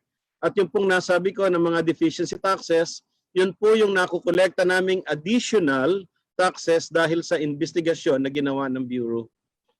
Gusto sabihin ho, nagko-comply naman ho sila doon sa mga deficiency na mga taxes. Nagbabayad po sila, Your Honor, doon sa na-assess namin, Your Honor. And bilang pagiging withholding agent doon sa mga indirect taxes, are they religiously o ginaganampanan ho din ho nila yung kanilang tungkulin para marimit po yung mga bilyon-bilyong withholding taxes papunta ho sa inyong ahensya? Your Honor, doon po sa 2018 and prior years na investigahan po yan at na-check naman po ng mga kasamahan natin dito na yung mga dapat nilang i-withhold ay nai-remit po nila sa gobyerno, Your Honor. So na-remit naman po nila lahat? Your Honor? Na-remit naman po nila lahat?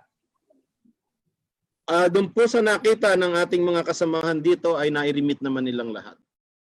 Doon sa palaging mine-mention na Big Dipper na subsidiary ng ABS-CBN, may nakita ba ho kayong probable cause that this will be a case for tax evasion?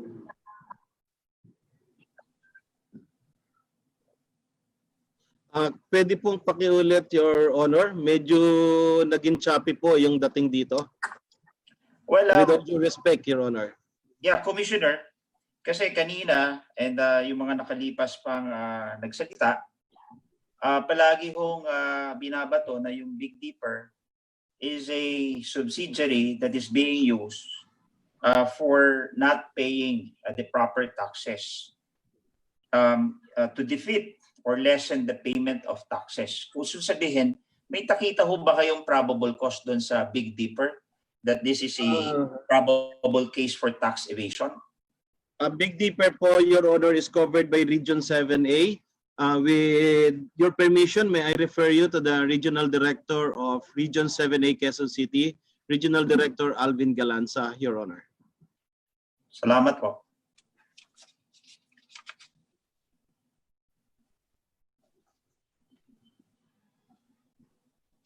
Magandang umaga, magandang gabi, Regional Director. Ang tanong ko ho ulit, dahil ho palaging may aligasyon patungkol sa Big Dipper that are being used to defeat or lessen the payment of taxes of ABS-CBN. Ang tanong ko ho, kung meron na ho kayong naging investigasyon, do we have any probable cause that the same can be a case for tax evasion against ABS-CBN, ito hong Big Dipper? Magandang gabi po, Your Honor, Mr. Chair. Bago ko sagutin po yung katanungan, Your Honor, I would like to request for a waiver or authorization from the officers, chairman or president or treasurer for that matter, from Big Dipper. Dahil o sa...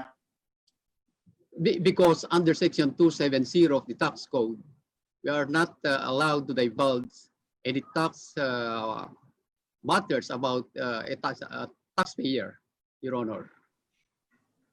Mr. Chair, Mr. Alvarado, Congressman Alvarado. Yes, Congressman Garbin.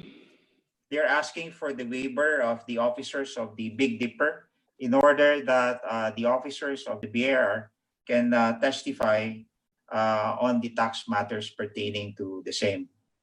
Naghihingi po sila ng waiver.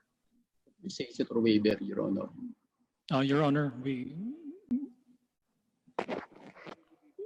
ABS-CBN, pwede niyo po bang sagutin ito? Your Honor, we're okay to allow. Pumapayag po ang ABS-CBN. So, for Big Dipper, Your Honor, in what capacity, Your Honor? ABS-CBN, yung pong Big Dipper ay sa inyo rin po? Yes, Your Honor. 100% owned po ng ABS-CBN ng Big Dipper, kaya pumapayag na po ang ABS-CBN. Well, Your Honor, may we know what is the position of the officer of the Big Dipper who gave that authority or waiver? ABS-CBN? Your Honor, sorry. Can we repeat the question? Pakisabi po ang inyong posisyon sa Big Dipper. Your Honor, I'm the chairman of Big Dipper. Pangalan po? Martin Lopez. Thank you, Your Honor.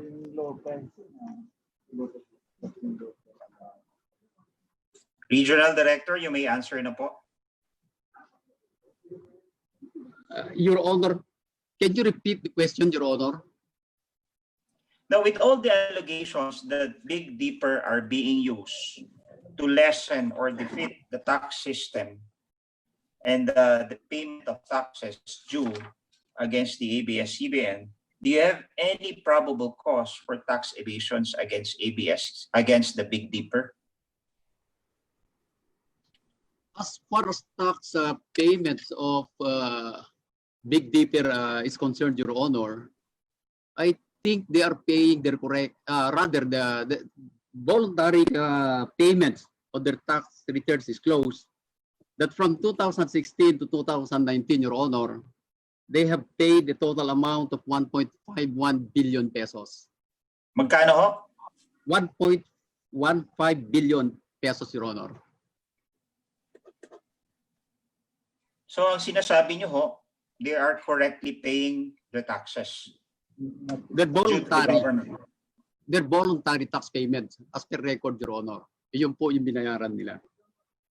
Babalik ko ako sa aking tanong. Kayo ho ba ay may investigasyon or may findings na nagsasabi na itong Big Dipper na ito, subsidiary ng ABS-CBN, ay ginagamit lamang ng ABS-CBN in order to defeat or lessen the payment of taxes?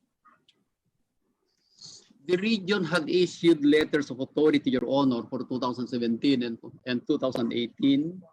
And we were able to collect 1.5 billion, Your Honor, for 2017. And for 2018, we collected 999,968 pesos, Your Honor. While for 2019, we have an outstanding letter of authority for investigation, meaning our investigation of the taxable year 2019 is ongoing, Your Honor. And again, Regional Director, there's so many allegations. Mga allegation ho na nagsasabi na yung Big Dipper daw ay ginagamit ng ABS-CBN in order to defeat or lessen the payment of taxes. Yung hindi tamang pagbayad ng buwis. Ang tanong ko po, meron ho ba kayo base sa inyong investigasyon or any findings for that matter na magsasabi na yung Big Dipper po are being used as an element for tax evasion that favors ABS-CBN? Your Honor, again, as far as the tax payments of taxes by Big Dipper, I think they are paying more or less correctly their taxes, Your Honor. So ang sagot ho ay wala ho kayong findings of any form of tax evasion. Tama ho ba? Correct, Your Honor. As far as Big Dipper is concerned. Now, did you take notice of the discovery of the discrepancy being raised by Deputy Speaker Marcoleta? Kanina ho, nakikinig ho ba kayo kanina? Yes, Your Honor.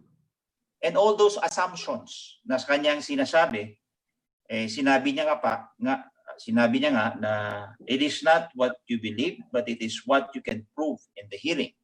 So based on those discovery and assumptions of discrepancy introduced by Congressman Marcoleta, pwede niyo ho ba matingnan ito para ma-resolve itong issue ito? Siguro, Your Honor, titignan po namin dahil sabi ko nga, we have an outstanding investigation for 2019, Your Honor. Salamat ho, Director. Yun lamang ho ang inyong katanungan ko sa inyo. Thank you po, Your Honor. Pupunta na ho ako sa Securities and Exchange Commission. May we know who's the representative of the Securities and Exchange Commission? Congressman Garbin, hindi po natin kasama ngayong araw na ito ang SEC. Wala ho. Doon punta na ho tayo sa PESA, Chairman Alvarado. Kasama po natin ngayon ang PESA. PESA, you're now recognized to answer the questions of Congressman Garbin. And let me direct my questions to Director General, kay Director General po. Yes, yes, Your Honor. Magandang gabi po ulit sa inyo, ma'am. Good evening po, Your Honor. As you have stated last night, that Big Dipper is 99% owned by ABS-CBN, and that was they started operating on 2009. Tama po ba? Tama po, sir. And when they start, nung nag-umpisa ho sila, ay binigyan ho sila ng insentibo, an income tax holiday that ended on 2015. Tama po ba? Tama po, sir. Now they are subject to 5% gross income tax. Tama po ba? Sir, can you repeat na putol po? And since 2015, ano na ho yung tax rate na ini-impose sa kanila ngayon ng ating gobyerno? Sir, after the 6 years ITH or income tax holiday, they started to pay 5% GIT. And 3% of this is paid direct to the BIR, which is the share of the national government. And 2% is the share of the local government that hosted the economic zone and the locator company. And doon ho sa shares ng 3% that goes to the BIR and 2% that goes to LGU, sa tagal ho ng operasyon nila sa isang locator na nasa inyong pamamahala, meron ho bang naging reklamo yung BIR base sa 3% share nila at yung 2% din na napupunta sa local government units? Wala po, sir. We haven't received any complaints because the locator companies and the ecozone developer directly pay their 3% to the BIR and direct to the city or municipal treasurer for the share of the LGU. Sa ngayon sa inyong pamamahala at sa pagkakaalam nyo, ilan ho yung empleyado ngayon ng Big Dipper? Sa ngayon, sir, ang nakarecord po sa amin ay 164. No? Ang pinakamalaki pong employment actually is IT BPO, mostly sa call centers po, ang thousands of workers. Dito po sa Big Dipper, it's not a call center, but it's an IT enterprise that is into the digital archiving. So they don't need much employees here. And based on the export revenues na naitalaga nyo, magkano na ho yung export revenues ng Big Dipper ngayon? As they reported, sir, it's 27.7 million US dollars ang kanilang export revenue. Kung titingnan nyo ho, ano That's for yung 2016 alone. Kung titingnan nyo, ano yung social contribution ho ng Big Dipper as a locator sa ating bansa at pati na rin ho sa PESA? Sir, we consider them as pioneer because of the technology. No? They are among those who introduced a new technology in the digital platform. And ano yung yes, you may continue. Sir, can I add? The PESA board is composed of DOST. We also have Department of Finance. We have NEDA and many others. So these are the agencies who are tasked to review or evaluate all the applications for incentives according to law. So ito pong lahat ng incentives na binibigay namin, sir, is based on the law, in the PESA law. So, and based on the law and the incentives, there is no such thing as making PESA as the tax shield because all these incentives are being evaluated by all these agencies of government. And sa tagal ho ng kanilang operasyon sa inyong pamamahala dyan sa PESA, ang tanong ko, sila ho ba'y compliant sa lahat ng kanilang alituntunin at obligasyon bilang isang locator? Opo, sir. In fact, we require our export enterprises or the locator companies to submit their financial statement yearly. So we are able to monitor their compliance. And you're saying that compliant with all PESA requirements, tama ho ba? Yes, sir. Salamat to, Director General. Babalik ko ako sa BIR.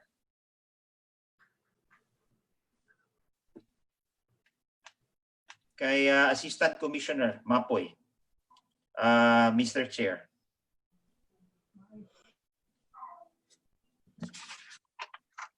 BIR, nandyan po ba ang ating mga kasama mula sa BIR? Andito pa po, Your Honor. Congressman Garbin. Thank you, Mr. Chair. Commissioner Mapoy, under the National Internal Revenue Code, meron ho tayong ways of shifting the tax burden. Tama po ba? Yan po ay good evening, Your Honor. Yung pong shifting of tax burden, pagka po yan ay during the course of investigation, yan po ay binebet ng BIR if all the existing regulations are strictly followed.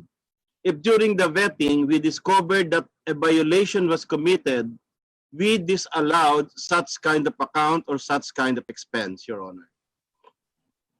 But in the NRIRC, in the National Internal Revenue Code, yung tax avoidance po is allowed by law. Tama po ba? You are correct, Your Honor. Compromise is also allowed by law. Tama po ba? You are correct, Your Honor. In fact, each taxpayer is being allowed by law to exploit legally permissible tax rates to reduce their tax liability. Tama po ba? As long as it is within the bounds of law, Your Honor. And what is illegal or what is being prohibited is the use by a taxpayer of illegal and fraudulent means to defeat or lessen the payment of taxes that will amount to tax evasion. Tama po ba? You are correct, Your Honor. In all those instances wherein ina-audit nyo, chine-check nyo yung ABS-CBN, sila ho ba'y nakasuhan na or na-convict na of tax evasion? Wala pa. During the course of our investigation, several violations or wrong interpretation of laws were committed by ABS-CBN Corporation, but those violations were all settled and paid by ABS-CBN Corporation. As I have stated earlier, in 2016, they paid a deficiency taxes in the same manner that in 2017 and 2018, ABS-CBN likewise paid deficiency taxes, Your Honor.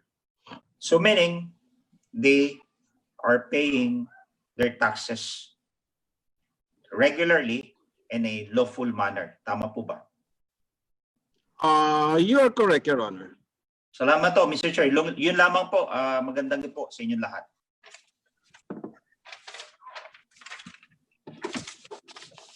Maraming salamat, Congressman Garbin. Ang susunod po na magtatanong ay si Congressman Salo, na binigyan ng oras ni Congressman VG Lacson, Congressman Canama, at Congressman Abueg Saldivar. Congressman Salo, maaari na po kayo magtanong. Maraming salamat po, Chairman. Maraming salamat po sa bawat isa po sa inyo. Magandang hapon po. Ang una ko pong tatanungin muna yung BIR. Assistant Commissioner, nandiyan pa po kayo? Assistant Commissioner? BIR. Okay. Yeah, good evening, Your Honor. Yes, good evening. Magandang hapon, gabi po sa inyo. Ulitin ko lang po ito kasi nabanggit niyo na rin po ito kanina, kaya lang po gusto ko pong lawigan yung request po kanina. Binanggit po ninyo yung effective tax rate basically ng ABS-CBN Corporation for 2016, 3.12%. Sa 2017, 0.86%, 2018, 0.72%. Sa 2019, na-compute nyo na po ba kung ano yung effective tax rate nila? Your Honor, hindi pa po namin natatapos ang investigation sa 2019. In fact, yung pong letter of authority ay very fresh pa lang po, Your Honor. Okay. Pwede po ba kung humingi na doon sa data po nila, na as much as meron naman po silang ibinigay na waiver, baka po pwede po na yung data po umabot po hanggang 1995 when the franchise was given. So, hingin ko po sana yung total revenues, net income, and income taxes paid per year together with the effective tax rates. Ngayon, hindi po ngayon, pero hingin ko na lang po na ibigay po sa komite kung po pwede po. Your Honor, with permission of CEO Katigbak, lahat po ng pwede namin i-provide sa inyo, ipo-provide po namin. But we cannot guarantee that 1995 is still available, Your Honor. Okay. May salamat po. Kung anong pang meron po kayo, so we really appreciate that para makikita po namin yung every year since the time that the franchise was given to them. Pangalawa po, Mr. Chair, nabanggit niyo po kanina na may mga concerns din po kayo with ABS-CBN doon sa kanilang interpretation ng tax laws. Ngayon, ang tanong ko po, 1995, malala niyo po ba kung ilang tax assessments ang in-issue po ninyo sa kanila? 1995? Your Honor, I'm very sorry, Your Honor, pero wala pa po ako dito noon sa large taxpayer service noong 1995, Your Honor. But we will look into that, Your Honor. Since the time that you are at the large taxpayers division, ilan po ang so far na in-issue po ninyo na tax assessment? Anong taon po yon at so far ilan po? Wala pa. If we speak of my term, during my term, Your Honor, I have not yet issued any notice of assessment to as far as ABS-CBN is concerned, Your Honor. Kailan po kayo dumating po dyan? September of 2019, Your Honor. September to. So last year lang po. So basically, from the time September hanggang ngayon, wala pa po. So siguro hihingin ko na lang po dun sa nauna po sa inyo from your office, basically. Kung ilan po yung tax assessments na in-issue po ng BIR, ganun din how many tax cases were filed against Yes, Your Honor. With permission, Mr. Katigbak, we will provide the documents that you're asking, Your Honor. We have that on file, Your Honor. I understand si Attorney Paul Velasco nandyan po kanina, binanggit. Yes, Your Honor. He is with me here. Assistant Commissioner po ba si Malapit na siguro, Your Honor. Malapit na. So congratulations. Tatanong ko lang po sa kanya sana kung ilan po yung cases na pending.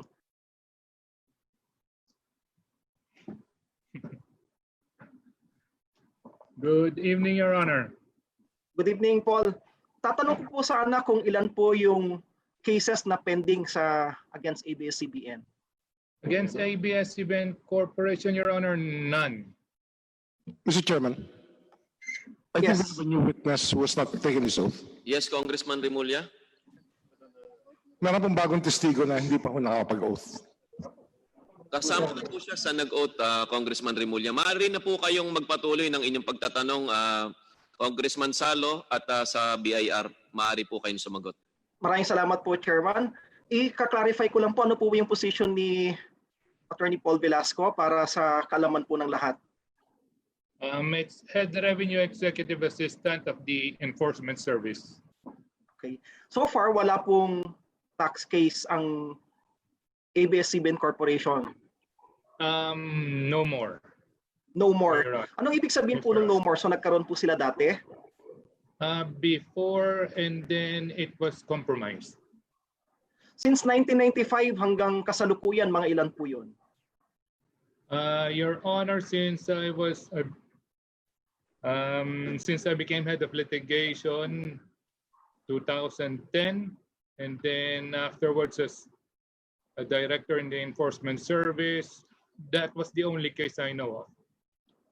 Magkano po yun kung mamarapatin po ninyo? It involved the basic tax of 355 million. And I understand, nagkaroon po ng settlement, gaya po ng sinabi po ninyo kanina, magkano po yung settlement? Roughly 152 million, Your Honor. Okay. Anong taon po ito? It's for 2009, Your Honor. Okay. So as of the moment, wala na po, pero nagkaroon po sila before. Maraming salamat po, Attorney Paul. Pupunta naman po ako sa ABS-CBN. Mr. Chairman, sino pong pwedeng sumagot related po sa Big Dipper? Ang ABS-CBN po ay handang sumagot sa mga katanungan para sa Big Dipper. ABS-CBN? Mr. Chairman, kailan po ginawa ulit ang Big Dipper? 2009, tama po ba? ABS-CBN?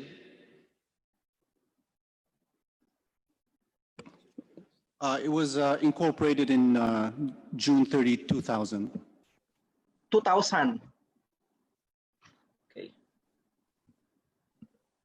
And ang primary business po ng Big Dipper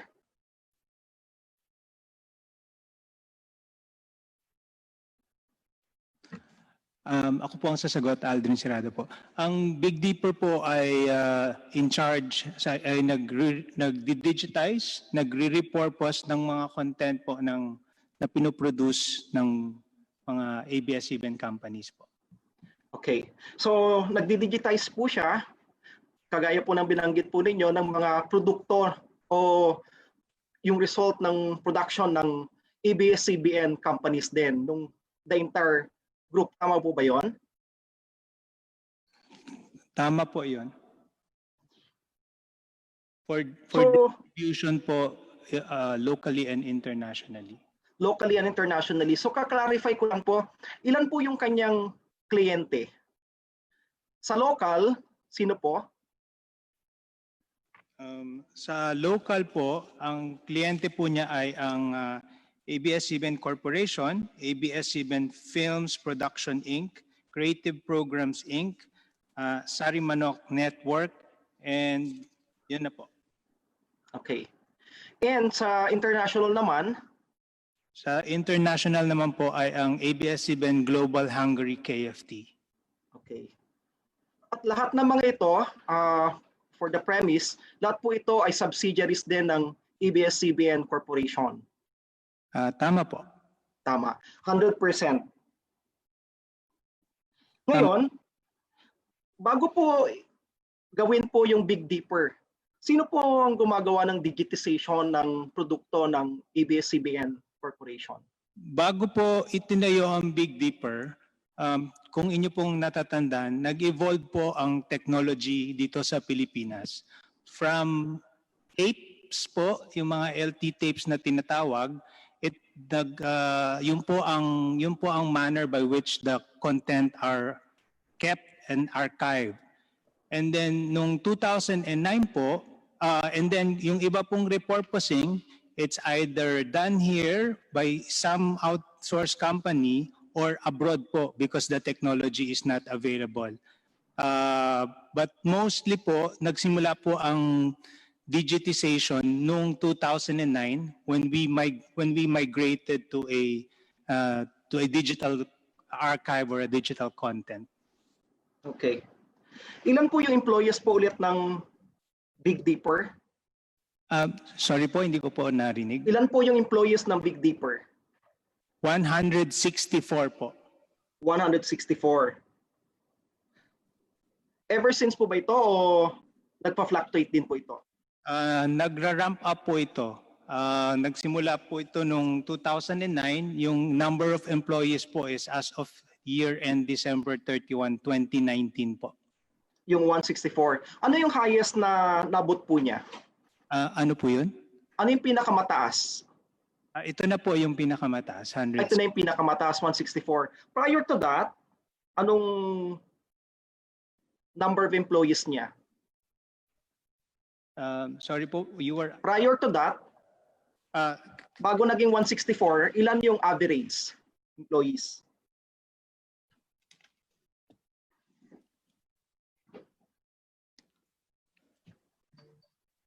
You can answer, Rick.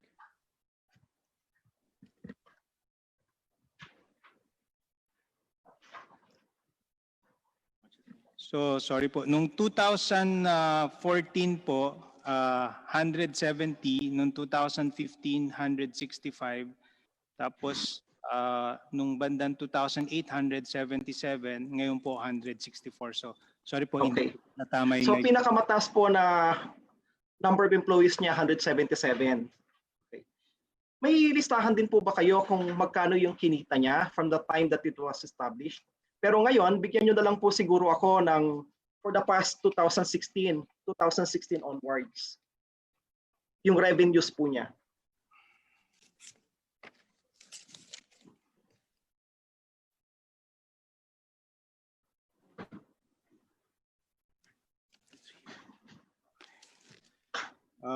Your Honor, mula nung 2016 po, ang revenue po niya ay 2.6 billion, 2.62. Noong 2017 po ay 2.67. Noong 2018 po ay 2.68 billion. 2016, 2.62 billion. Opo. 2017, 2.67 billion. Opo. 2018, 2.68 billion. Opo. Sa 2019, sa 2019.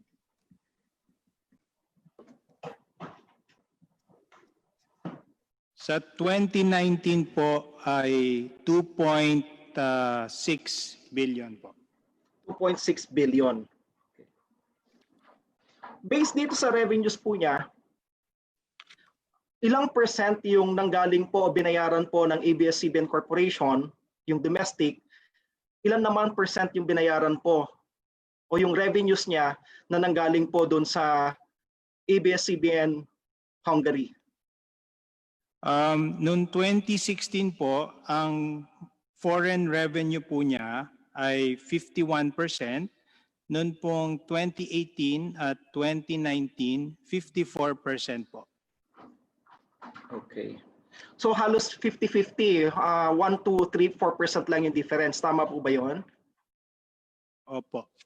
What is necessary in order for it to comply as a PESA registered? Kasi nabanggit po kanina ni Director General, kapag information or domestic corporation, inaalaw po nila na 50-50, 50 yung maximum. Tama po. Tama. Okay. How about the revenues naman po ng ABS-CBN Corporation from 2016? Total revenues. Total revenues po ng ABS-CBN Corporation. Yes.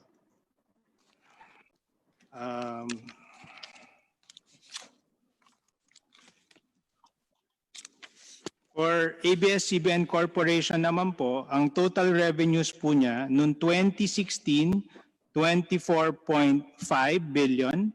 Noong 2017, it was 22.8 billion. Noong 2018 po, it was 22.8 billion. And noong 2019 po, it's 25.4 billion. 25.4 billion. Po. Ilan naman ang total number of employees ng ABS-CBN Corporation noong 2016? Aalamin ko po, hindi ko po kabisado pag number of employees na po.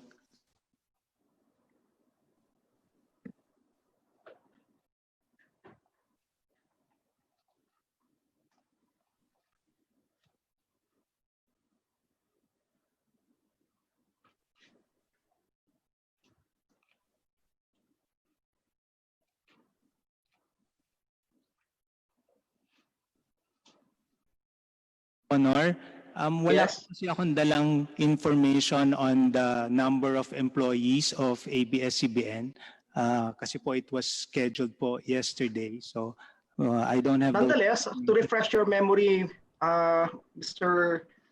Aldrin Serrado, nabanggit po nila kahapon yung total na employees po ng ABS-CBN Corporation is 8,375 for 2019.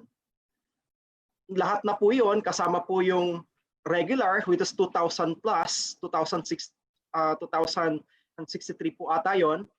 Kasama po yung project employees, together with independent contractors, and pansinin po natin, yung kailang mga suppliers, that's 8,375.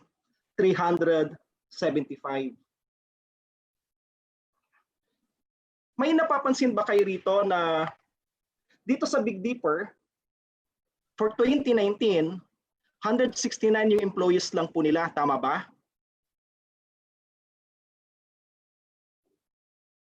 $169, kagaya ng sinabi mo kanina. 164 po. 164. And yet, ang income po niya is 2.6 billion. Kapag i-divide mo, gaano yung profitability, quote unquote, nung isang empleyado, yung kanyang production? Your Honor, hindi Yes. po comparable yung activities and services ng... Excuse me, mister. Ang tinatanong ko lang sa'yo, kapag i-divide mo, parang per capita rin po yan, ilan ang kalalabasan? Yung quote-unquote per employee, yung 2.6 billion, i-divide mo into 164 employees, ilan po yon ang kalalabasan?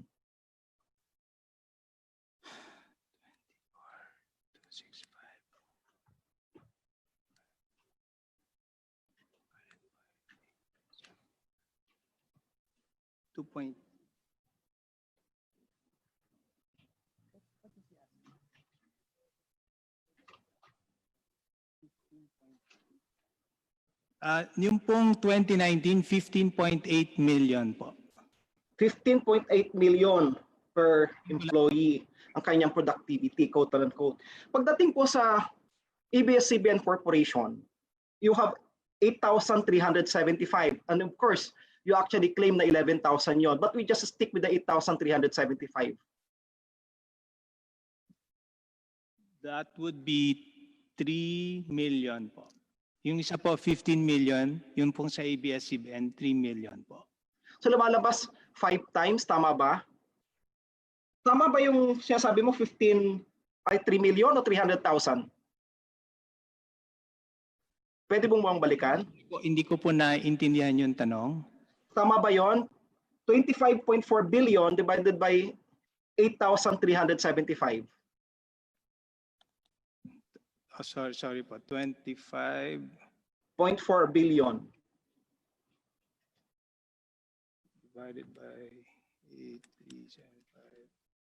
That's ano po? 3,037,850. Around that. So 3,032,000. 3,032,000. So basically, yung productivity, lumalabas yung productivity nung nandun sa PESA is 5 times yung productivity, quote unquote, yung value, yung worth niya is 5 times than that dun sa ABS-CBN Corporation. Tama ba yon? Sir, if just yes or no? How productivity is computed, if it's revenue per capita po. Yes, revenue per capita. Yeah, tama po yung calculation natin. That is revenue per capita po. So ibig sabihin, quote unquote, very profitable yung maglagay po sa PESA. Tama ba yun? Hindi po yung paglagay sa PESA ang profitable. It's the activity po. Because it's an IT-enabled and highly specialized services. That's why it actually is able to price that much. I completely agree with you, Mr. Serrado. Pero sinong kliyente po niya? Yung pong nasabi ko kanina po. Yung pong... Precisely my point. Ang kliyente rin po niya, subsidiary rin po ninyo. Diba? So, ibig sabihin, ipupunta doon, babayaran po doon yung income, quote-unquote, ng ABS-CBN Corporation. Kapag binayaran na po niya si Big Dipper, how do we treat that?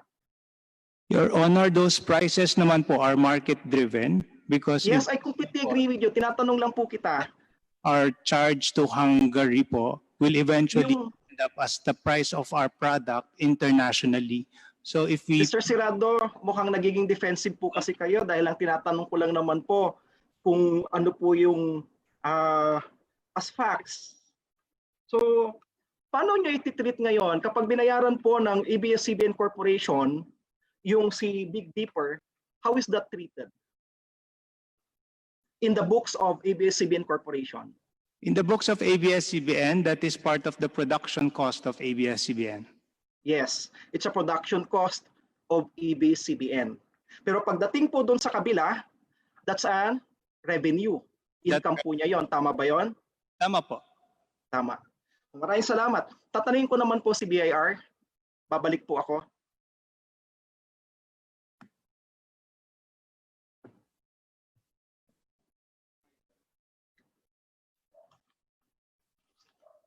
BIR, tatanungin ko po kayo, yung income ng Big Dipper. Magandang gabi po, Your Honor.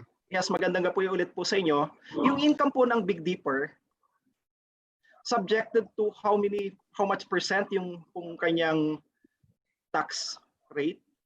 Income tax at 5%, Your Honor, based on gross. Income Pursuant to gross, Your Honor. 5% po yung rate. 5% yung rate. So kung yes, doon sa 2.6 billion na kinita po nila for 2019, ilang pong percent po yun? O magkano po yun at 5%? Meron po silang income tax due of 113 million, Your Honor. Income tax due of 100. Yes, for taxable year 2019. For taxable year 2019. Opo, Ngayon, opo. So, lumalabas hihingi din po ako sa inyo ng listahan simula 2010, kung kailan ba sila naitatag yung Big Dipper, kung magkano po yung kanilang income, revenues, kanilang tax due, net income, at saka yung tax na binayaran po nila. Pwede po ba yun? From 2010, Your Honor. Kung kailan po sila na-establish?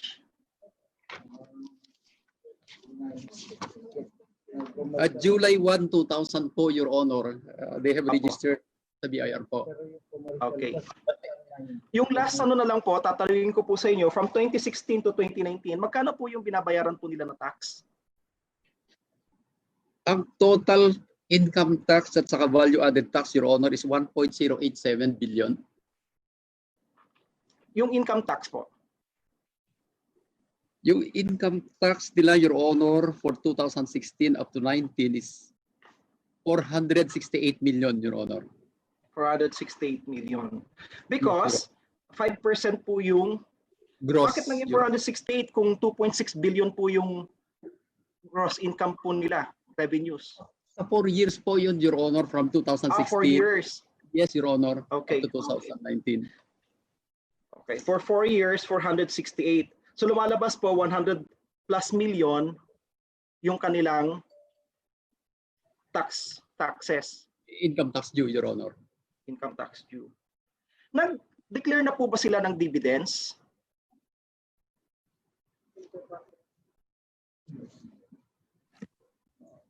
Ano pong tanong ulit? Nag-declare, yung Big Dipper po, nag-declare po ito ng dividends. Tama po.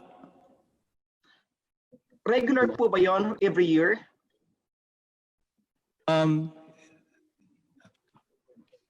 Well, I can say po that in the last 3 years, it has declared dividends, since 2015, it has declared dividends regularly. 2016. Okay. Ang sumagot po si Mr. Serrado, tama ba yon? O kayo po? Pasensya na po, ako po ba yung tinatanong? Okay. Mr. Serrado, so nagdi-declare po kayo regularly, tama po ba? Meron po siyang declaration ng dividend from 2019 po. Sa 2016, magkano po ang dineclare? 2016 hanggang 2019. Noong 2016 po, Big Dipper declared 1 billion. 1 billion. 2.5 billion. 2018, 2.2 billion. And 2019, pasensya na po kayo, hindi ko nasusundan masyado. Sa 2016, magkano po? 1 billion po. 1 billion. 2017? 2.2 billion. Magkano po? 2.2 billion. 2.2 billion. 2.5. 2.5 billion. Apo. And then okay. Yeah. Tapos 2018? 2018 po, 2.2 billion. 2.2 billion. 2019? 2.3 billion po. 2.3 billion. Yung ABS-CBN Corporation, magkano pang dineclare niyang dividends in 2017?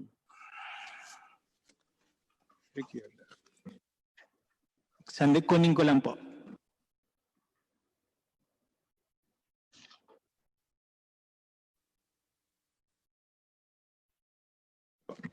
Noong 2017 po, 2.6 billion po. Noong 2016? 2016 po, 1 billion po. 1 billion. Okay. 2017? In 2.6 billion. 2.6 billion. Tapos, 2018? 2018, 2.3 billion. 2.3 billion. 2019, 2.5 billion. Okay. So sa 2016, yung Big Dipper ay nag-declare ng dividends na 1 billion.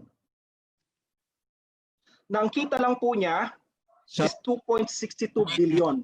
I was looking at the dividend income that ABS-CBN from their subsidiaries. Let me correct that po. Sorry po. Okay. Okay.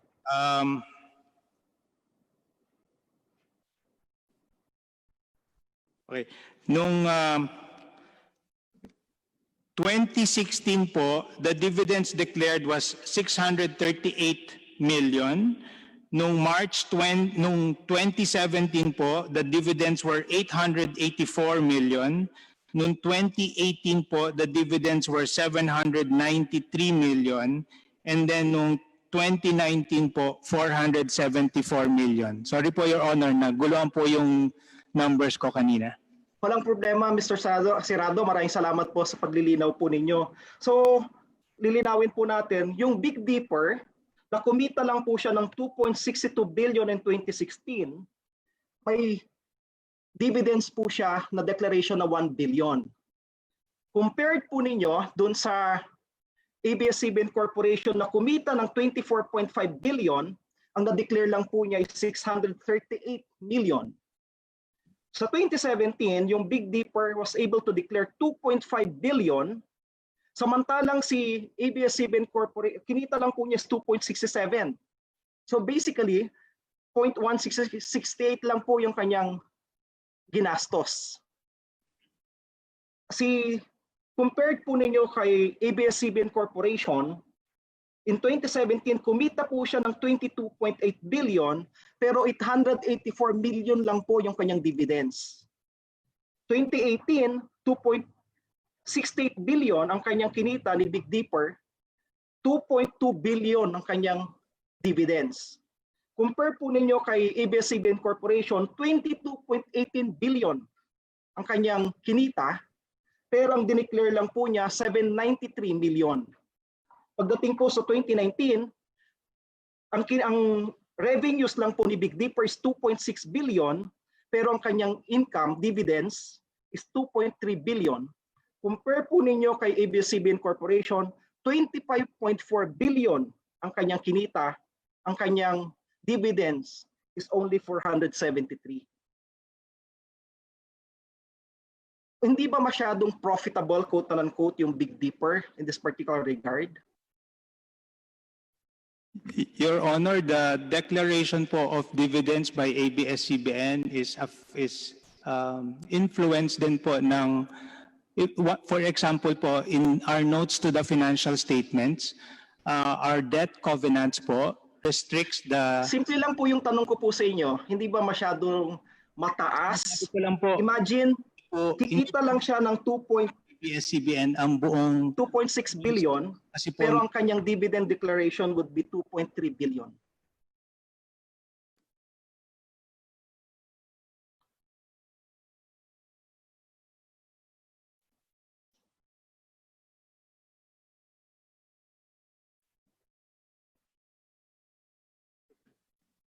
Do you agree with me?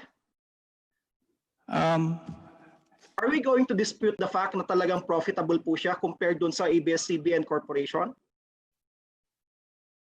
These are the numbers na binigay po ninyo sa akin right here, right now. Your Honor, if I may lang po.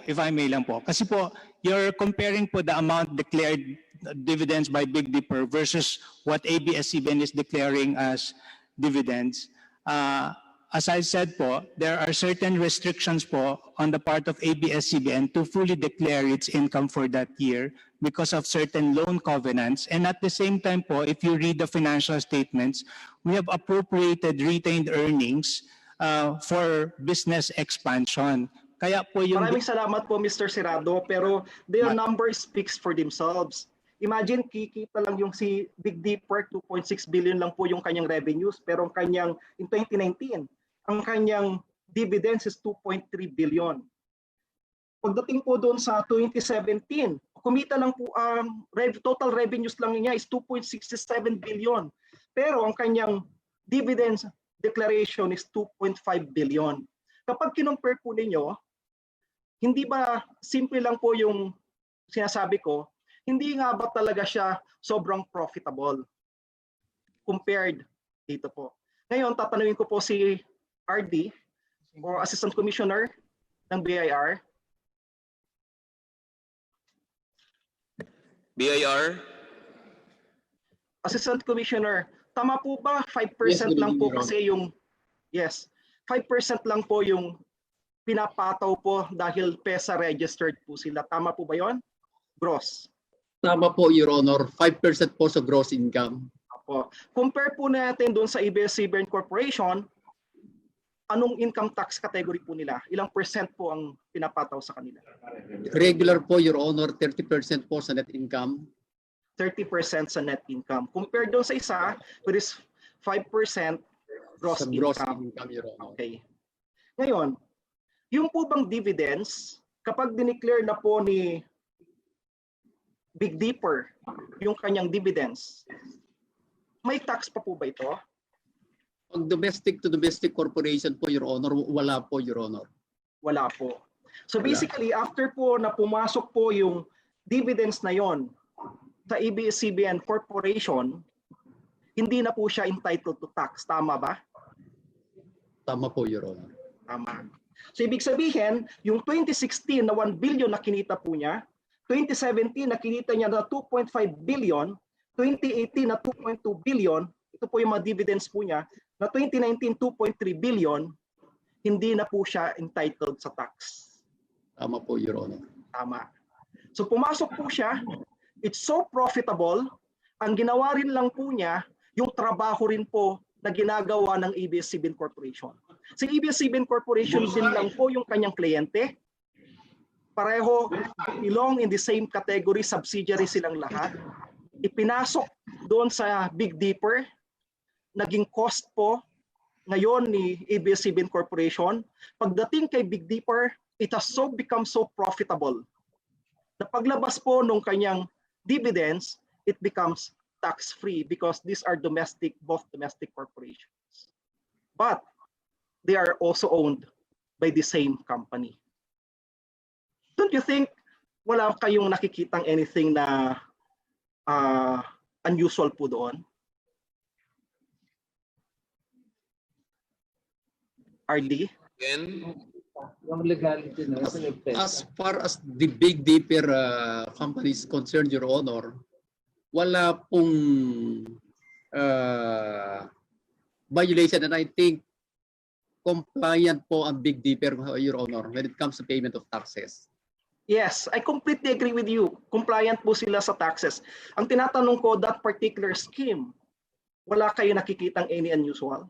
I think it's so creative. It's the least word that I can use.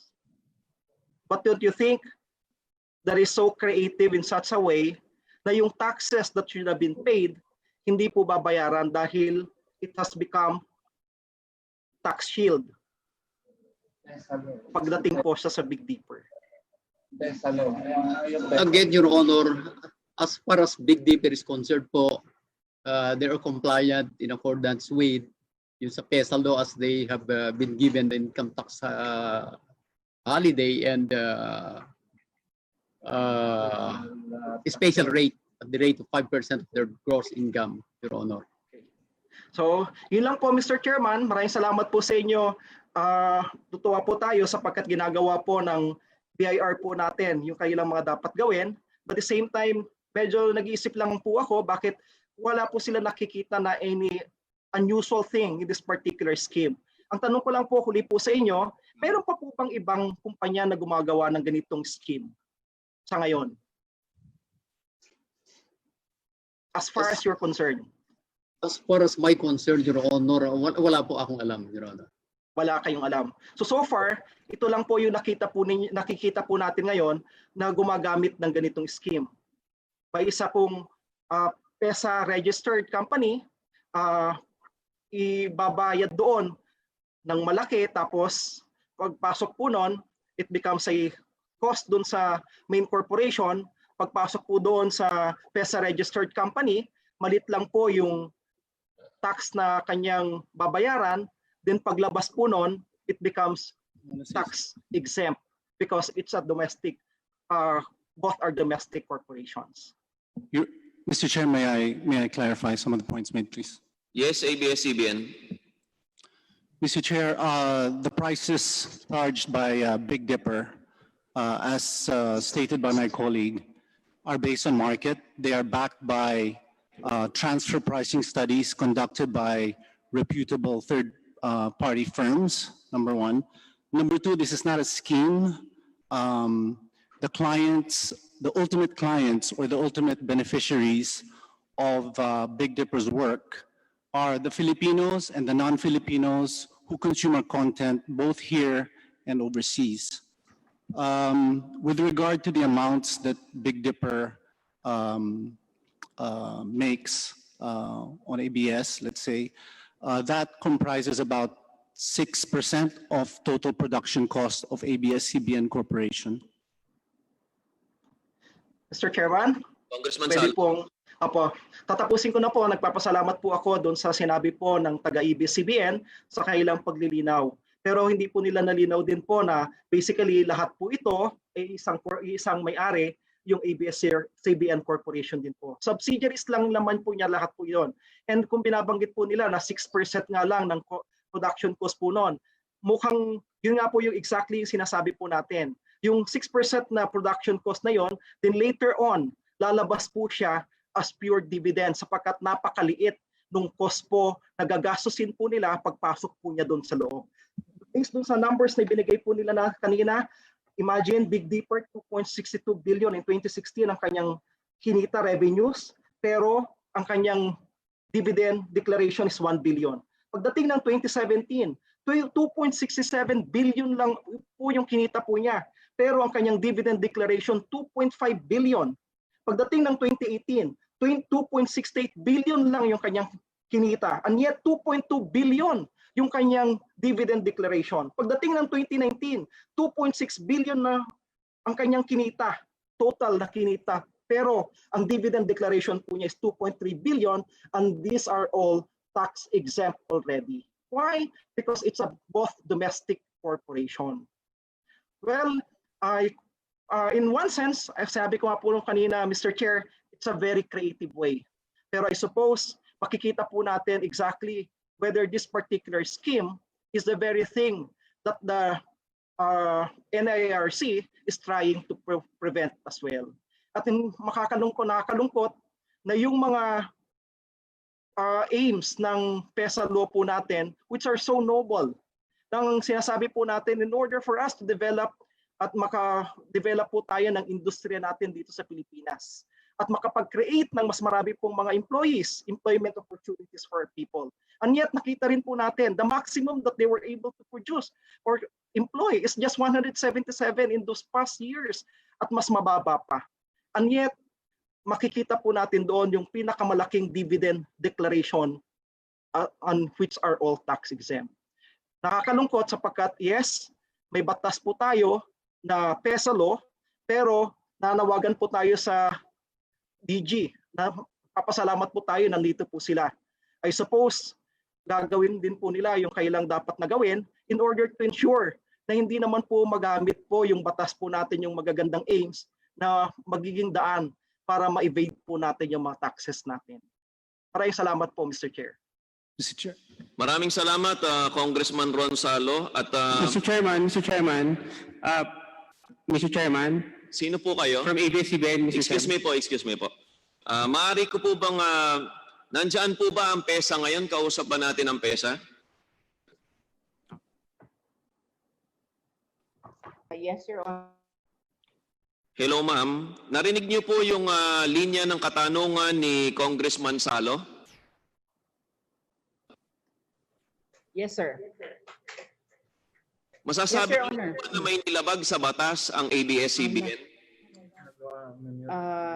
Can we ask the nag-mute po? O yung paggamit nila ng tax shield?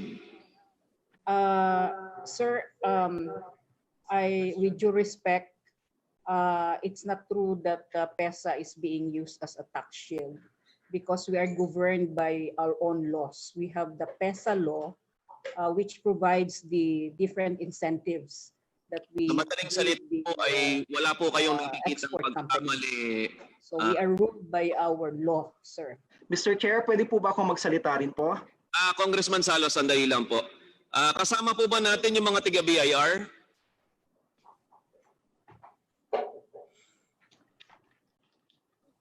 BIR? Yes, Your Honor. Meron po ba kayong nakikitang isang malaking pagkakamali mula doon sa line of questioning po ni Congressman Salo kung nagamit ba ang PESA na tax shield ng ABS-CBN? Pagdating sa BIR, Your Honor, as far as Meron po wala, sir? Meron po ba kayo nakitang problema o wala? wala naman pa, Your Honor. Salamat po. Maraming salamat po. Alam niyo po mga kasama, hindi natin sigurado kung ABS-CBN lang ang gumagawa nito. Kaya siguro mula po doon sa line of questioning ni Congressman Ron Salo, mabuti na pag-aralan muli ng Kongresong ito ang Republic Act 7916 o ang Special Economic Zone Act of 1995 creating PESA para po masigurado natin na paborable sa taong bayan, lalong-lalo na sa lahat po ng buo ng bansang Pilipinas, ang sistema po natin ng pagbabayad ng taxes hindi lamang para sa ABS-CBN. Yes, ABS-CBN, meron po kayong gustong sabihin kanina? Wala na po, Your Honor. Sir Tan, meron pa po kayong gustong sabihin? Yung kanina po, wala na po, Your Okay Honor. po. Yung nasa likod niyo po, si Sir Ibarra. We'll just keep quiet on the... we'll let it go, Your Honor. Po, hindi naman po patungkol sa inyo, para po sa buong batas ang pinag-uusapan at maganda po yung mapag-usapan natin muli sa Kongreso. The next to interpolate is Congressman Remulla. Binigyan po siya ng karagdagang oras ni Majority Leader Romualdez at Deputy Majority Leader Sharky Palma. Congressman Remulla, Senior Deputy Majority Leader Remulla ay Senior Vice Chairman po ng Committee on Good Government and Public Accountability, otherwise known as Blue Ribbon Committee. Maaari na po kayo magsimula. Meron po kayong 15 minutes ng pagtatanong. Thank you, Mr. Chairman. Good evening. Unang-una, bago ho ako magsimula, Mr. Chairman, I'd like to apologize for an earlier incident na ako po may sinusulat na note nung naka-flag ceremony tayo. And as usual, the ABS-CBN people are the ones playing it up now on social media, but I will forgive them. Sa akin po, I wrote the note, hindi ho excuse to, because something went into my mind for the questions I will ask tonight. Kaya Kayo po ay humihingi ng paumanhin, yes, Congressman. Yes, yes. Opo, ako ay humihingi ng dispensa sa ating mga kababayan. Yung pong nasabi doon na may babayarang violation na parang... Bali ho, magbabayad po tayo kung kinakailangan po, kung saan po. Maraming salamat, Congressman Remulla. Yes. Unang tanong ko ho, yung tungkol sa black box. 18 billion in sales, approximately. 18 billion. Ito ba reflected po sa income statement ng ABS-CBN?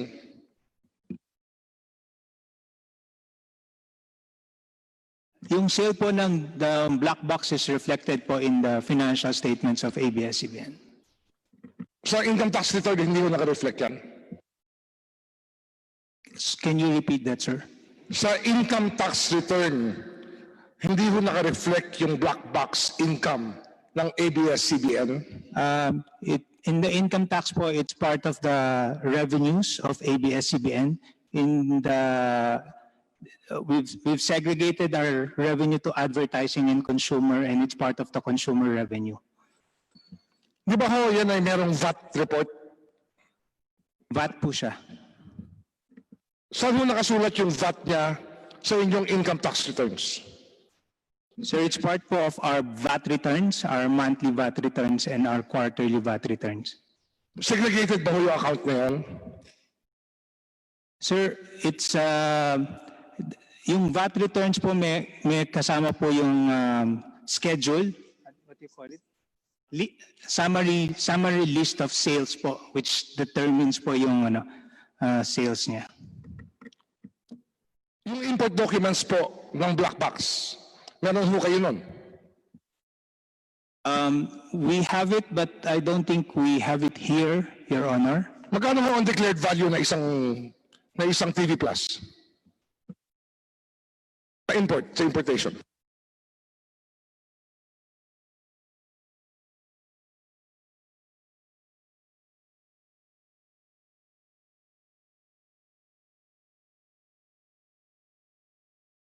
Your Honor, I don't have for the answer to that question at the moment. Who has the answer to that question?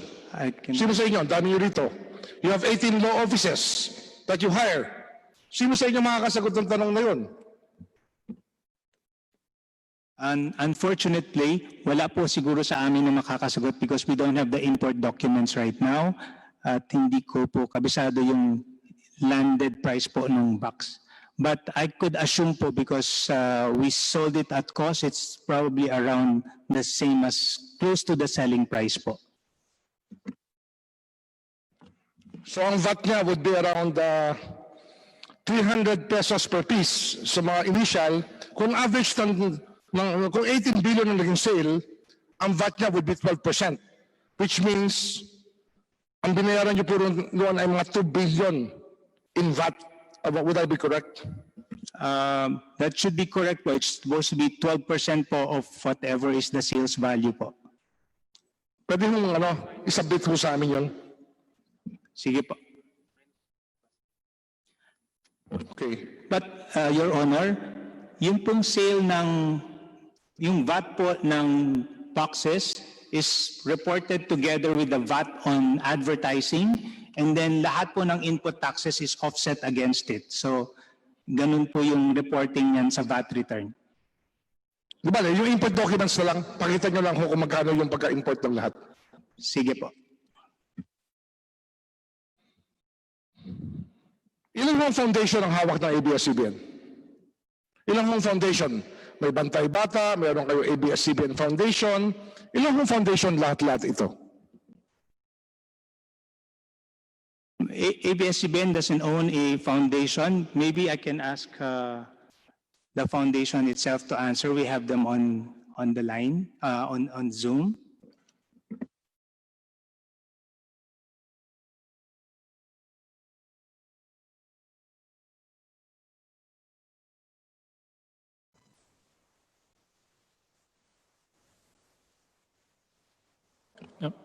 Wala kayong answer kung ilan ang foundation na Mr. Chairman, Excuse me, Congressman Remulla, nandoon po, nakamute lang.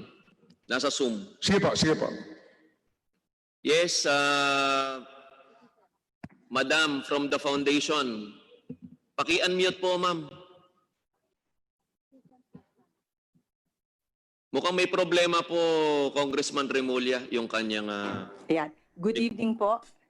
Si Susan Afan po from the ABS-CBN Foundation. Iisa lang po. Kayo po ngayon ay nasa Kongreso at kasalukuyan tinatanong po kayo ni Congressman Remulla. Sir?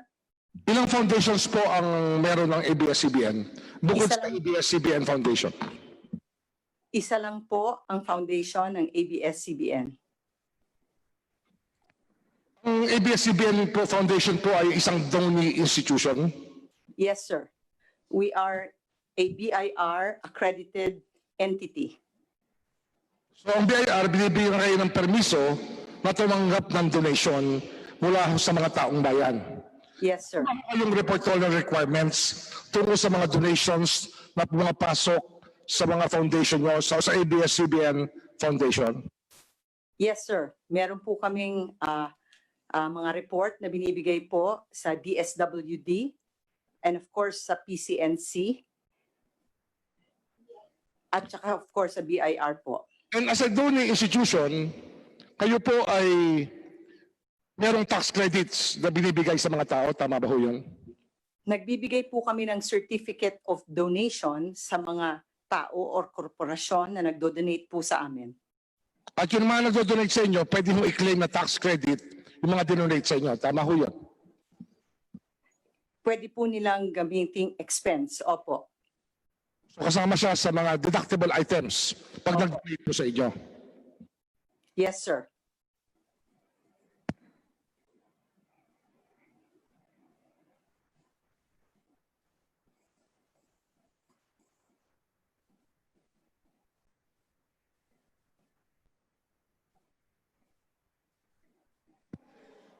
Meron ba kung shares of stock yung ABS-CBN Foundation? Shares of stock ng ABS-CBN? Well, kami po, we are a non-stock, non-profit organization. Ang tinatanong ko mo, if you own stocks of ABS-CBN? Yes, they donated to us back in 2009. Gano'ng karami yung shares ang hawak ng ABS-CBN Foundation? Ang shares po namin ay 780,995 shares. Ano ang value ng shares nyo? Ngayon po, ang value is about 11 million pesos. At peak, magkano naging value ng shares nyo? About 22 million po.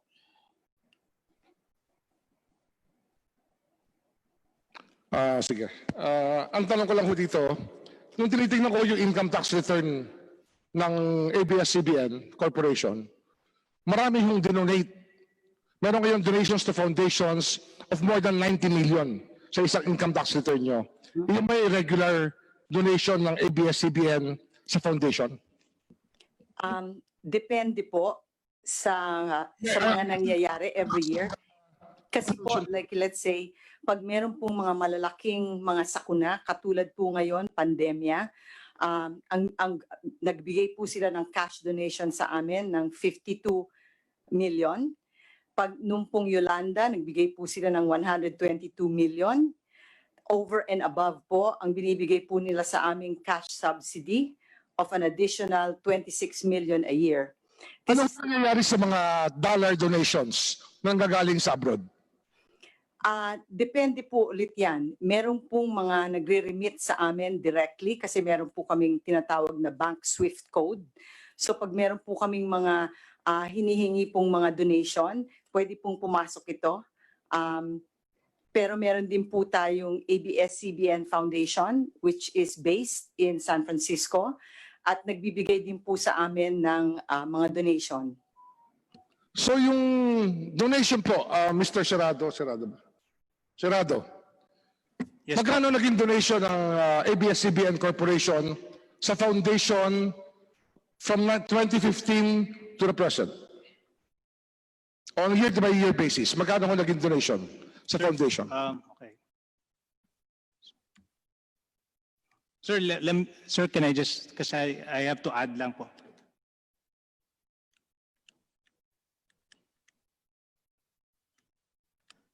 From 2015 to 2019, the total cash donation amounted to 129 million, sir. 129 million. Yes, sir.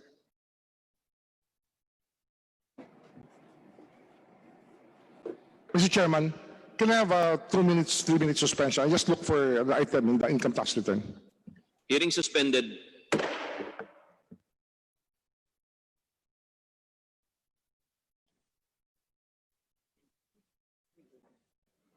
Mr. Chairman, I'm ready. Sa kanilang income tax return. Hearing resumed. Thank you, Mr. Chairman. Thank you, Mr. Chairman. Sa kanilang income tax return, year ended 2019, must be, is this the new income tax return? Ito ba yung bago? Year ended 2019? Yeah, we filed po nung June 15 yung income tax return ng 2019. So yung pag nagdo-donate ho kayo sa foundation o sa charity, yan po ay deductible expense ng inyong corporation. Tama ho yun? Tama po. So madaling salita, hindi ho totoong pusong-puso lang yan. Yan po ay may business sense na nakakatulong rin yan sa inyong kumpanya pag kayo ho ay nagdo-donate ng pera sa mga foundation. I don't know if I'll put it that way, sir. Kaya dito kasi, deductible eh. But binabawas nyo po sa income tax return na chargeable sa inyo, Schedule 4, Ordinary Allowable Itemized Deductions. Nakalagay po rito, charitable contributions, 99,339,218 pesos. Technically po, donations under the revenue code is a deductible expense po. It's the Kaya nga, ang sinasabi ko, pag kayo ay nagdo-donate, hindi ibig sabihin, buong puso yung binibigay. Binabawi nyo rin yan para mabawas po sa buwis na binabayaran nyo. Ay, hindi ko naman po masasabing ganun kasi buong puso Kaya po yun ang namin tingin ko binibigay. Yun ang nakikita ko. Kung talagang buong puso yan, hindi nyo nakiklaim yan, babayaran nyo na lang yung buwis nyo na walang bawas sa charitable contributions. Yun ang tingin ko. Meron po kasing tax rules po on donation na sinusunod lamang po. So, an expense po of the corporate, it benefits about 30% if you may say because that's the tax rate. Pero yung pagbibigay po ng ABS-CBN,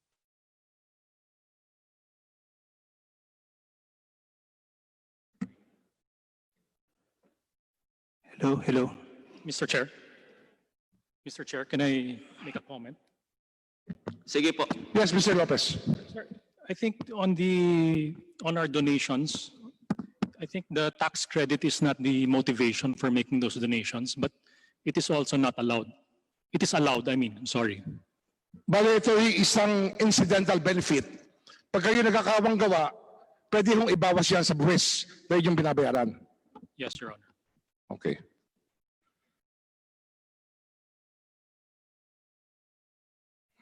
Itong Big Dipper, Mr. Lopez, you were the president of Big Dipper before, or am I correct? No, the president was our colleague, Mr. Valduesa, Ron Valduesa, who passed away a couple of months ago. I'm sorry to hear that. Ang Big Dipper po ay itinatag ng ABS-CBN para ang bagay na isip po natin na PESA, export zone. Di ba? Yun ang unang iniisip natin. Yes, Mr. Mr. Tan, baka gusto nyo sagutin. It was PESA registered, but that's not the primary or the only motivation for having Big Dipper, Your Honor. Pero export zone nga. Pag sinabi natin export zone, ay iniisip natin export. Tama ho yun. I think the word is it's an eco-zone IT enterprise. IT zone, okay. Nagbigay sila ng incentive para magtayo ang negosyo na IT related sa... At ang nangyari ho dito, yung ELJ building, Eugenio Lopez Jr. building, ang naging opisina ng Big Dipper. Tama ho yun? That's correct, Your Honor. Kailan ho tinayo yung building ng ELJ? Kailan ho tinayo yung building? It was started in 1997, completed in 2001, registered as an IT building in 2003. Ano ang benefit ng building, ng inyong pag-aari ng building pag ito ay ginawang ecozone? Wala po siyang tax benefit, pero ang maganda lang po doon ay makakapagkuha kami ng tenant na PESA registered IT enterprise. Ang ELJ building po ay pag-aari ba ho ng Lopez Inc., pag-aari ng ABS-CBN? Sino ho may-ari ng ELJ building? Ito po ay pag-aari ng ABS-CBN Corporation.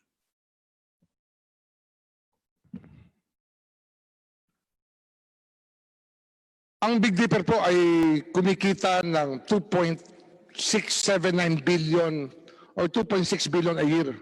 Yung ba ho ang tamang figura dito? In terms of revenues, that's correct. Ilang taon na hong kumikita ng ganito kalaki ang Big Dipper, Mr. Tan?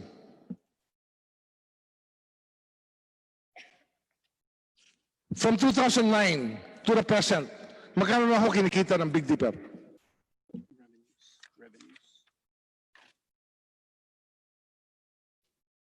To your question, since 2016 po, it was generating this level of revenues. Bago mag 2016, ano ho ang revenue ng Big Dipper? It's about 1.7 billion. So malaki pa rin. Zero tax kayo nung panahon na yun, di ba? No, Your Honor. We were paying 5% on gross income by 2015. Noong 2010, magkano binabayad yung tax? It was on zero basically. Magkano ang kita nyo ng 2010?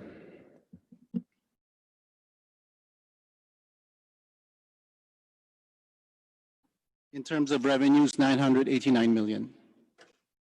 2011? 841 million. 2012?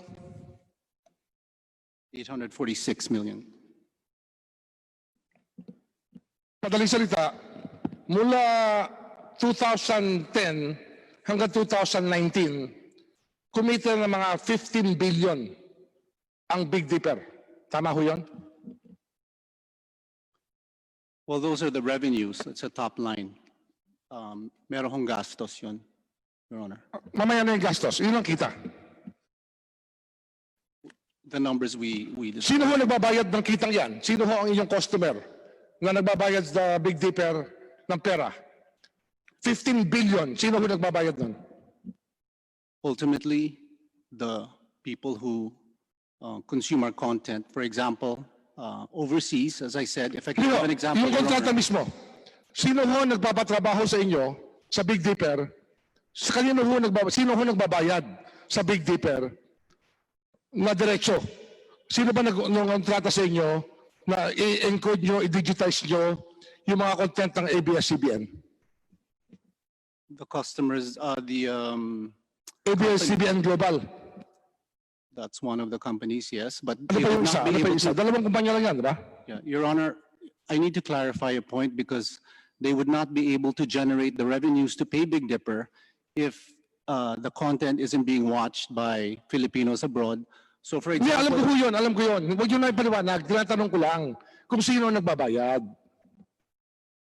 the direct transactor is, as you mentioned, ABS-CBN Global Hungary.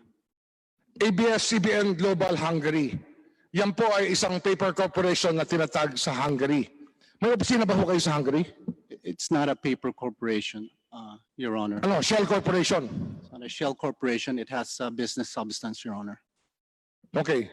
Sino hong officers ng ABS-CBN Global? Global Hungary. There are 4 managing directors. Sino ho ito? We have Rafael Lopez, Edgardo Garcia, Olivia de Jesus, and there's a gentleman with a foreign name.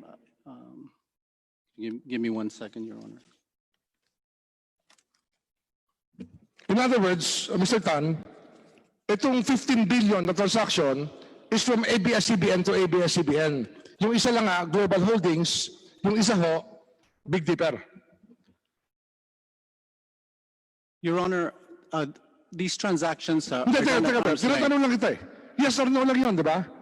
Ito yung transaction na to, binabayaran ng ABS-CBN Global, Hungary, binayaran niya for the past 10 years ng 15 billion ang ABS-CBN, ang Big Dipper Corporation. Tama ho yun? Yes, Your Honor, but it would be misleading for me to stop there because we have to explain how the revenues are generated. If we simply say... I know how it's generated kasi yung generation nyo, kaya kayo may digital content, ginagawa nyo para madali yung madala sa mga Pilipinos abroad yung inyong mga programa. Di ba? Tama naman yun? Could you repeat that? I'm sorry, Your Honor. Could you repeat that? Ang kitang ito, kumikita kayo ng pera kasi dito, yung inyong ginagawa sa Big Dipper, ginagawa nyong digital yung inyong mga programa ng araw para ito'y madaling ipalabas sa ibang bansa kung saan may mga Pilipino na gustong bumili ng inyong programa. It's not just madali, it's actually a requirement, both regulatory in some cases, and for it to be played on mobile phones or other formats, kailangan na kailangan po yung serbisyo ng Big Dipper. It's not just to make it pretty. So there are some requirements. For example, I think in Australia you need closed caption. For other countries, you need certain minimum standards. Pero ang ano nga dito, sistema, yung kayo mismo, ang sariling korporasyon, yung nag-hire sa sariling korporasyon. Transaction is between two sister corporations. Tama ho yun? Your Honor, all these transactions are backed by transfer Di ba? pricing Yes, studies. ito lang. It's not. Di ba? Sister at sister lang yan. Magkapatid lang yan. Yun lang tinatanong ko. This is a transaction between one ABS corporation to the other ABS corporation for 15 billion pesos for the past 10 years. Yes, Your Honor, and it's not illegal or unusual. Wala naman ako sinasabing illegal o unusual ah. May sinabi ba ako? Wala po, Your Honor. Oh, ba't mo sinasabing it's not illegal or unusual? Just to clarify, Your Honor, because it may be, some people might think that there's something. Although it sounds that way, I'm not alluding anything, pero ganun ang tunog sa Pilipino. Kung tatanungin, bakit yung kalimang bulsa, yun naman ang kalimang bulsa, nililipat sa kalimang bulsa? Your Honor, these transactions, as I mentioned, are at market rates, at market prices, and backed by transfer pricing studies. So walang fact that transfer we have- pricing. Yeah. Ini-anticipate nyo na yung tanong ko, kung mahal yung rate nyo, sinasabi nyo competitive kayo sa buong mundo. Sa rate. Yeah. Actually, Your Honor, I was going to mention that on the questioning of dealing with related parties, we establish our companies, as I mentioned earlier, we make decisions based on many factors. Now, of course, we look at market access, proximity to customer, the IP strength of IP laws, and of course, taxes, Your Honor. It is a duty of management to look for ways to be Para makatipid sa efficient and taxes. competitive. Para makatipid kayo sa taxes. Siyempre, ginagawa nyo lahat, di ba? You're doing everything para makatipid kayo sa taxes. Tama o hindi? Your Honor, as I mentioned, taxes are one consideration. It's not the primordial consideration, but as senior management, we Masyado need- ka naman defensive. Yun lang tinatanong ko eh. Mr. Carag, you're hired by ABS-CBN because you're a tax lawyer. Am I correct? Yes, Your Honor. Okay. Yun, di ba? Sagot na yun. May katabi kang tax lawyer, siyempre, yung advice ng tax lawyer, mahalaga sa inyo. Yes, Your Honor, but of course, we admit that these are related party transactions, Your Honor. Hindi kita tinatanong. No, I'm just Sinasabi ko clarifying, lang, Your kaya Honor. may tax lawyer kayo, you get the best advice. Yeah. Your Honor, our tax counsel are here to provide clarification on tax laws or any tax issues that might be asked by the floor. Sige. Mr. Tan, you've been, how many years ka na ba sa ABS-CBN? Bago ka naging group chief financial officer? I've been here about 7 years, Your Honor. Saan ka nang galing? I used to work for Vista Land and Lifescapes, Your Honor. Nanggaling ka pa sa abroad? I studied abroad, Your Honor, yes. Ilang taong ka tumira sa ibang bansa? Maybe 10, 12. Anong bansa yun? Amerika? The UK and the US. Pero Filipino citizen kayo? Yes, Your Honor. Dual. 100%. Dual kayo? 100% Filipino, Your Honor. 100% Filipino. Hindi ka 100% Filipino, 100% American. Hindi po. No, hindi po, Your Honor.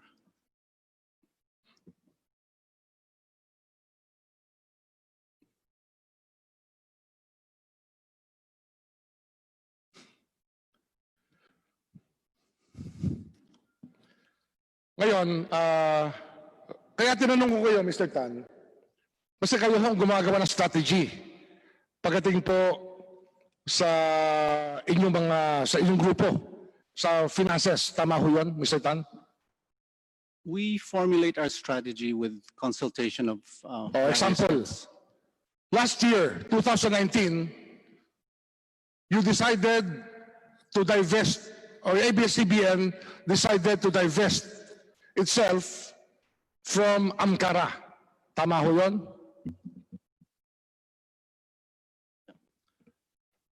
That was a decision that was taken by the board of directors, Your Honor. Ano ang pumasok sa isip nyo? Ba't nyo kailangan mag-divest sa Ankara? Your Honor, may I ask that our corporate secretary be recognized? Attorney Giason? Attorney Quezon ba ang corporate secretary? Sino? So, sorry, Your Honor. I don't think we have any resource people available to answer any questions on Amcara. Bakit I ba? think that Bakit? was Di ba kayo yung group financial officer for the past 7 years? You decided to divest. Ba't hindi nyo masagot ngayon? Ba't tayo yung sagutin tungkol sa Amcara? Di ba? Just as Baka maging mali yung sagot nyo, wala akong rehearsal. correction po, Your Honor. I have been CFO for about 2 months. I took the place of the recently our CFO who recently passed away. Your Honor, may I request that our Chief Executive Officer, Carlo Katigbak, be recognized to address the question. Mr. Katigbak, good evening. Good evening po, Your Honor. Your Honor, if you allow me first, before I answer your question, can I just answer your earlier statement? I got a message from all our cameramen insisting that none of them were responsible for taking the video you referred to earlier. And I also checked with our news team, and they have all said that we have not run that video on any of our platforms po. Okay, I apologize. Just to assure you po. Gusto ko ba sagutin mo yung Amcara? Okay. Please answer the Amcara question. Okay po. We decided to divest ourselves from Amcara, Mr. Chair, because we didn't feel there was any value to owning the 49%. The relationship between ABS-CBN and Amcara was a block time relationship, and as a block timer, there's no point in having a 49% stake in the company you're block timing from. So you're sticking to your story that 49% lang talaga ang inyong ownership ng Amcara? It has always been 49%, Mr. Chair. Until now? No more. We sold it already in January 2019, if I remember correctly. Itong Amcara was holding office in ABS-CBN compound for 20 years, am I correct? I don't have that information, Mr. Chair, but I think yes. And the officers of Amcara now are your lawyers, di ba? I'm not aware who the officers of Amcara are today, Mr. Chair. Well, they come from Santos, Parungaw, Aquino, and Santos Law Office. Dalawang nakalagay doon na abogado ng ABS-CBN, ang naging officer ng Amcara. Kaya ako may duda pa rin kung talaga nag-divest kayo sa Amcara. We have divested po, Mr. Chair. Pero you considered Amcara your subsidiary even with 49% stake? I'm not sure what the correct term is. I know they're an affiliate company at the time that we had the 49% stake po. Congressman Boying? Yes. Yes, just for information, the Amcara submitted, ABS-CBN submitted the block time agreement. The agreement was only for this year, 2020. 2020 lang. Ano yung, dati ba block time na kayo sa Amcara? Mr. Chair, there are block time agreements for the prior years. They can be submitted to the committee. How much were you paying Amcara for your block time? I don't have the exact number, Mr. Chair. It should be there on the block time agreement that was submitted to... As I recall, Channel 23, Amcara, lahat ng programming nyo, ABS-CBN. So basically, you use the whole Amcara setup for 24 years. Until now, kayo pa rin ang gumagamit. Until now, I know the block time agreement covers 20 or 21 hours a day po. 21 hours a day for the past 25 years. I'm only referring to the recent years po, Mr. Chair, the ones that I've seen. No? Ako, alam ko yung mga block time, alam ko sa block time, parang Itbulaga, 2 oras, 3 oras, araw-araw, Lunes hanggang Biyernes, tapos yun na. Pero yung 25-year block time arrangement na 21 hours a day, hindi ba usufruct yun? A block time agreement, Mr. Chair, is a purchase of airtime. Kaya nga, purchase of airtime, but ang ginawa nyo sa Amcara, Kayo ang may hawak ng lahat ng saleable airtime ng Amkara. The majority of the saleable airtime, yes, Mr. Chair. You're right. Yung majority, what do you mean by majority? The block time agreement covers for 21 hours a day. From what time to what time yon, Mr. Katigbak? I'm not familiar with the operational. Tanungin nyo lang, let's have a break muna. Tanungin nyo, alamin natin kung magkano inyong, kung anong oras hanggang anong oras sa inyong block time agreement with Amkara. Okay po. Sige po, let me find out. Suspension, Mr. Speaker. Mr. Chairman. Hearing suspended.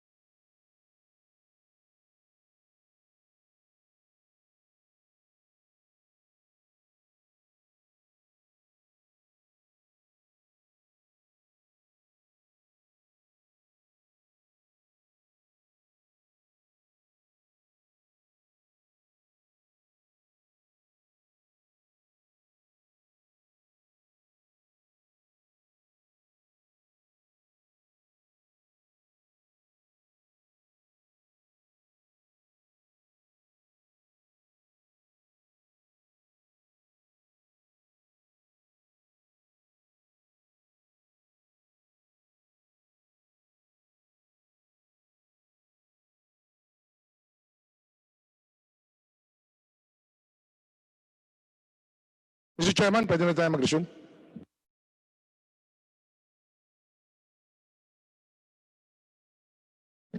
Hearing resumed. Congressman Remulla. Thank you, Mr. Chairman. Meron ho ulit itong hawak na block time agreement na pinirmahan ni Aldrin Serrado at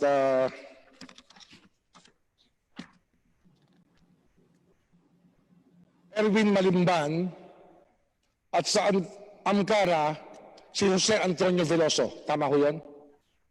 Tama po. Ang inyong contracted airtime 21 hours a day, Sunday to Saturday or every day of the year. Ang term niya, 1 year.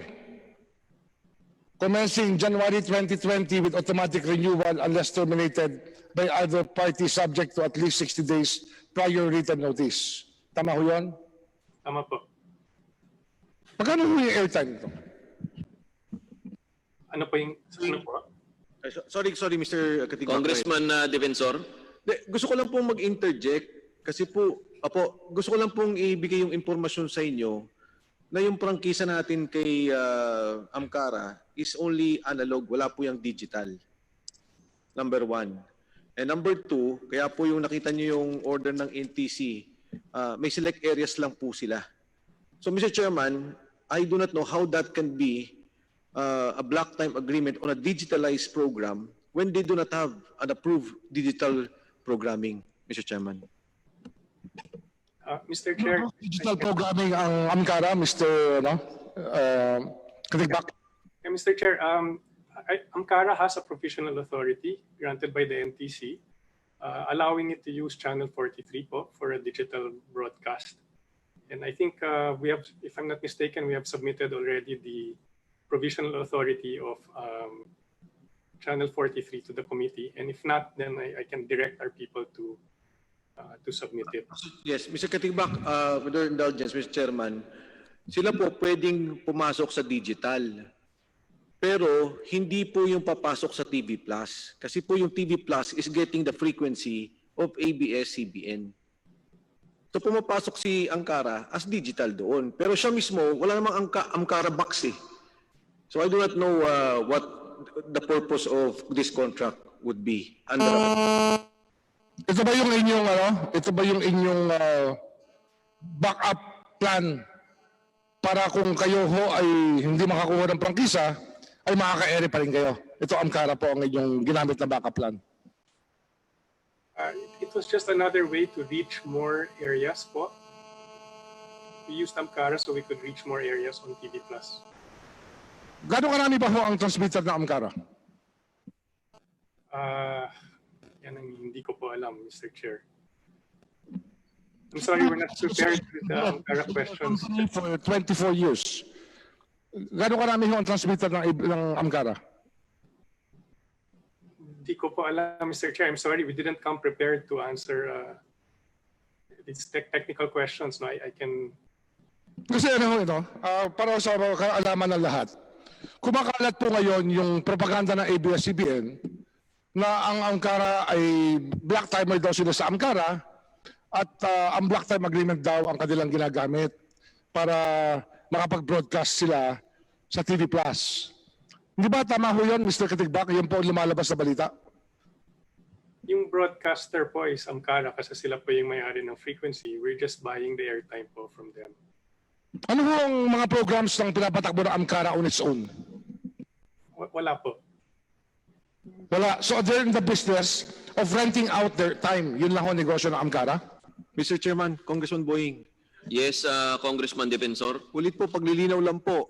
Yung DigiTV Plus, signal po ni ABS-CBN.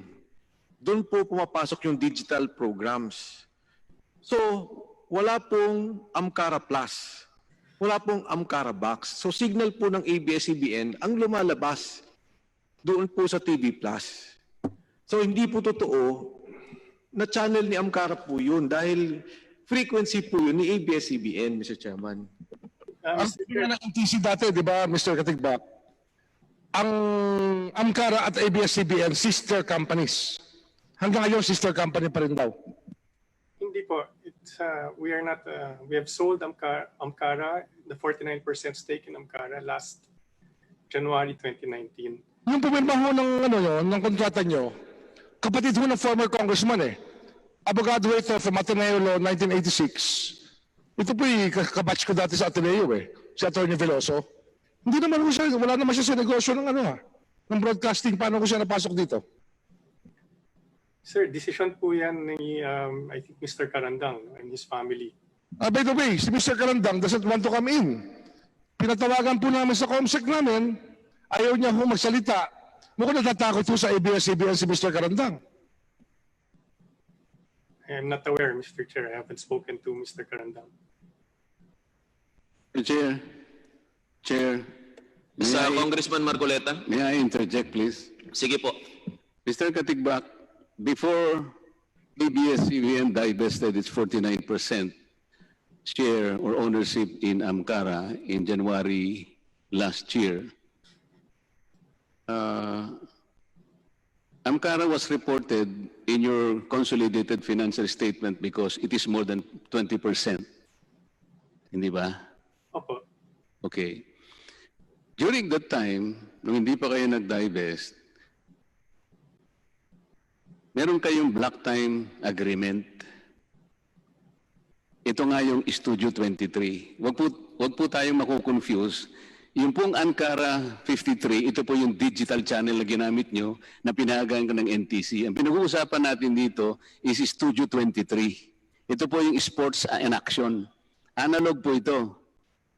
Tama po. Kayo po ang gumagamit ng frequency ng Ankara sa kabila ng siya may sariling prangkisa. Ito po yung medyo weird na sitwasyon dito Kung ikukumpara natin ang isang tunay na black time, kamukha po nung ginagamit ng example kanina, yung Tape Incorporated, yan po yung nagpo-produce ng Itbulaga.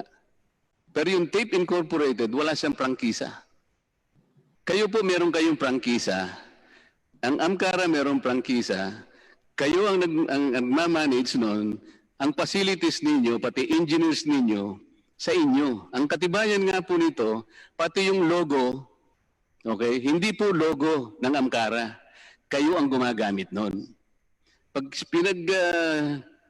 dinistinguish natin sa tape, ang tape po, wala siyang sariling logo. Ang ginagamit niya, GMA logo. Hindi po black time yun eh. Usuprak yun. You're under oath, Mr. Katigbak. Pag sinabi mong black time yun, magkakaroon po kayo ng problema. Paano magiging black time yun? Kayo po ang may-ari ng 49%. You're using the facilities, your own facilities, your engineers, your own logo, despite the fact that Amkara has its own frequency. Why do you call that black time?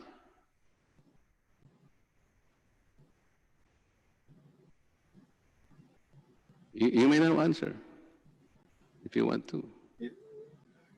As far as I understand, Mr. Chair, it's a black time because it is a purchase of the airtime for the use of ABS-CBN. Okay, ganito na lang. It's not, we're not the only company po that has done this. But Amkara exclusive po kayo. Amkara exclusively ABS-CBN ang may control ng oras. Yung 21 hours a day, any hour that you choose. Tama ho yun? 21 hours a day po. I think the hours we use are 6 a.m. I think to about 12 midnight po. Wala nga nakalagay sa black time agreement kung anong oras eh. Nasa 21 hours a day. Tama? Yes po. Pero in actual practice, I think the actual operation was 6 a.m. to 12 midnight. I've been informed po. Congressman Remulla, papaalala ko lang po na may natitira ka na lang na 2 minuto. Pwede ka na pong magsimulang magtapos ng iyong pagtatanong. Salamat po. Mr. Chairman, ang serbit sa atin ng ABS-CBN na dokumento, hiningi natin, ay pwede hong punuin ng 2 filing cabinet. Meron lang ho tayo 8 oras para i-discuss ito. At sana naman maintindihan nyo na mahirap rin ho kumuha ng sagot sa mga tao dito. Ito ho income tax for the year 2019. 2018 income tax ba to? Mr. Senado? Yung 15 meron kayong 25 billion na net sales.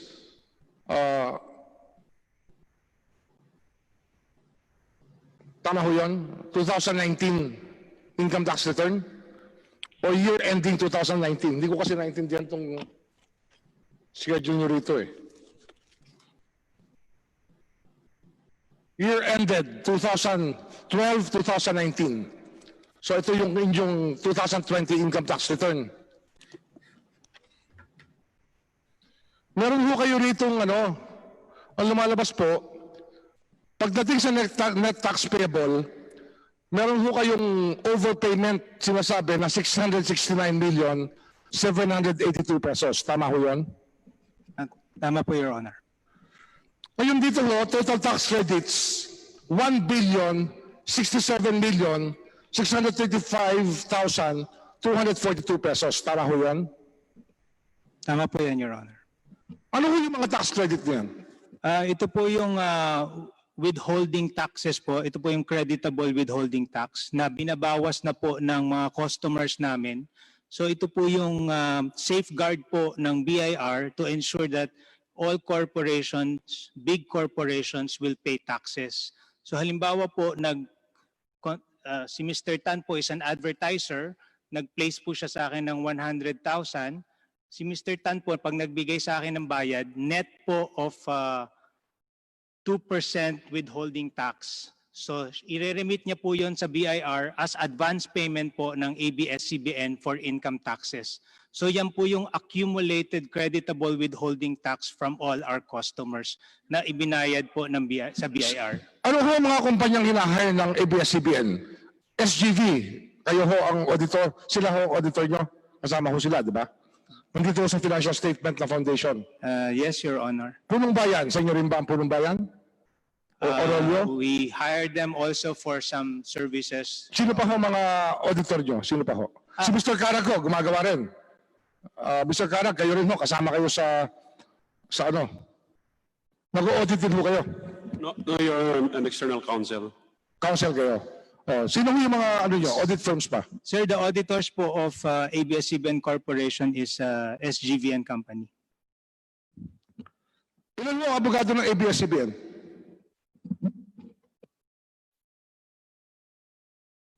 Your Honor, we have around 17 lawyers, Your Honor. In-house? Yes, Your Honor. External counsel, ilan ang external counsel nyo? May nabilang ako 18 law office sa inyong annual report. Gano'ng karami pa rin ba yung inyong law offices o meron pang mas magdagdag pa ron? We don't have the exact number right now, Your Honor, but we engage a lot of external counsels, Your Honor, for different types of cases and engagements. Kasi kung ang isang law office po ay may 50 abogado, 18 opisina, may 900 lawyers po kayo on your beck and call. Tama ho yun?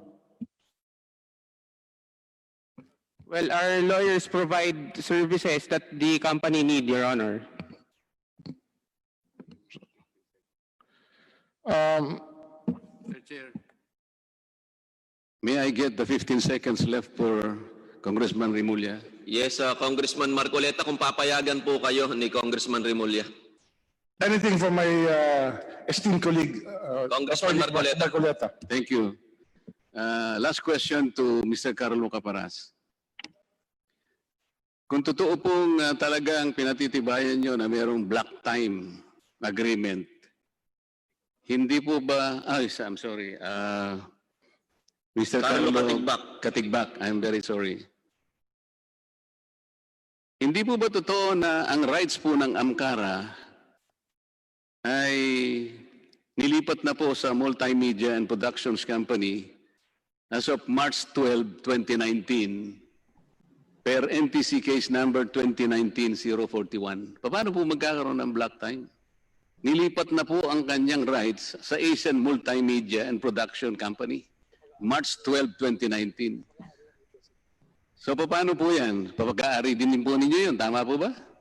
Palipat-lipat po tayo. Kaya mula po nung kauna-unang araw na tayo nagkakaharap dito, pinaiikot-ikutan po ninyo kami.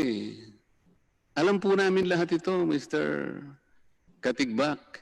Kaya kung minsan po, ganagin yung sinasabi, kung meron po kaming pagkakamali, patawarin na lang po. Paano po kami magkakaroon ng initiative na magpatawad naman? Hanggang ngayon, puro lang po kayo pagtatakip. Sasabihin nyo, mayroong black time. Ito po, NTC case number 2019-041. As of March 12, 2019, nilipat na po sa Asian Multimedia and Production Company. Paano po magkakaroon ng black time, Mr. Katigbak? Sa pagkakaalam ko po, hindi pa in-approve ang transfer po ng NTC. Mr. Chair. Baka yung, maybe the NTC can answer with certainty, but as far as I know, that application for a transfer was never approved. Padadala ko po sa inyo yung mga records, Mr. Katigbak, para matapos lang tayo. Na-transfer na po talaga, March 12, 2019. Mr. Chair, salamat po. Maraming salamat, Congressman Marcoleta. Mr. Chairman, I'd like to inquire from our Committee Secretary Porsa Silang about the remarks of Mr. Karandang when they were invited to come over to testify today. Pwede ba we put that on the record? Comsec. Not necessarily Mr. Karandang, Mr. Chair, but the Amcara Corporation. Amcara Corporation, Mr. Parungaw, Mr. Veloso, and Mr. Karandang. Comsec. We tried sana, sir, to put an officer of Amcara to clarify things, but because we have not sent official invitation to them, medyo nag-refuse po at medyo galing kasi sila sa exercise at hindi daw siya presentable. So, nag-excuse lang po muna siya. Pero if required po siya at pwede pa siyang mag-expound, he can attend via Zoom kung pwede, kung bukas, kung kaya pa. Pwede na bukas, pwede. Mr. Chair? Basta po may official invitation. Yes, Congressman Defensor. Based on the request of the Honorable Remulla, may I request the chair, Mr. Chairman, just to prepare as a subpoena duces tecum, ad testificandum to any of the representative of Mangkara. So to make it official, Mr. Chair, mahirap yung invite isubpoena na natin. And alongside that, Mr. Chairman, because DBP told us that they cannot send the documents without the court request. So I subpoena duces tecum to DBP. Sasabay ko na po. So ad testificandum to Amkara and duces tecum to DBP, Mr. Chairman. Sa Amkara, Mr. Chairman, ang request ko sana si Attorney Parungaw, Anthony Parungaw, si Attorney Veloso, yung pumirma ng kontrata, Attorney Veloso, and Mr. Karandang, para ho magkaalaman tayo. Mr. Chair, just a, Yes, Congressman Sarate. just a clarification, Mr. Chair. For what purpose is the invitation? I understand na yung pinag-uusapan ngayon is about taxes already. No? Natapos na natin yung usapin ng TV Plus, KBO, etc. At yung paggamit ng Channel 43. No? So if the purpose is in line with what we are discussing now, so may we be clarified on that? Mr. Chairman. Yes, Congressman Remulla. Mr. Chairman, ang Amkara po ang ginagawang lifeline ngayon ng ABS-CBN na claim nila sila ay black timer and they are suspected to be lying under oath to this committee.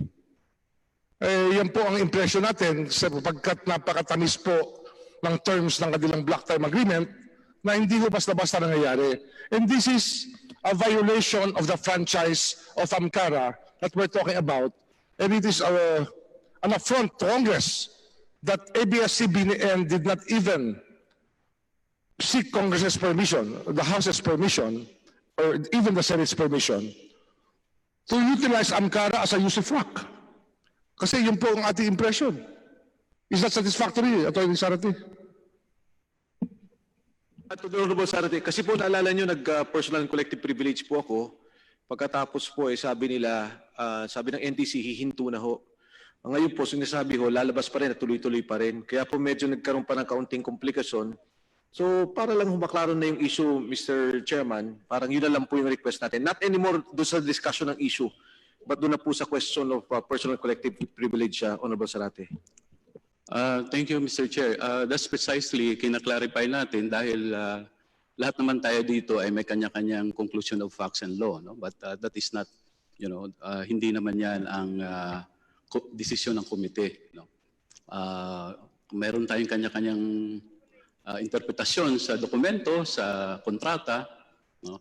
Kaya kinaklarify natin yan dahil nga, for example, even as we speak now, yung cease and desist order na inimplementa ng NTC is already implemented. No? Served and implemented. And in fact, parang wala na sa ere yung SkyDirect and even the TV Plus. No? So, gusto nating linawin yan. Dahil pagka hindi ho natin nailinaw yan, meron ho tayong itinakda ng mga agenda. No? Ay hanggang kailan ho tayo matatapos dito? Mr. Chairman, can we Congressman Sarate, Congressman Remulla, can we extend suspended.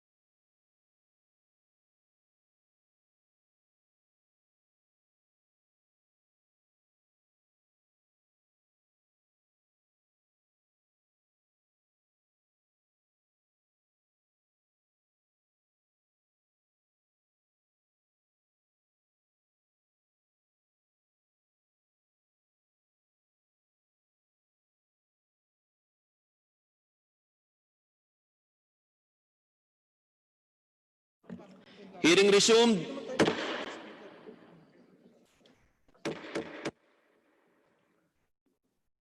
Ang pinakahuli po na magtatanong ngayong gabing ito ay si Congressman Mike Defensor na binigyan ng oras ni Congressman Onyx Crisologo. Pwede ka na po magsimula, Congressman Mike Defensor.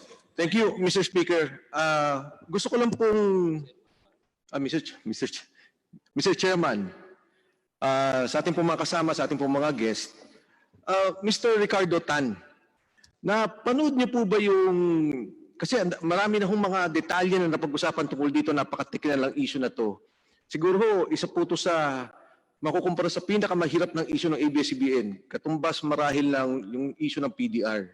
Pero napanood niyo po ba yung tao na binibigyan ng social amelioration program ng pera ng gobyerno tapos isinoli niya? Sabi niya hindi niya kailangan. Napanood niyo po ba yun? Sa Channel 2 din po yun, lumabas sa news. I haven't seen it. Baka Netflix po yung napapanood niyo, Mr. Chairman. But may I ask, yung mga kasama niyo po yun, nakita niyo po ba yun? Yung inyong news na may binibigyan na social amelioration program, pero hindi tinanggap? Yes, can I read, Mr. Serrado? Yes, Your Honor. I think it was covered by our news program. Yes. Alam niyo po, yung taong yun, legal yung kanyang pagtanggap ng pera. Pero hindi niya tinanggap dahil alam niyang hindi dapat. Ang sabi niya, ibigay niyo yung perang yan dun sa mas nangangailangan dahil kaya ko pa. In the same manner, ito pong issue natin ay parang ganito. Legal, wala akong kayong kaso, sabi ni BIR, sabi ni PESA, at ng mga ahensya. Pero nakikita natin na mayroong problema. Kagabi ho, pinakinggan ko si Congressman Barsaga. Ang sinabi niyo sa Senado at inilabas niya dito ho sa Kongreso, ang kinlim niyo from 2016 to 2019. Pa nga, ang nakalagay doon, pero sabi niyo nga, Mr. Tan is 2018, but whatever. Nasa 14 billion pesos ang binayaran niyong taxes. Tama po ba? Yung pinalabas na video kagabi. Yes, Your Honor. That's correct. Nung tanungin kayo, yung pala ho bayad ng mga empleyado niyo sa withholding tax. Yung po ay bayad sa expanded VAT. Tama po ba? Your Honor, that figure came out during the Senate hearing early this year. And galing po yun sa BIR mismo. And I believe at that time, kasali po yung withholding tax on compensation. And I think the rationale behind that was, should ABS cease operations, then those taxes would also cease to be paid because the employees would no longer be employed. Tama po. At iisa-isayin ko po yung binanggit nyo, pinanood ko lang po ito kagabi. Income tax, sweldo ng inyong mga manggagawa. Sweldo ng mga tatrabaho sa ABS-CBN. Sweldo nyo po, kayong mga nandito. Value added tax, withholding tax on compensation, expanded withholding tax, final withholding tax, real estate tax. Sa VAT po, pagbibenta ninyo ng mga programa. Pero ang bulto po ng 14 billion ay sweldo ng mga tao. Yung tax sa sweldo ng mga tao. Tama po ba? Tama po. Alam mo, Mr. Tan, you studied abroad. Alam niyo po yung ibig sabihin ng nabudol-budol. Hindi ho. Dito sa nangyayari, doon sa pinapakita, parang nabudol-budol ang Republika. Ang ibig sabihin, and I will ask you, in 2016, ang binayaran nyo lang pong income tax is 892 million. Tama po ba? For ABS Corporation, 2016, it's about 758 million. Teka, nagkamali ata ako because I'm looking at, parent company. Is that, this is what, ABS-CBN? Yes, Your Honor. Batay yung sa submission ninyo, it's 892 million. 2017, 421 million. Yeah, noise. Sige po, kukunin ko na lang yung figures nyo dyan, pero ito po yung galing sa inyong submission. Magkano ang binayaran yung tax ng 2016? Your Honor, I believe you're looking at the provision for income tax line, which does not. Okay, so what would be the 2016 income tax paid to the government? If I may answer, Your Honor. Go ahead, Mr. I Senado. think you were referring po to the income tax and balance of the creditable withholding tax. So nung pong 2016, para po sa ABS-CBN, the income tax paid po was 757,601,712. Thank you po. 2017? Yung 2017 po, the income tax paid po is 195,805,184. 195 million po. Opo, pero meron lang po kaming binayaran na yung tinatawag na creditable withholding tax that withheld by our customers in advance, amounting to 294,106,051. So parang nangyari po dito because creditable to, hindi niyo po binayaran yung 195 million.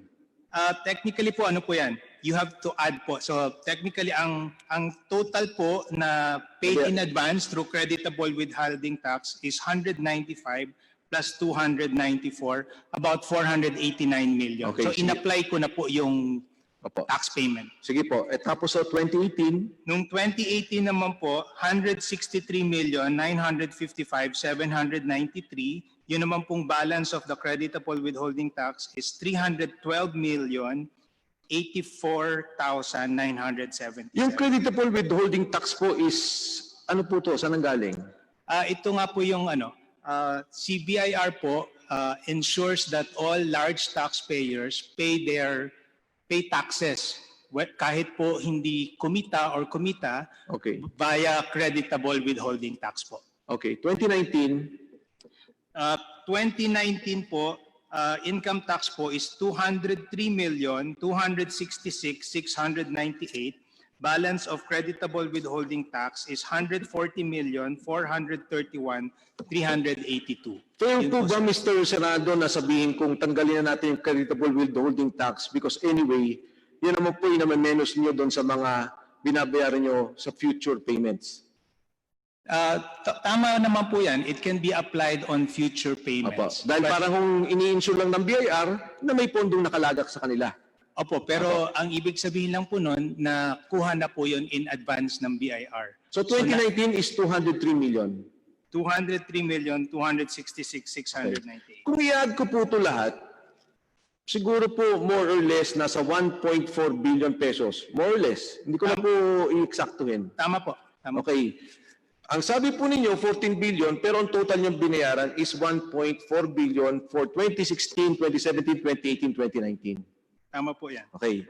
Alam niyo po, ang galit ng madami, o hindi naman galit, sabihin na natin ang pinagtataka ng marami, kasi po yung GMA 7, 2018 lang po, ang binayaran niyang taxes is 1.4 billion.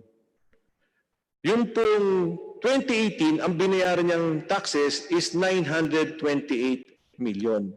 Income tax po ito, income tax. Ikayo po, 4 na taon, 1.4 billion. Kaya po, marami nagtatanong dito sa Big Dipper, paano nangyari na mas malaki ang ABS-CBN, mas malawak ang sakop ng ABS-CBN, mas maliit ang binapasok na taxes niya. Kaya po pumapasok yung pagtatanong tungkol doon sa Big Dipper. Kasi gusto lang makita paano naitago to. Ngayon, sabi ko kanina ng mga tao doon sa PESA, lahat may mga problema. Ito, tatanungin ko na lang po sa inyo, yung pong creative programs, ito po bang Big Dipper ay nasa distribution? O digital lang po siya at saka yung repurposing? It's not in the business of distribution. It's in the business po of digital archiving and repurposing po and reformatting. Reformatting. So parang service siya. Service po. Apo. So pag may binigay kayo sa kanilang mga pelikula, programa, aayusin po nila yon. If I can give you po an example, para lang sige po po. mas maganda po. When you watch po television sa Pilipinas, you see po our programs na nakahati-hati with commercials. So yan po yung gagamitin for outside. So they'll have to stitch it back in the TV format. And then lilinisin po yan, depende po sa saan siyang pupuntuhan na bansa. Halimbawa, if it's going to the Middle East, there are certain restrictions po as to what can be shown on television. That has to be cleaned up in order for it to be aired. And after that po, it can be subtitled in the language or what do you call this? Dubbed in the same language. And then, iba pa rin po yung format from TV to mobile to yun po yung, and then archived po siya in digital so that you can actually draw it or get it at real time. Opo. Almost every year, ang binabayad niyo po dito sa mga ganitong trabaho is 3 billion. Tama po ba? More or less, 3 billion pesos. Yung from ABS-CBN Corp po, it's about 838 million. I-combine na po natin kasi meron po kayong, tinanong na po ito kanina, mayroong creative programs, ABS-CBN Film Production, Sari Manok. So meron pong ganyan. It's correct, Your Honor. It's about 2.6. 2.6 billion. Kasi ang pagkakalam ko, wala naman si GMA ng ganitong klaseng kumpanya, pero nagagawa nila ng mas mura. Of course, you argued earlier that, it's market price. But all I'm saying is, nagagawa po nila ng mura. Dito po sa inyo, 2.6 billion ang binabayad din nyo sa kumpanyang to. Your Honor, that's precisely one of the big differences between ABS-CBN and GMA, although I don't really want to make comparisons, but we have a very strong international presence, Your Honor, and the Filipino channel, as you may know, is watched by millions of Filipinos. I think Mr. Tan, di ba, this is parang service siya, that's skill. So you're saying this is better quality? Your Honor, what I'm saying is Big Dipper provides a service that enables the content to be played abroad in different formats, in different countries, in different languages, in Yes, okay, I understand. Platforms. Kumbaga hindi lang basta pagandahin, meron pang trabahong dagdag, dubbing, iba-ibang pag-aayos, may mga rules sa ibang bansa. So anyway, Mr. Chairman, if we can request GMA7 to provide us data also on their repurposing and digitalization, Mr. Chairman, if I may request you. The committee secretary is directed to comply. Ngayon, ito pong ABS-CBN Global, siya po yung nasa Cayman, nasa ibang bansa. Siya po yung nagbibigay ng mga distribution ng inyong international setup. Tama po ba? It's a holding company for our distribution companies in the Middle East and Europe. Okay. So pag ginawa na po ni Big Dipper, tinapos niya na yung kailangan na gawin in terms of technical, ito po bang ABS-CBN ang nagbebenta o may local company pa ba kayong ibang nagbebenta? Or wala pong bentahan? Sorry, can you repeat that? No. Okay, because di ba, you have it technically perfected in Big Dipper. So once you have the product, who sells the product? Is it ABS-CBN Holdings, ABS-CBN Corporation, or is there any other company doing a distribution in the international market? There is a licensing agreement between ABS-CBN Global Hungary and the various other companies in different regions. And they in turn forge deals with companies in their, in the region that then are able to distribute the content. So for example, in the United States, if you have a cable subscription to, I'll just say a cable TV operator, the TFC would be an option for a subscriber, and they would pay the cable operator and we would take a revenue share. If I am in the US, I will I will be talking with ABS-CBN Global.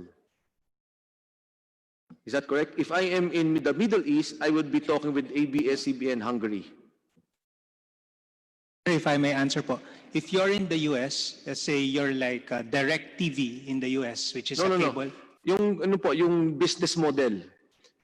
Di ba ho?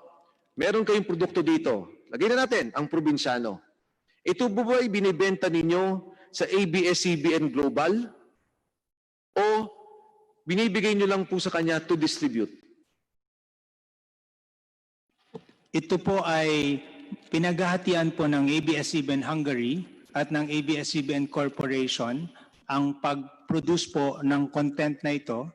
At in exchange po, si ABS-CBN Corporation gets the Philippine exploitation rights, while ABS-CBN Hungary gets the international exploitation rights, which then allows them to distribute it via the different companies that we have to establish in different countries po. Mr. Senado, papasimplihan ko para kasi medyo komplikado ng kaunti. Ang probinsyano, ibabato ko na po sa international. So si Hungary ang kukuha. Kaming dalawa ni ABS-CBN magka-partner. Binibenta ko sa kanya ng 100 o hindi? O ano po, lisensya ba? Paano po? Yun po yung sinatawag ko na naghahati po sila sa production. So para pong negative licensing ang tawag. Okay. So yun po ay para po nag-equalize din po sila ng profit based on the revenue. So Okay. yun po yan. So kumikita po si Hungary, kumikita si local. Si local po, Si ABS-CBN. kumikita from exploitation in the Philippines. Si Hungary po would earn from exploitation outside of the Philippines. So kung ang bayad po 1 milyon, si local 500,000, si Hungary 500,000. Hindi po siya ganun ka-equal kasi po depende po sa revenue na ma-generate. Okay. At mas malaki po ang revenue na na-generate sa Pilipinas. Okay. Sige po. So, ito ho, medyo nakikita ko na yung buong picture. Ang nangyari po dito sa ating kay ABS-CBN, meron po tayong mga licensing agreement sa ibang bansa na kung saan iba ang tax setup nila. Ang ibig ko po sabihin, kung si ABS-CBN lang ang direktang magbebenta sa ibang bansa ng 100 piso, kita niya yon at itatax siya ng 100 piso. Pero dahil may partnership ako sa ibang bansa, yung 100 piso na yon, ang kinita ko lang 50, 30, 40. Yun lang ang pwedeng itax sa akin. At yung kita doon sa ibang bansa, may iwan po ang kita sa ibang bansa. Yan po ang simpleng litrato ng mga pangyayaring ito. May gusto mo bang sumagot? Opo, attorney.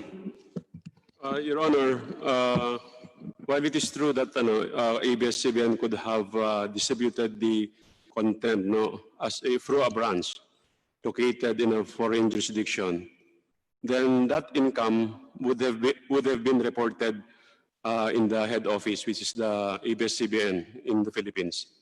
Okay, Tama but since that income is also taxable in the country of source, then any taxes paid in that foreign jurisdiction can now be claimed as a tax credit in the Philippines, Your Honor. So in a sense, Your Honor, under our tax code, in a sense, it adopts a policy of tax neutrality, Your Honor. Tama po, attorney. Attorney, ilinaw ko lang po, no? Kaya nga po sinasabi ko sa inyo, wala naman kayong ginagawang mali. Wala kayong ginagawang mali. Ang katotohanan, ang gagaling po ninyo. Ang galing po talaga. Kasi kung ako po yung may kumpanya kasi laki ng ABS-CBN, kukunin ko rin po kayong abogado at accounting. Kasi maayos natin ng gusto yung aking setup and I could minimize the cost that I want for the company. Pero ang pinapakita ko po sa atin, sa taong bayan, yung setup. Kasi napansin ko, pasok sila ng pasok sa Big Dipper, pero medyo may mukhang mali eh. Isipin nyo 14 billion ang inyong kiniklaim na taxes, and yet ang binayaran nyo lang talaga is 1.4 billion. Yung bulk ng 14 billion, pera ng manggagawa. Ngayon, tinitingnan natin ngayon yung saan na pupunta yung pagbabayad ng taxes. Kaya po, ang tanong ko lang is yung model. Kaya gusto namin ipaliwanag, Your Honor, na limbawa between ABS-CBN and Big Dipper, Your Honor, Kasi may allegation na generate yung Big Dipper as a form of Sinabi tax niyo, evasion. What I'm saying, Your Honor, if I may be allowed to explain, Your Honor. Go ahead. But even if Big Dipper was not created and ABS-CBN pursued yung digitizing and reformatting of the content, Your Honor, because of the PESA law, Your Honor, that activity, ABS-CBN could have also applied for the registration of that activity with PESA, Your Honor. And therefore, it could have also qualified for the tax incentives provided by PESA, Your Honor. In other words, even without Big Dipper, ABS-CBN, after qualifying for PESA registration, would now be subjected to two tax regimes, 30% regular income taxes under the tax code for its unregistered activities, and the tax incentives provided in the PESA law for its registered activities, Your Honor. So in other words, the tax impact to the tax authorities would still be the same, Your Honor. Attorney Carag, ang unang punto ko po kasi hindi Big Dipper. Kaya nga pwede, dililinaw ko po muna sa inyo, tama po ba yung model ko na sinasabi ko dahil may mga distribution companies all over the world, therefore ang income ng ABS-CBN Corporation ay hindi lamang dito, kundi doon sa satellite companies abroad. Tama po. Tama po. Tama po. So because there are satellite companies abroad, yung tax regime kung saan ang inyong kumpanya, doon siya dapat magbayad. Opo. At dahil po ngayon, dahil sa nangyaring yun, syempre pagdating sa Cayman Islands, 0% tax. Pagdating po sa Luxembourg, 2% tax. Statement of fact. Yun lang naman po nangyari. Ngayon, sinabi nyo, yung Big Dipper, hindi naman to pagtatago. Ngayon, ito na, maganda na ito, pasukan na natin yung Big Dipper ng kaunti. Pero hindi po ako masyadong dahil na medyo nakita ko na ko yung buong setup. Yung pong Big Dipper, nung pong 2017, kumita po siya ng pera sa Hungary sa service revenues ng 1.4 billion.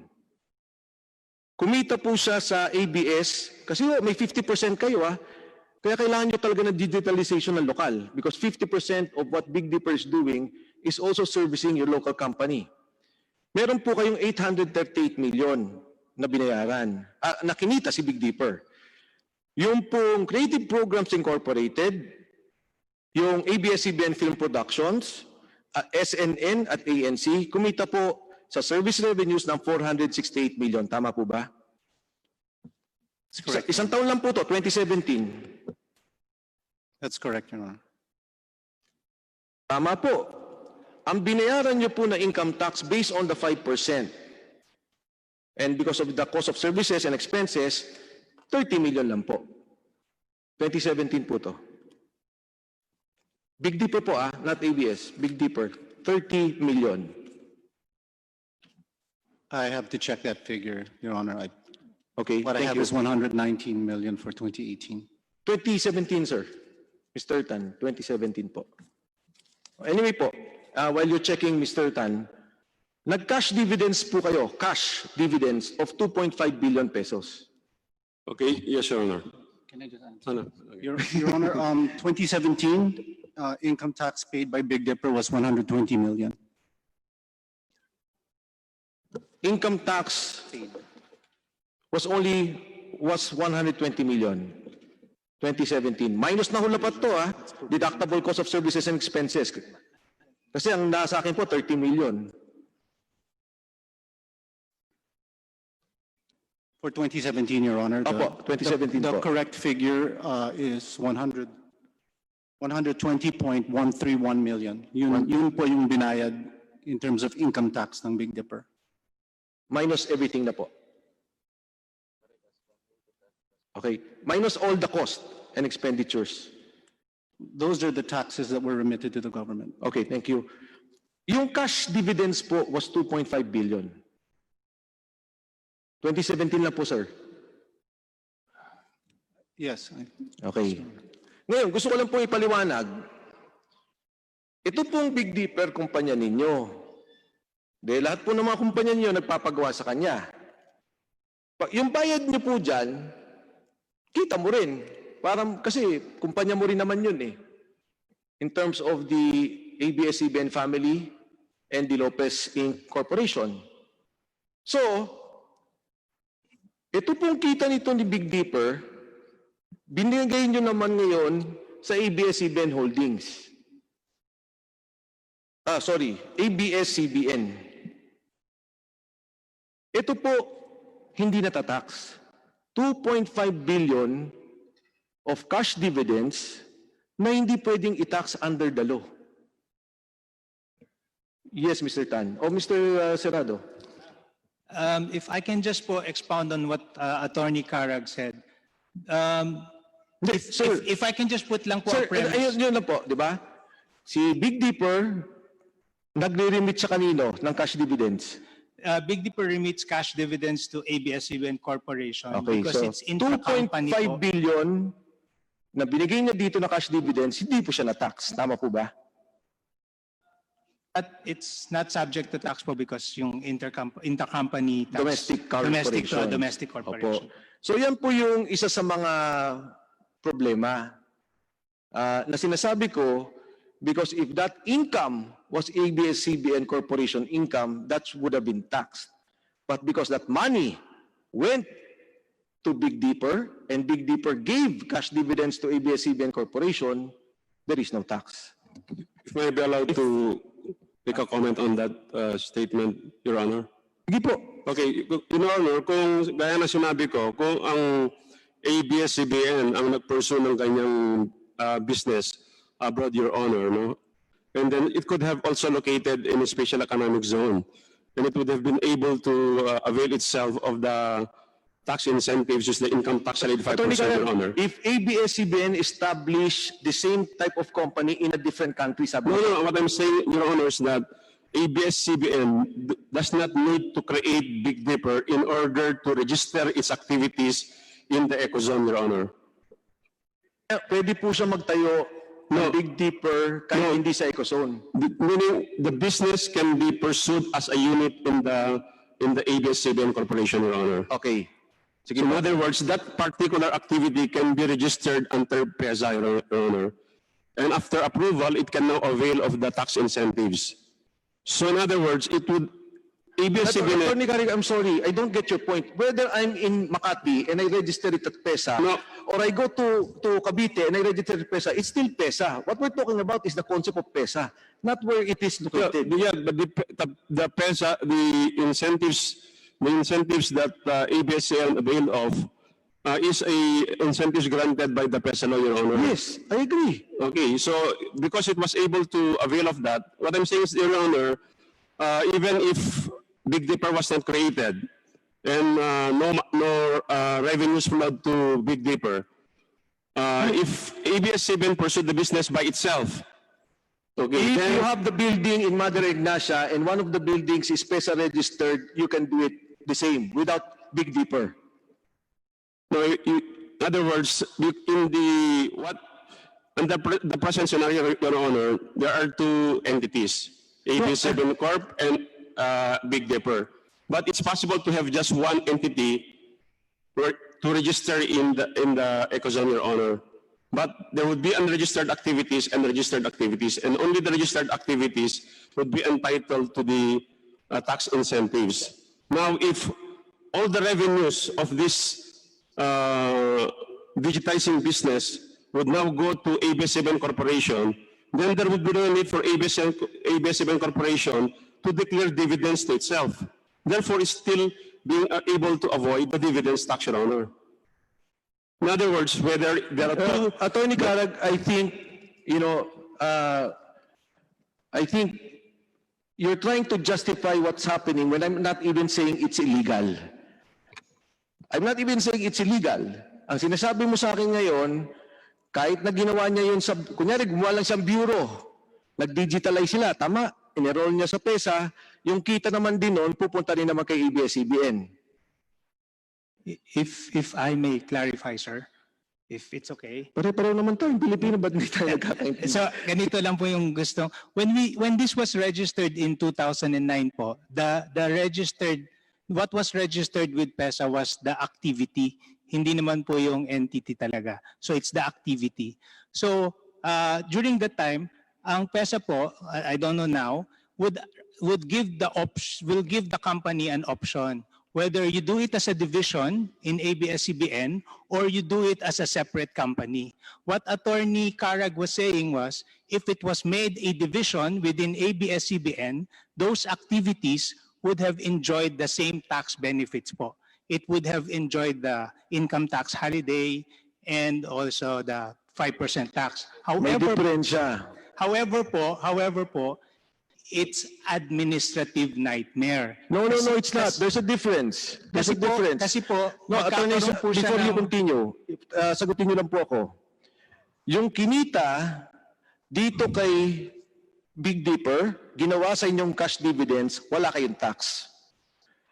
Kung ito po ay division ng ABS-CBN at itong income na to ay ABS-CBN, meron kayong tax. Yes, Attorney Garrett. None, Your Honor, because the income generated by ABS-CBN from its registered activities would still be subject to 5%. Now, since the revenues are already with ABS-CBN, it need not declare dividends to itself. Yes, exactly. But that would be subject to income tax. At 5%, Your Honor. What 5%? It's already with the company, with the mother corporation, ABS-CBN. Chairman Mike Defensor, because excuse the me, income- Attorney Carag, ang naiintindihan ko po sa sinasabi nila, in layman's term, pinayagan sila ng PESA na i-register yung activity, hindi yung business. Kaya yung activity na mag-e-export ka, ay talagang magbabayad lang sila ng 5%. Tama po ba? Iyan po yun, Congressman Mike Defensor. Ang binabanggit po ni Attorney Carag, kung sa ABS-CBN naman to ginawa at niregister namin sa PESA, 5% pa lang din ang tax namin. Pero sinasabi nga ako, pero kung sa ABS-CBN yan, yung 2.5 billion na yon nakita, di ba?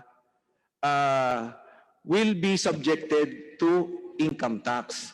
Ito pong nangyari because nagkaroon ng Big Dipper, dineclare niyang cash dividends at binigay sa ABS-CBN, hindi na po siya na-subject sa tax. Hearing suspended. Tama ba, Attorney? It would have, sir, sorry.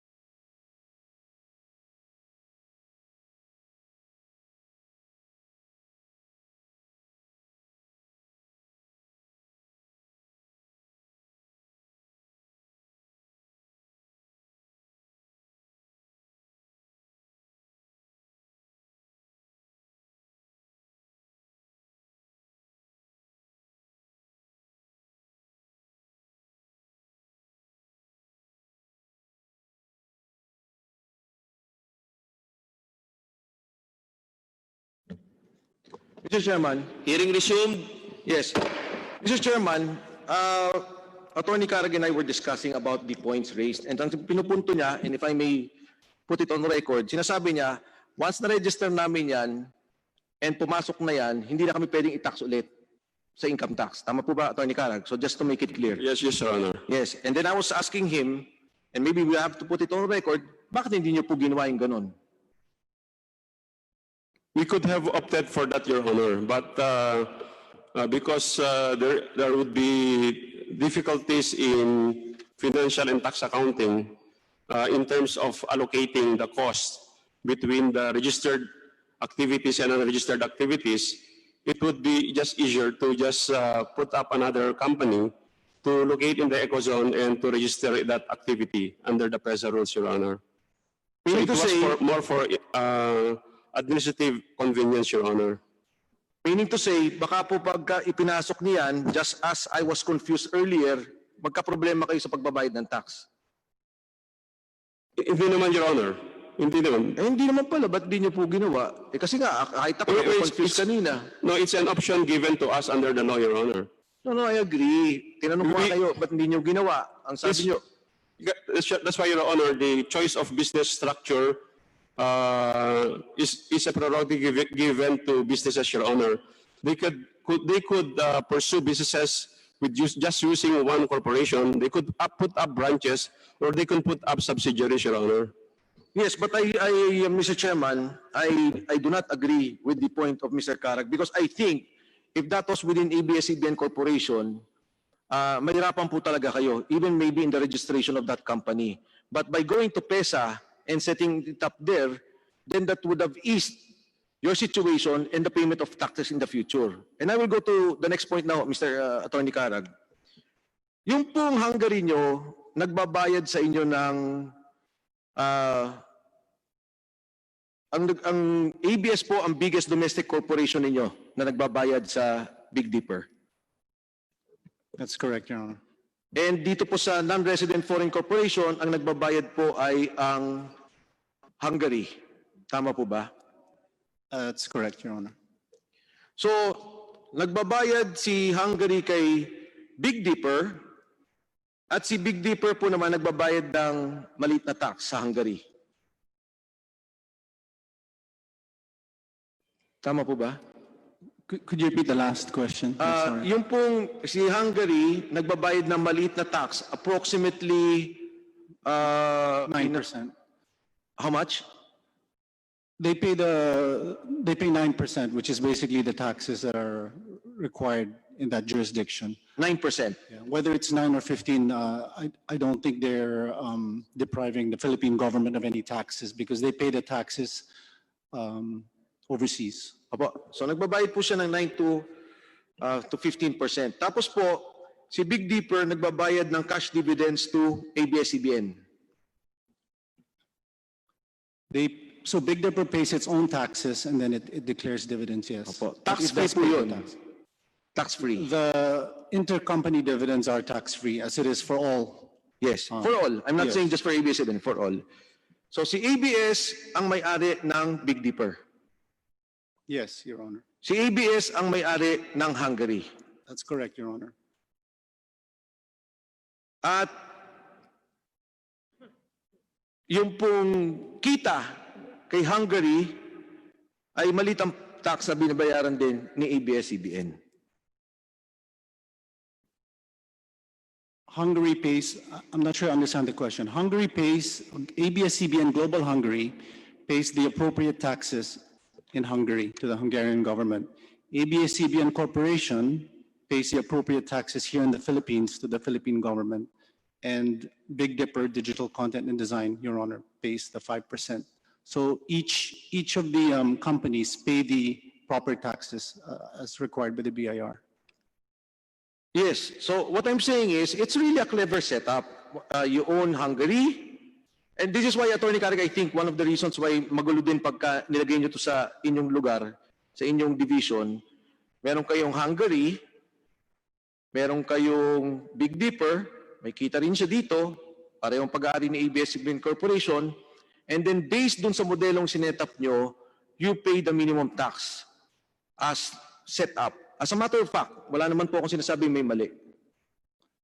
Yeah, Your Honor, I don't know if we'd characterize it as a setup in that sense. We have our structure overseas that allows us to operate efficiently, to allow us to be competitive in the international market. We are a multinational company that competes with many other companies, and it's our job as senior management to look for efficient structures. But as I mentioned earlier, taxes is just one factor that we consider. We consider many other factors depending on the nature of the business and depending on where we're particularly located. Yes, for the record, Mr. Chairman, Hungary and Luxembourg, as well as Cayman Islands, the payment for tax rates are 7.5% and 2.2%. In the case of PESA, 5%.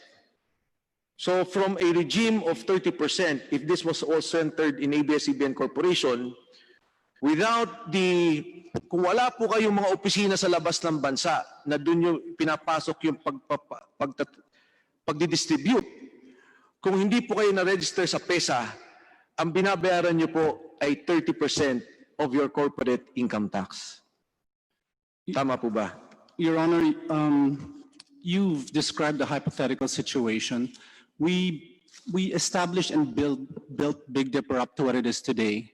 It's able to provide the service. It's a unique service. We don't know of any other Filipino company that can offer the range and scope of services that Big Dipper does.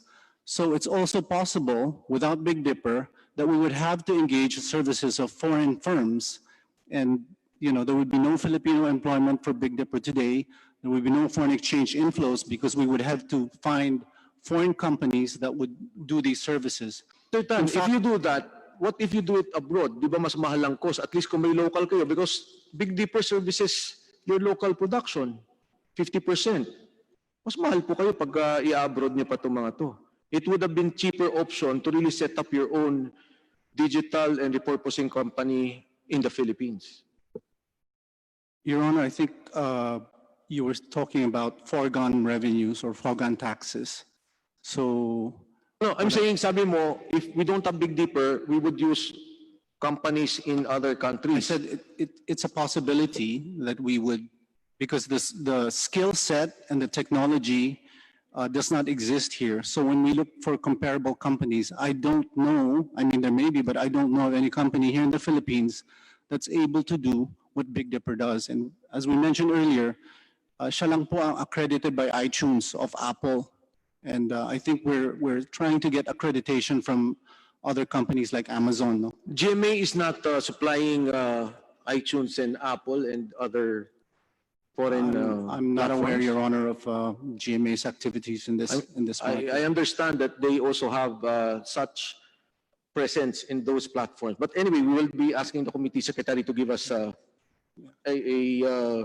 report on that, or the documents from the GMA7. Your Honor, just to clarify, what I meant to say was, Big Dipper is accredited by iTunes. Yung trabaho po na ginagawa ng Big Dipper is accepted by iTunes. They don't just accept any company to do the kind of work before it's playable on iTunes. Yes, Mr. Tran. Attorney Garrett, you want to say something? Yes, Your Honor, we should distinguish the revenue derived by Big Dipper from the revenues derived by Hungary and ABS-CBN, Your Honor. So the revenue derived by Big Dipper is the digitizing services, Your Honor, whereas Hungary and ABS-CBN is on the distribution of that IP content, Your Honor. Agree, Attorney Garrett. That is why part of the taxes that if there was no company would have been 100% in the Philippines. But since there's a company in Hungary, that is now divided between Hungary and the Philippines. Is that not correct, Attorney Garrett? Correct, Your Honor. So, but Hungary is not just the place where the content is distributed, Your Honor. There are also companies located in high tax jurisdictions where taxes are also paid, Your Honor. Yes, but you already said that the Hungary is your global distribution system, including the Cayman Islands for that Filipino channel. Yes, Your Honor, but there are also countries where there are also income derived in other countries, Your Honor. Because we're distributing that in America and Europe, Your Honor. So income derived from those countries also taxable in those countries, Your Honor. Alam mo, Attorney Garrett, ayoko na pong hingin yung dokumento dyan dahil baka po tumagal pa tayo dito. Pero ang punto ko lang, pabalik ko po, kung wala po tayong Hungary office, Cayman Islands, wala po tayo Big Dipper. Kasi po sa Cayman Islands, 2.2%. Sa Hungary, 7.5%. Sa Big Dipper, 5%. Kung wala pong lahat ng yan, 30% of our corporate income tax would have been paid kung lahat na solo sa Pilipinas. Pero again, I'm not saying it's illegal. Wala po akong sinabing illegal and I support the statement of BIR. Of course, the PESA, I don't necessarily agree doon sa sinabi ni PESA. Pero syempre, nandiyan na yan. You were able to register and it's legal. Kasi yung sinasabi ni Chairman, let's amend the PESA law. So, Mr. Chairman, yung nga po yung pinupunto ko, medyo yun lang po naman siguro yung naging problema sa ABS-CBN. Kasi syempre, ang ABS-CBN po, hindi lang naman isang station. May pagtingin po sa inyo. May pagkilala. So parang ang sinasabi, pag sinabing kayo po mismo nung magsalita kayo in the service of the Filipino people, the thinking is, oh, we will pursue this. Even if it's a higher tax for the country, sige, tulong na lang kami. But I understand from the point of business, you get the best lawyers, the best finance managers to lessen the cost. Ang sana nga lang, kung maaari po sana, in the future, baka pwede naman ho nating ayusin ng kaunti para naman yung bulk o malaking bulto mapunta naman sa bansa. Kasi malaki na nga po yung binabayaran nyo, pero malaki din po kayong korporasyon. So, yun po yung aking kanina binabanggit dun sa budol-budol. Wala naman pong illegal, pero mukhang nabudol-budol lang naman po. So, I thank our ABS-CBN people, Mr. Lopez. Thank you for staying. Tayo lang po yung nandito, along with Congresswoman Castro and Congressman Zarate. Mr. Chairman, maraming salamat po. Again, our friends from ABS-CBN, thank you for staying with us. Salamat po. Maraming salamat, Congressman Mike Defensor, at napakaraming beses nabanggit yung mga bilyon po na binayad ng ABS-CBN. Sana po lahat ng nanood ngayong gabi maging bilyonaryo din. Sa next hearing po natin para sa ABS-CBN franchise ay magaganap bukas, Thursday, 1 p.m. for the continuation of the alleged violations of ABS-CBN of its public duty by engaging on biased reporting and meddling in politics.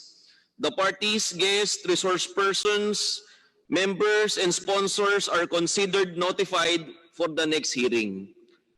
Sa punto pong ito, on the part of the Committee of Legislative Franchises and the Blue Ribbon Committee, today's hearing is now suspended.